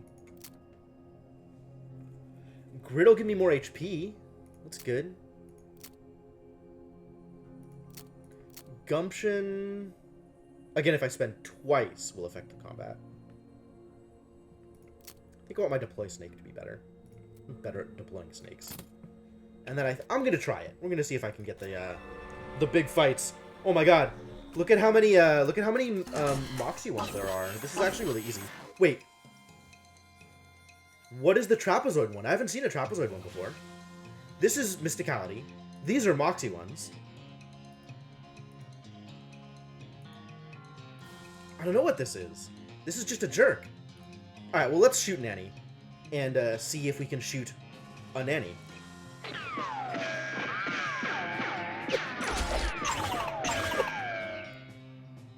Got some damage. Nice. So this one is not quite dead. Cover will block from 3 things. But I think I want to shoot down the Mysticality one.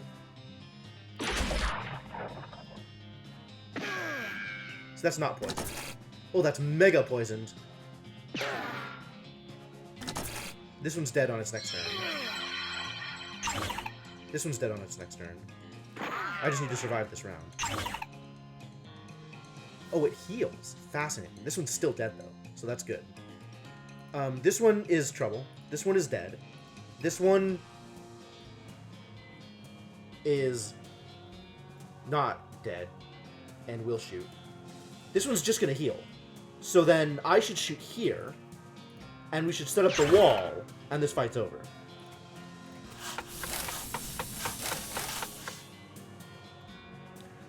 Because the only people attacking now are going to be attacking Moxie-based.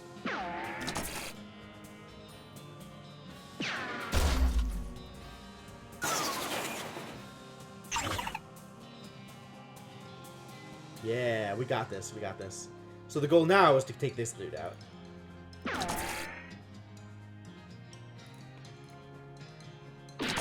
Yep, and that's the fight. Next round.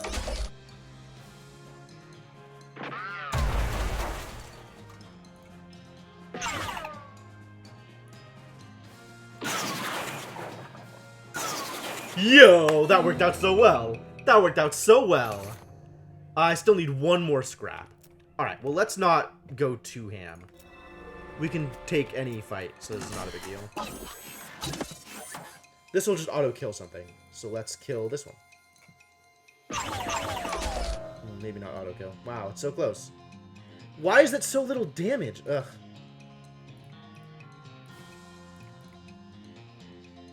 Alright, we'll just kill two things next time, I guess.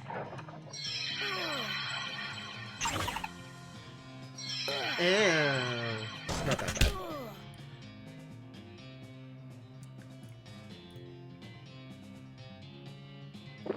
Oh, I should have made a snake. I should have made a snake friend. That would have been smart. This will kill that one, though. So now all that's left is this dude, who is dead next round. Round after, I guess. Yo, the poison perk is so crazy. 15 poison per gunshot is nuts. I like my build. I like where this is going. I like how all this is working. Okay, cool. Now I can build 2 batteries and then come back here again. Wait a minute.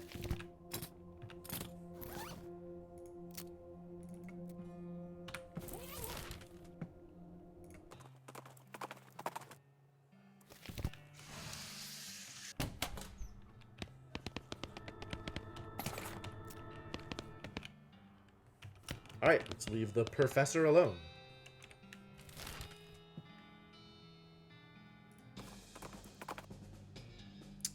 Oh, I once again don't have lockpicking. Hell.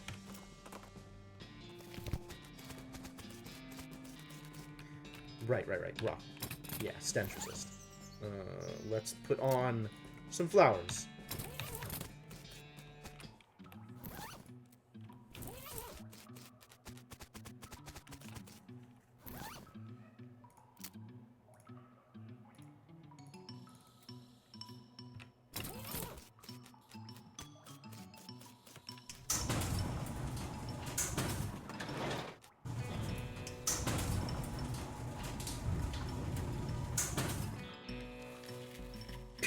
Rollin'.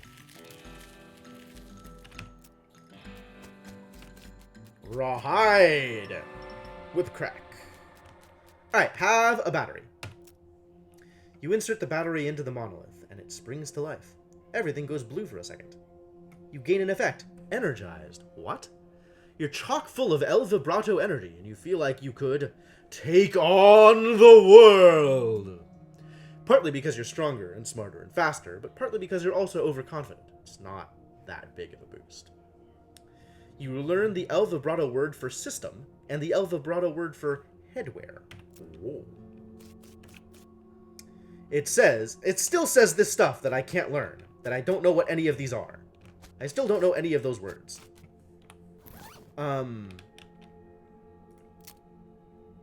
Okay, battery. Punch card, scraps, complicated, headband. And I could break this into scraps if I wanted.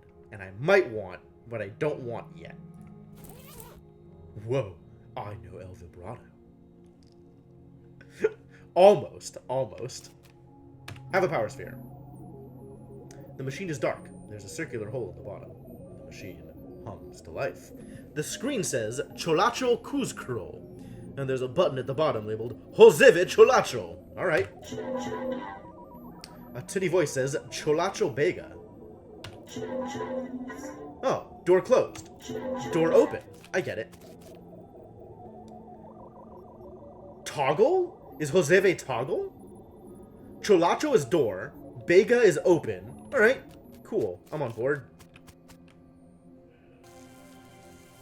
El Vibrato Ruin. Oh no. The machine on this side of that weird transport thing is busted. Unfortunate. This cave-in looked like it happened a long time ago. Unfortunate. Nokokro pacha no nokbe. Zevesom kuzkro. There's a big cylinder. Take it. El Vibrato cylinder.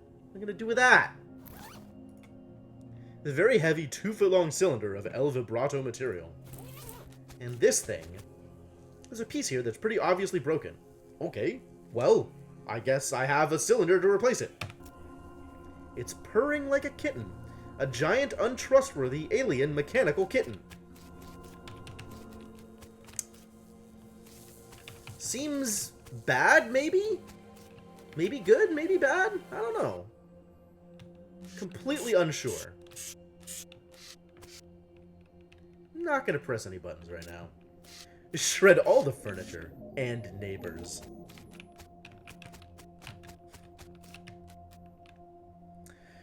Nokokro pacha no nokbe, zevesom cholacho puchazeve. Alright, what does this other plaque say?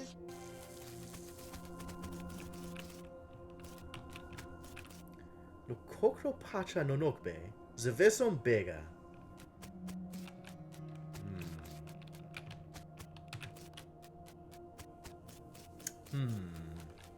I don't feel like I have learned much. Yep, the word open was in there. So instead of Cholacho Puchazeve, it just said Bega. Otherwise, the first 4 words were the same. Cholacho, we're pretty sure means door or portal. Joseve means toggle, maybe? But Joseve wasn't one of the words.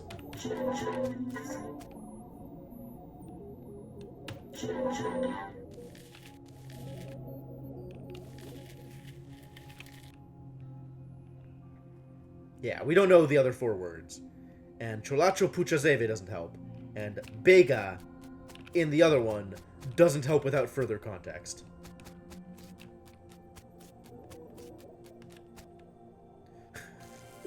Yeah, we need to put a lexicon together.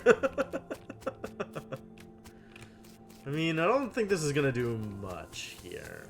No. So you could go through this portal and see what happens. Yeah, and I saw that it was doing that earlier. Like, we learned a few words, and that helped, but it didn't help a lot of things. Alright. Inventory.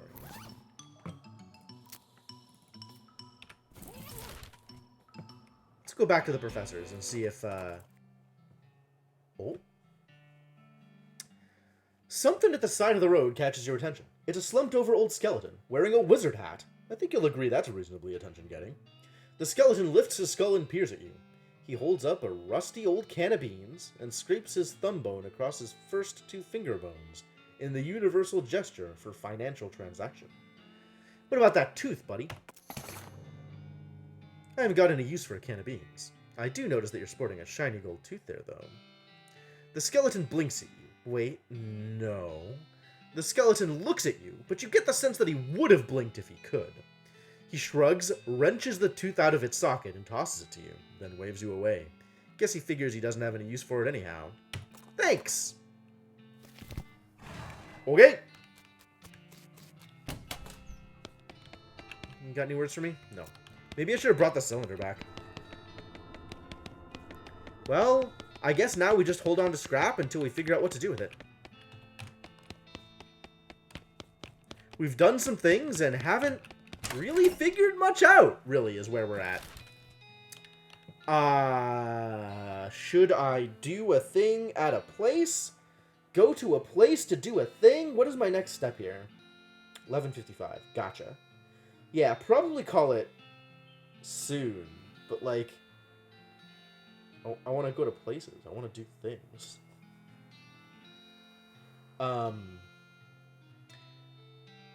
Was there anything in the humming cave that we could still work with? Like, was there still holes there that we wanted to... Double check the humming cave as long as we're out here. Maybe there's something more we could have done here once we have the understanding of things that need things. Right? So this needs a battery. And if we put in a battery here, we might be able to accomplish something.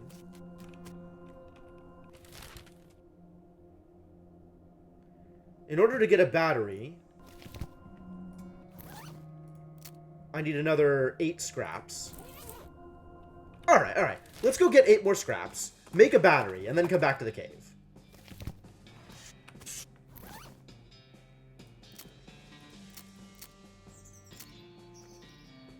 I still got oh no. This is what I need to change. Flowers.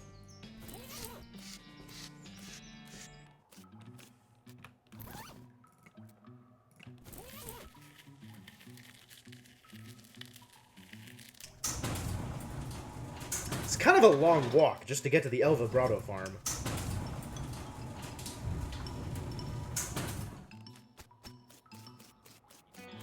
Crazy dude! Oh, I can give him the headband! You put the headband on him and he blinks rapidly, shaking his head. Oh my goodness. Where am... I'm still in the mine. Uninjured and hungry but not starving, so I can't have been here very long. Perhaps a day?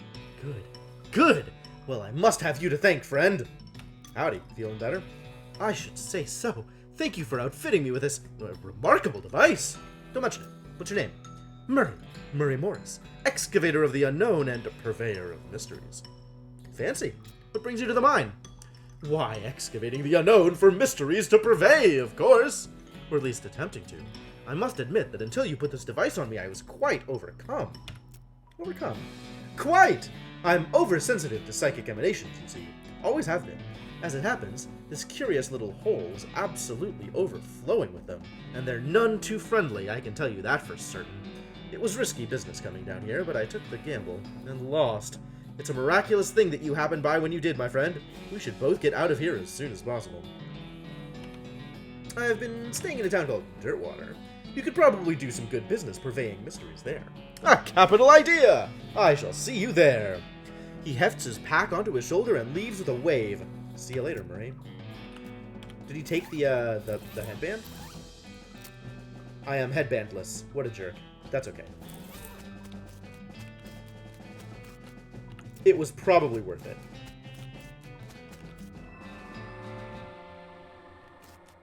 Alright. So we've got some fighting to do. Wait. Am I equipped correctly? Am I equipped correctly? No. Do I want the Moxie or do I think I want the Mysticality? Because that's better armor than the other stuff. Alright, now I'm ready to fight.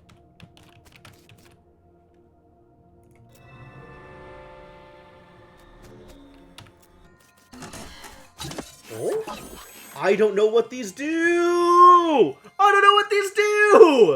Alright, so there's 2 Mysticality ones, 1 Moxie one, a half circle, and a rectangle. And I have not seen these before, and I don't know what they do.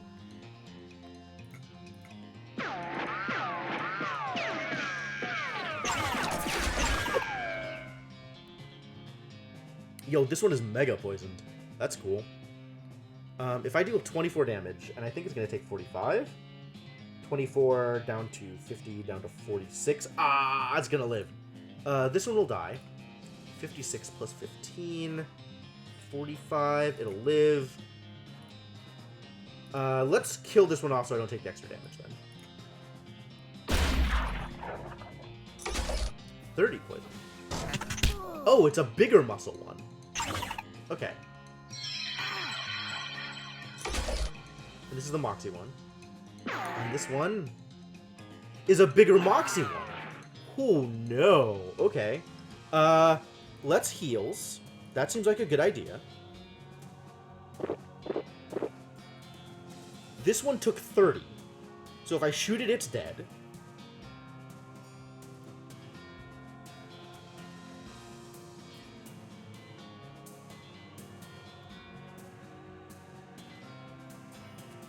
Bigger Moxie one. 30 damage, huh? That's a lot of damage. And the muscle one is attacking. The Mysticality one. Oh, the Mysticality one's not going to hit me, though. Because the Mysticality... Or it's not going to hit the wall. It's just going to hit me directly. And I can survive 29 damage. Mysticality is... It was dealing like 16? Okay, so I can shoot this guy to death. And then we can set up the wall... And that'll block both of the Moxie dudes. The Mysticality guy is still going to hit me, but he's not going to kill me. And I can kill him off next turn. 9 damage. That's nothing.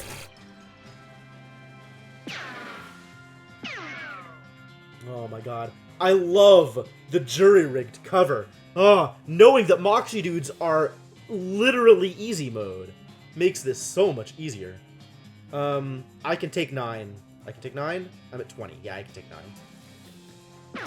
Also, I think this is just going to kill it anyway. Perfect. Perfect. Oh, well done, well done. Well done, everybody.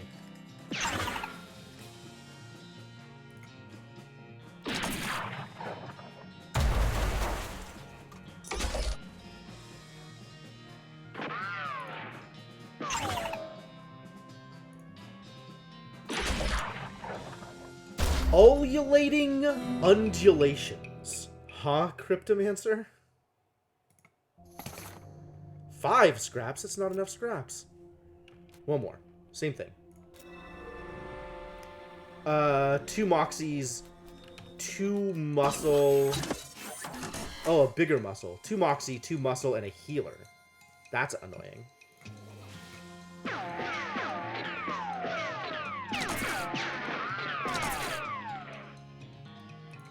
I think I block him off. That's a lot of damage from this dude. Maybe I kill it? He's been hit twice. 23, yeah, I think that kills him. Oh, he's not even poisoned! What?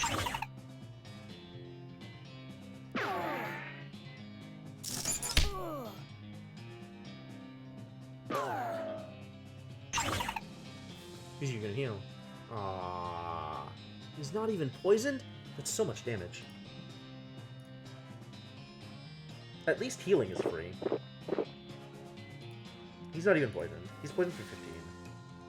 They're not even poisoned. Wow, how did I get so little poison damage here? I really needed more poisoning to happen in order to make this work. Okay. I guess it's time for consumables, because I don't know how I survived this turn otherwise. 43. So there's 21 and 7. And then the Moxies are both hitting for 17. But if I build a wall this turn, the muscle guy is going to take it out. I can't snake, because I used all my AP.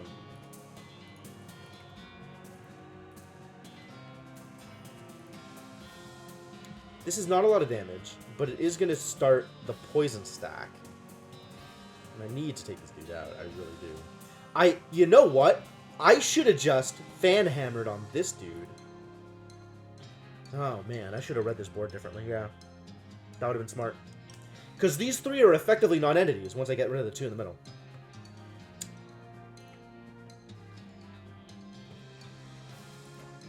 Let's see. Can I deal with this using items? Where does that put me if I start using items? How much damage? How much health do I have? 43.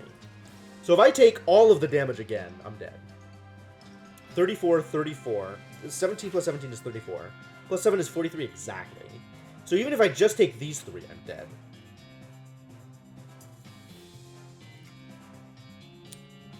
So if I heal myself and we manage to kill this dude, she's hitting it for what, 23?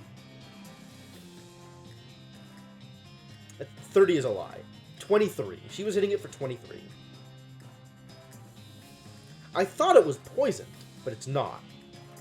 23 will put it at 27, which means 2 poisons will kill it. And then I only need to medicine myself once. And I need to poison it once. And then I can shoot it. And then your girl Susie can shoot it. And that'll end this.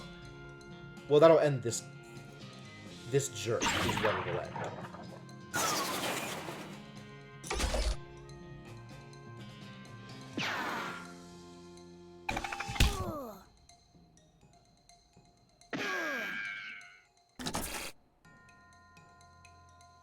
Healed this one. That's fine. Okay. So, I need to wall up this turn. And I need to kill this guy off this turn. So I guess I just poison him to death. Which means 3 poisons, I think, is what I need to do here. I need to do 3 poisons to knock him out. Because if I shoot him, that's like... Say bare minimum, right? 12 plus 15 is 27. That leaves him at 37. So I need 37 additional damage on top of just shooting him. Which is 2 dynamites, I guess.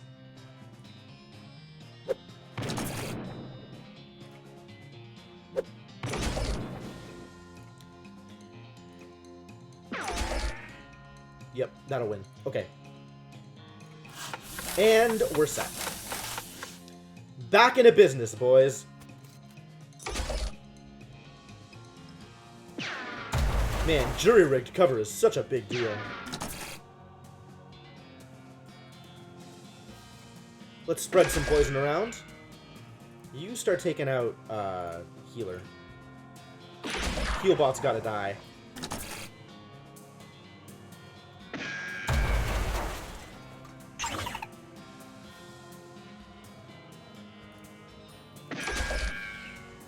$30, which means it's already dead. Mold.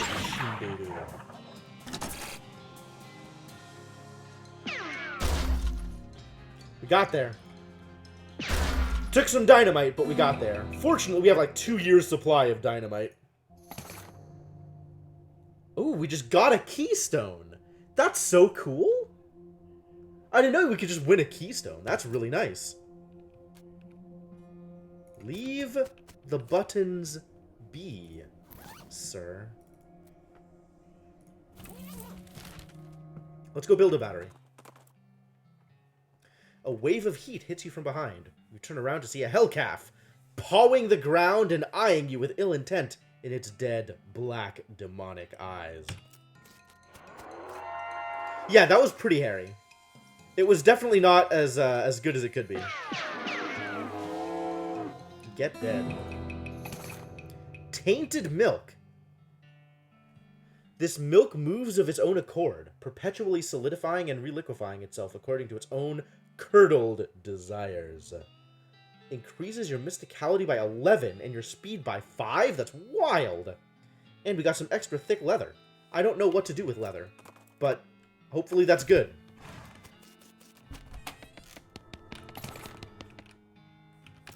Alright, he's busy. We're going to the Humming Cave.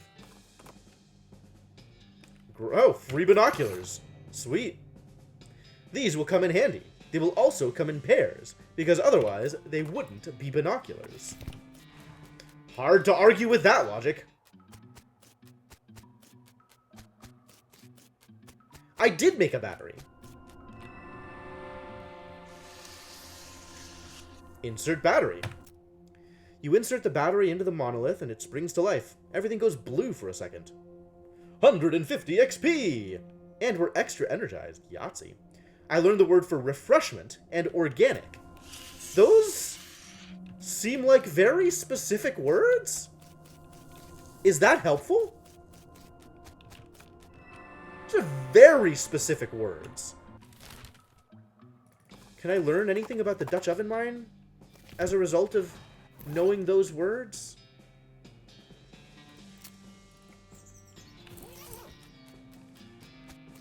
Seems unlikely.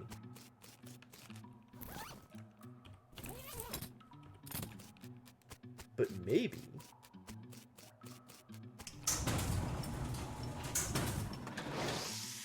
Maybe one of the words is refreshment or organic, since they don't appear to be sword or whatever the other word I learned was.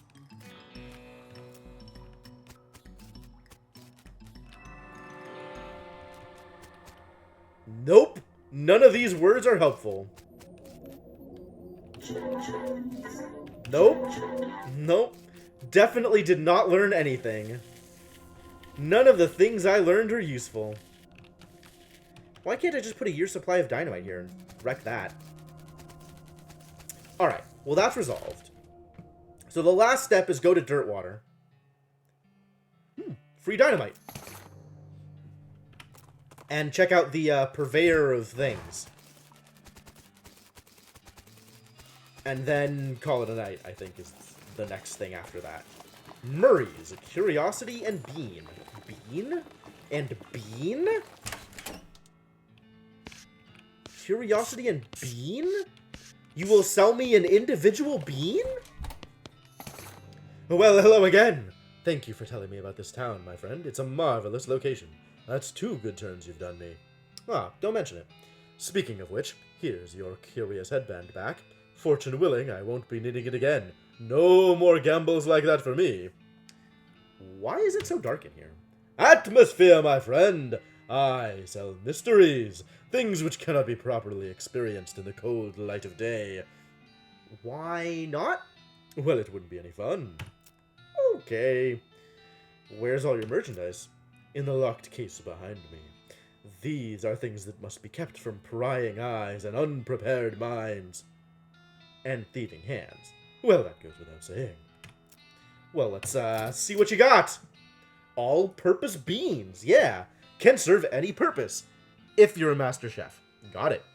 This is a bag filled with mixed beans. Not in the sense that it contains some of every type of bean, but in the sense that every bean it contains is a mix of every type of bean. I don't think I want that many beans. Glass sphere. Oh, that's nice. Mysticality. I don't care, but thank you. Also Mysticality. Non-combat random encounters. This might be a thing that I want to purchase. Also, I want to get rid of the extra... Where was the extra thing? Like, I got 2 of these. One of them can definitely get axed, I guess, because I appear to find millions of these everywhere. Whatever, maybe I'll just keep them. I'm not lacking for meat. Meat comes and meat goes. And everything ends up okay. There definitely was strictly worse pants. Right? That was a thing? Like, this is +2 armor and +2 speed. And this is +1 armor. I'm never gonna wear these again. Get out of here, parachaps. You've chapped your last.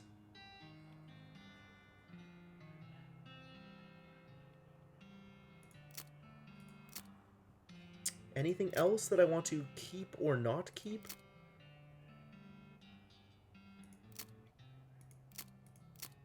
+2 armor pants. But again, we have the spit-soaked pants, which are, yep, strictly better. Okay, goodbye, other pants. Get out of here! You can't wear these if you're over 18. Feet tall.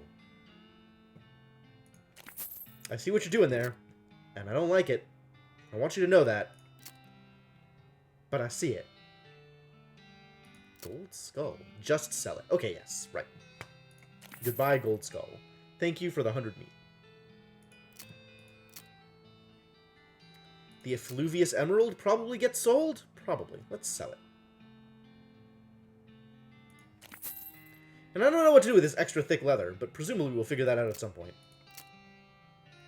This definitely gets sold, because this is strictly worse. Well, not strictly worse. It's not stench damage, but probably strictly worse. Yo, this is some expensive emerald. And all this other stuff that's like, I don't know if this is good. I don't know if I could do anything with this. Like, maybe it's worth something eventually. Maybe I can use it in some random scenario, so I don't want to sell it. But, like, I just don't know, right? Like this brass bull ring, right? I don't think I could do anything with it. It's not that his markup is high. It's that he's buying things at prices that are highway robbery. You can just keep everything else and don't worry about whether or not it's useful, and maybe it'll be useful eventually, and I'll worry about whether or not to sell it if I ever get to the point where I need more meat. Or, okay, so also sell all of these meat nuggets. Goodbye, meat nuggets. And, I'm gonna call that good enough for this. We have certainly done many things. Thank you, Murray.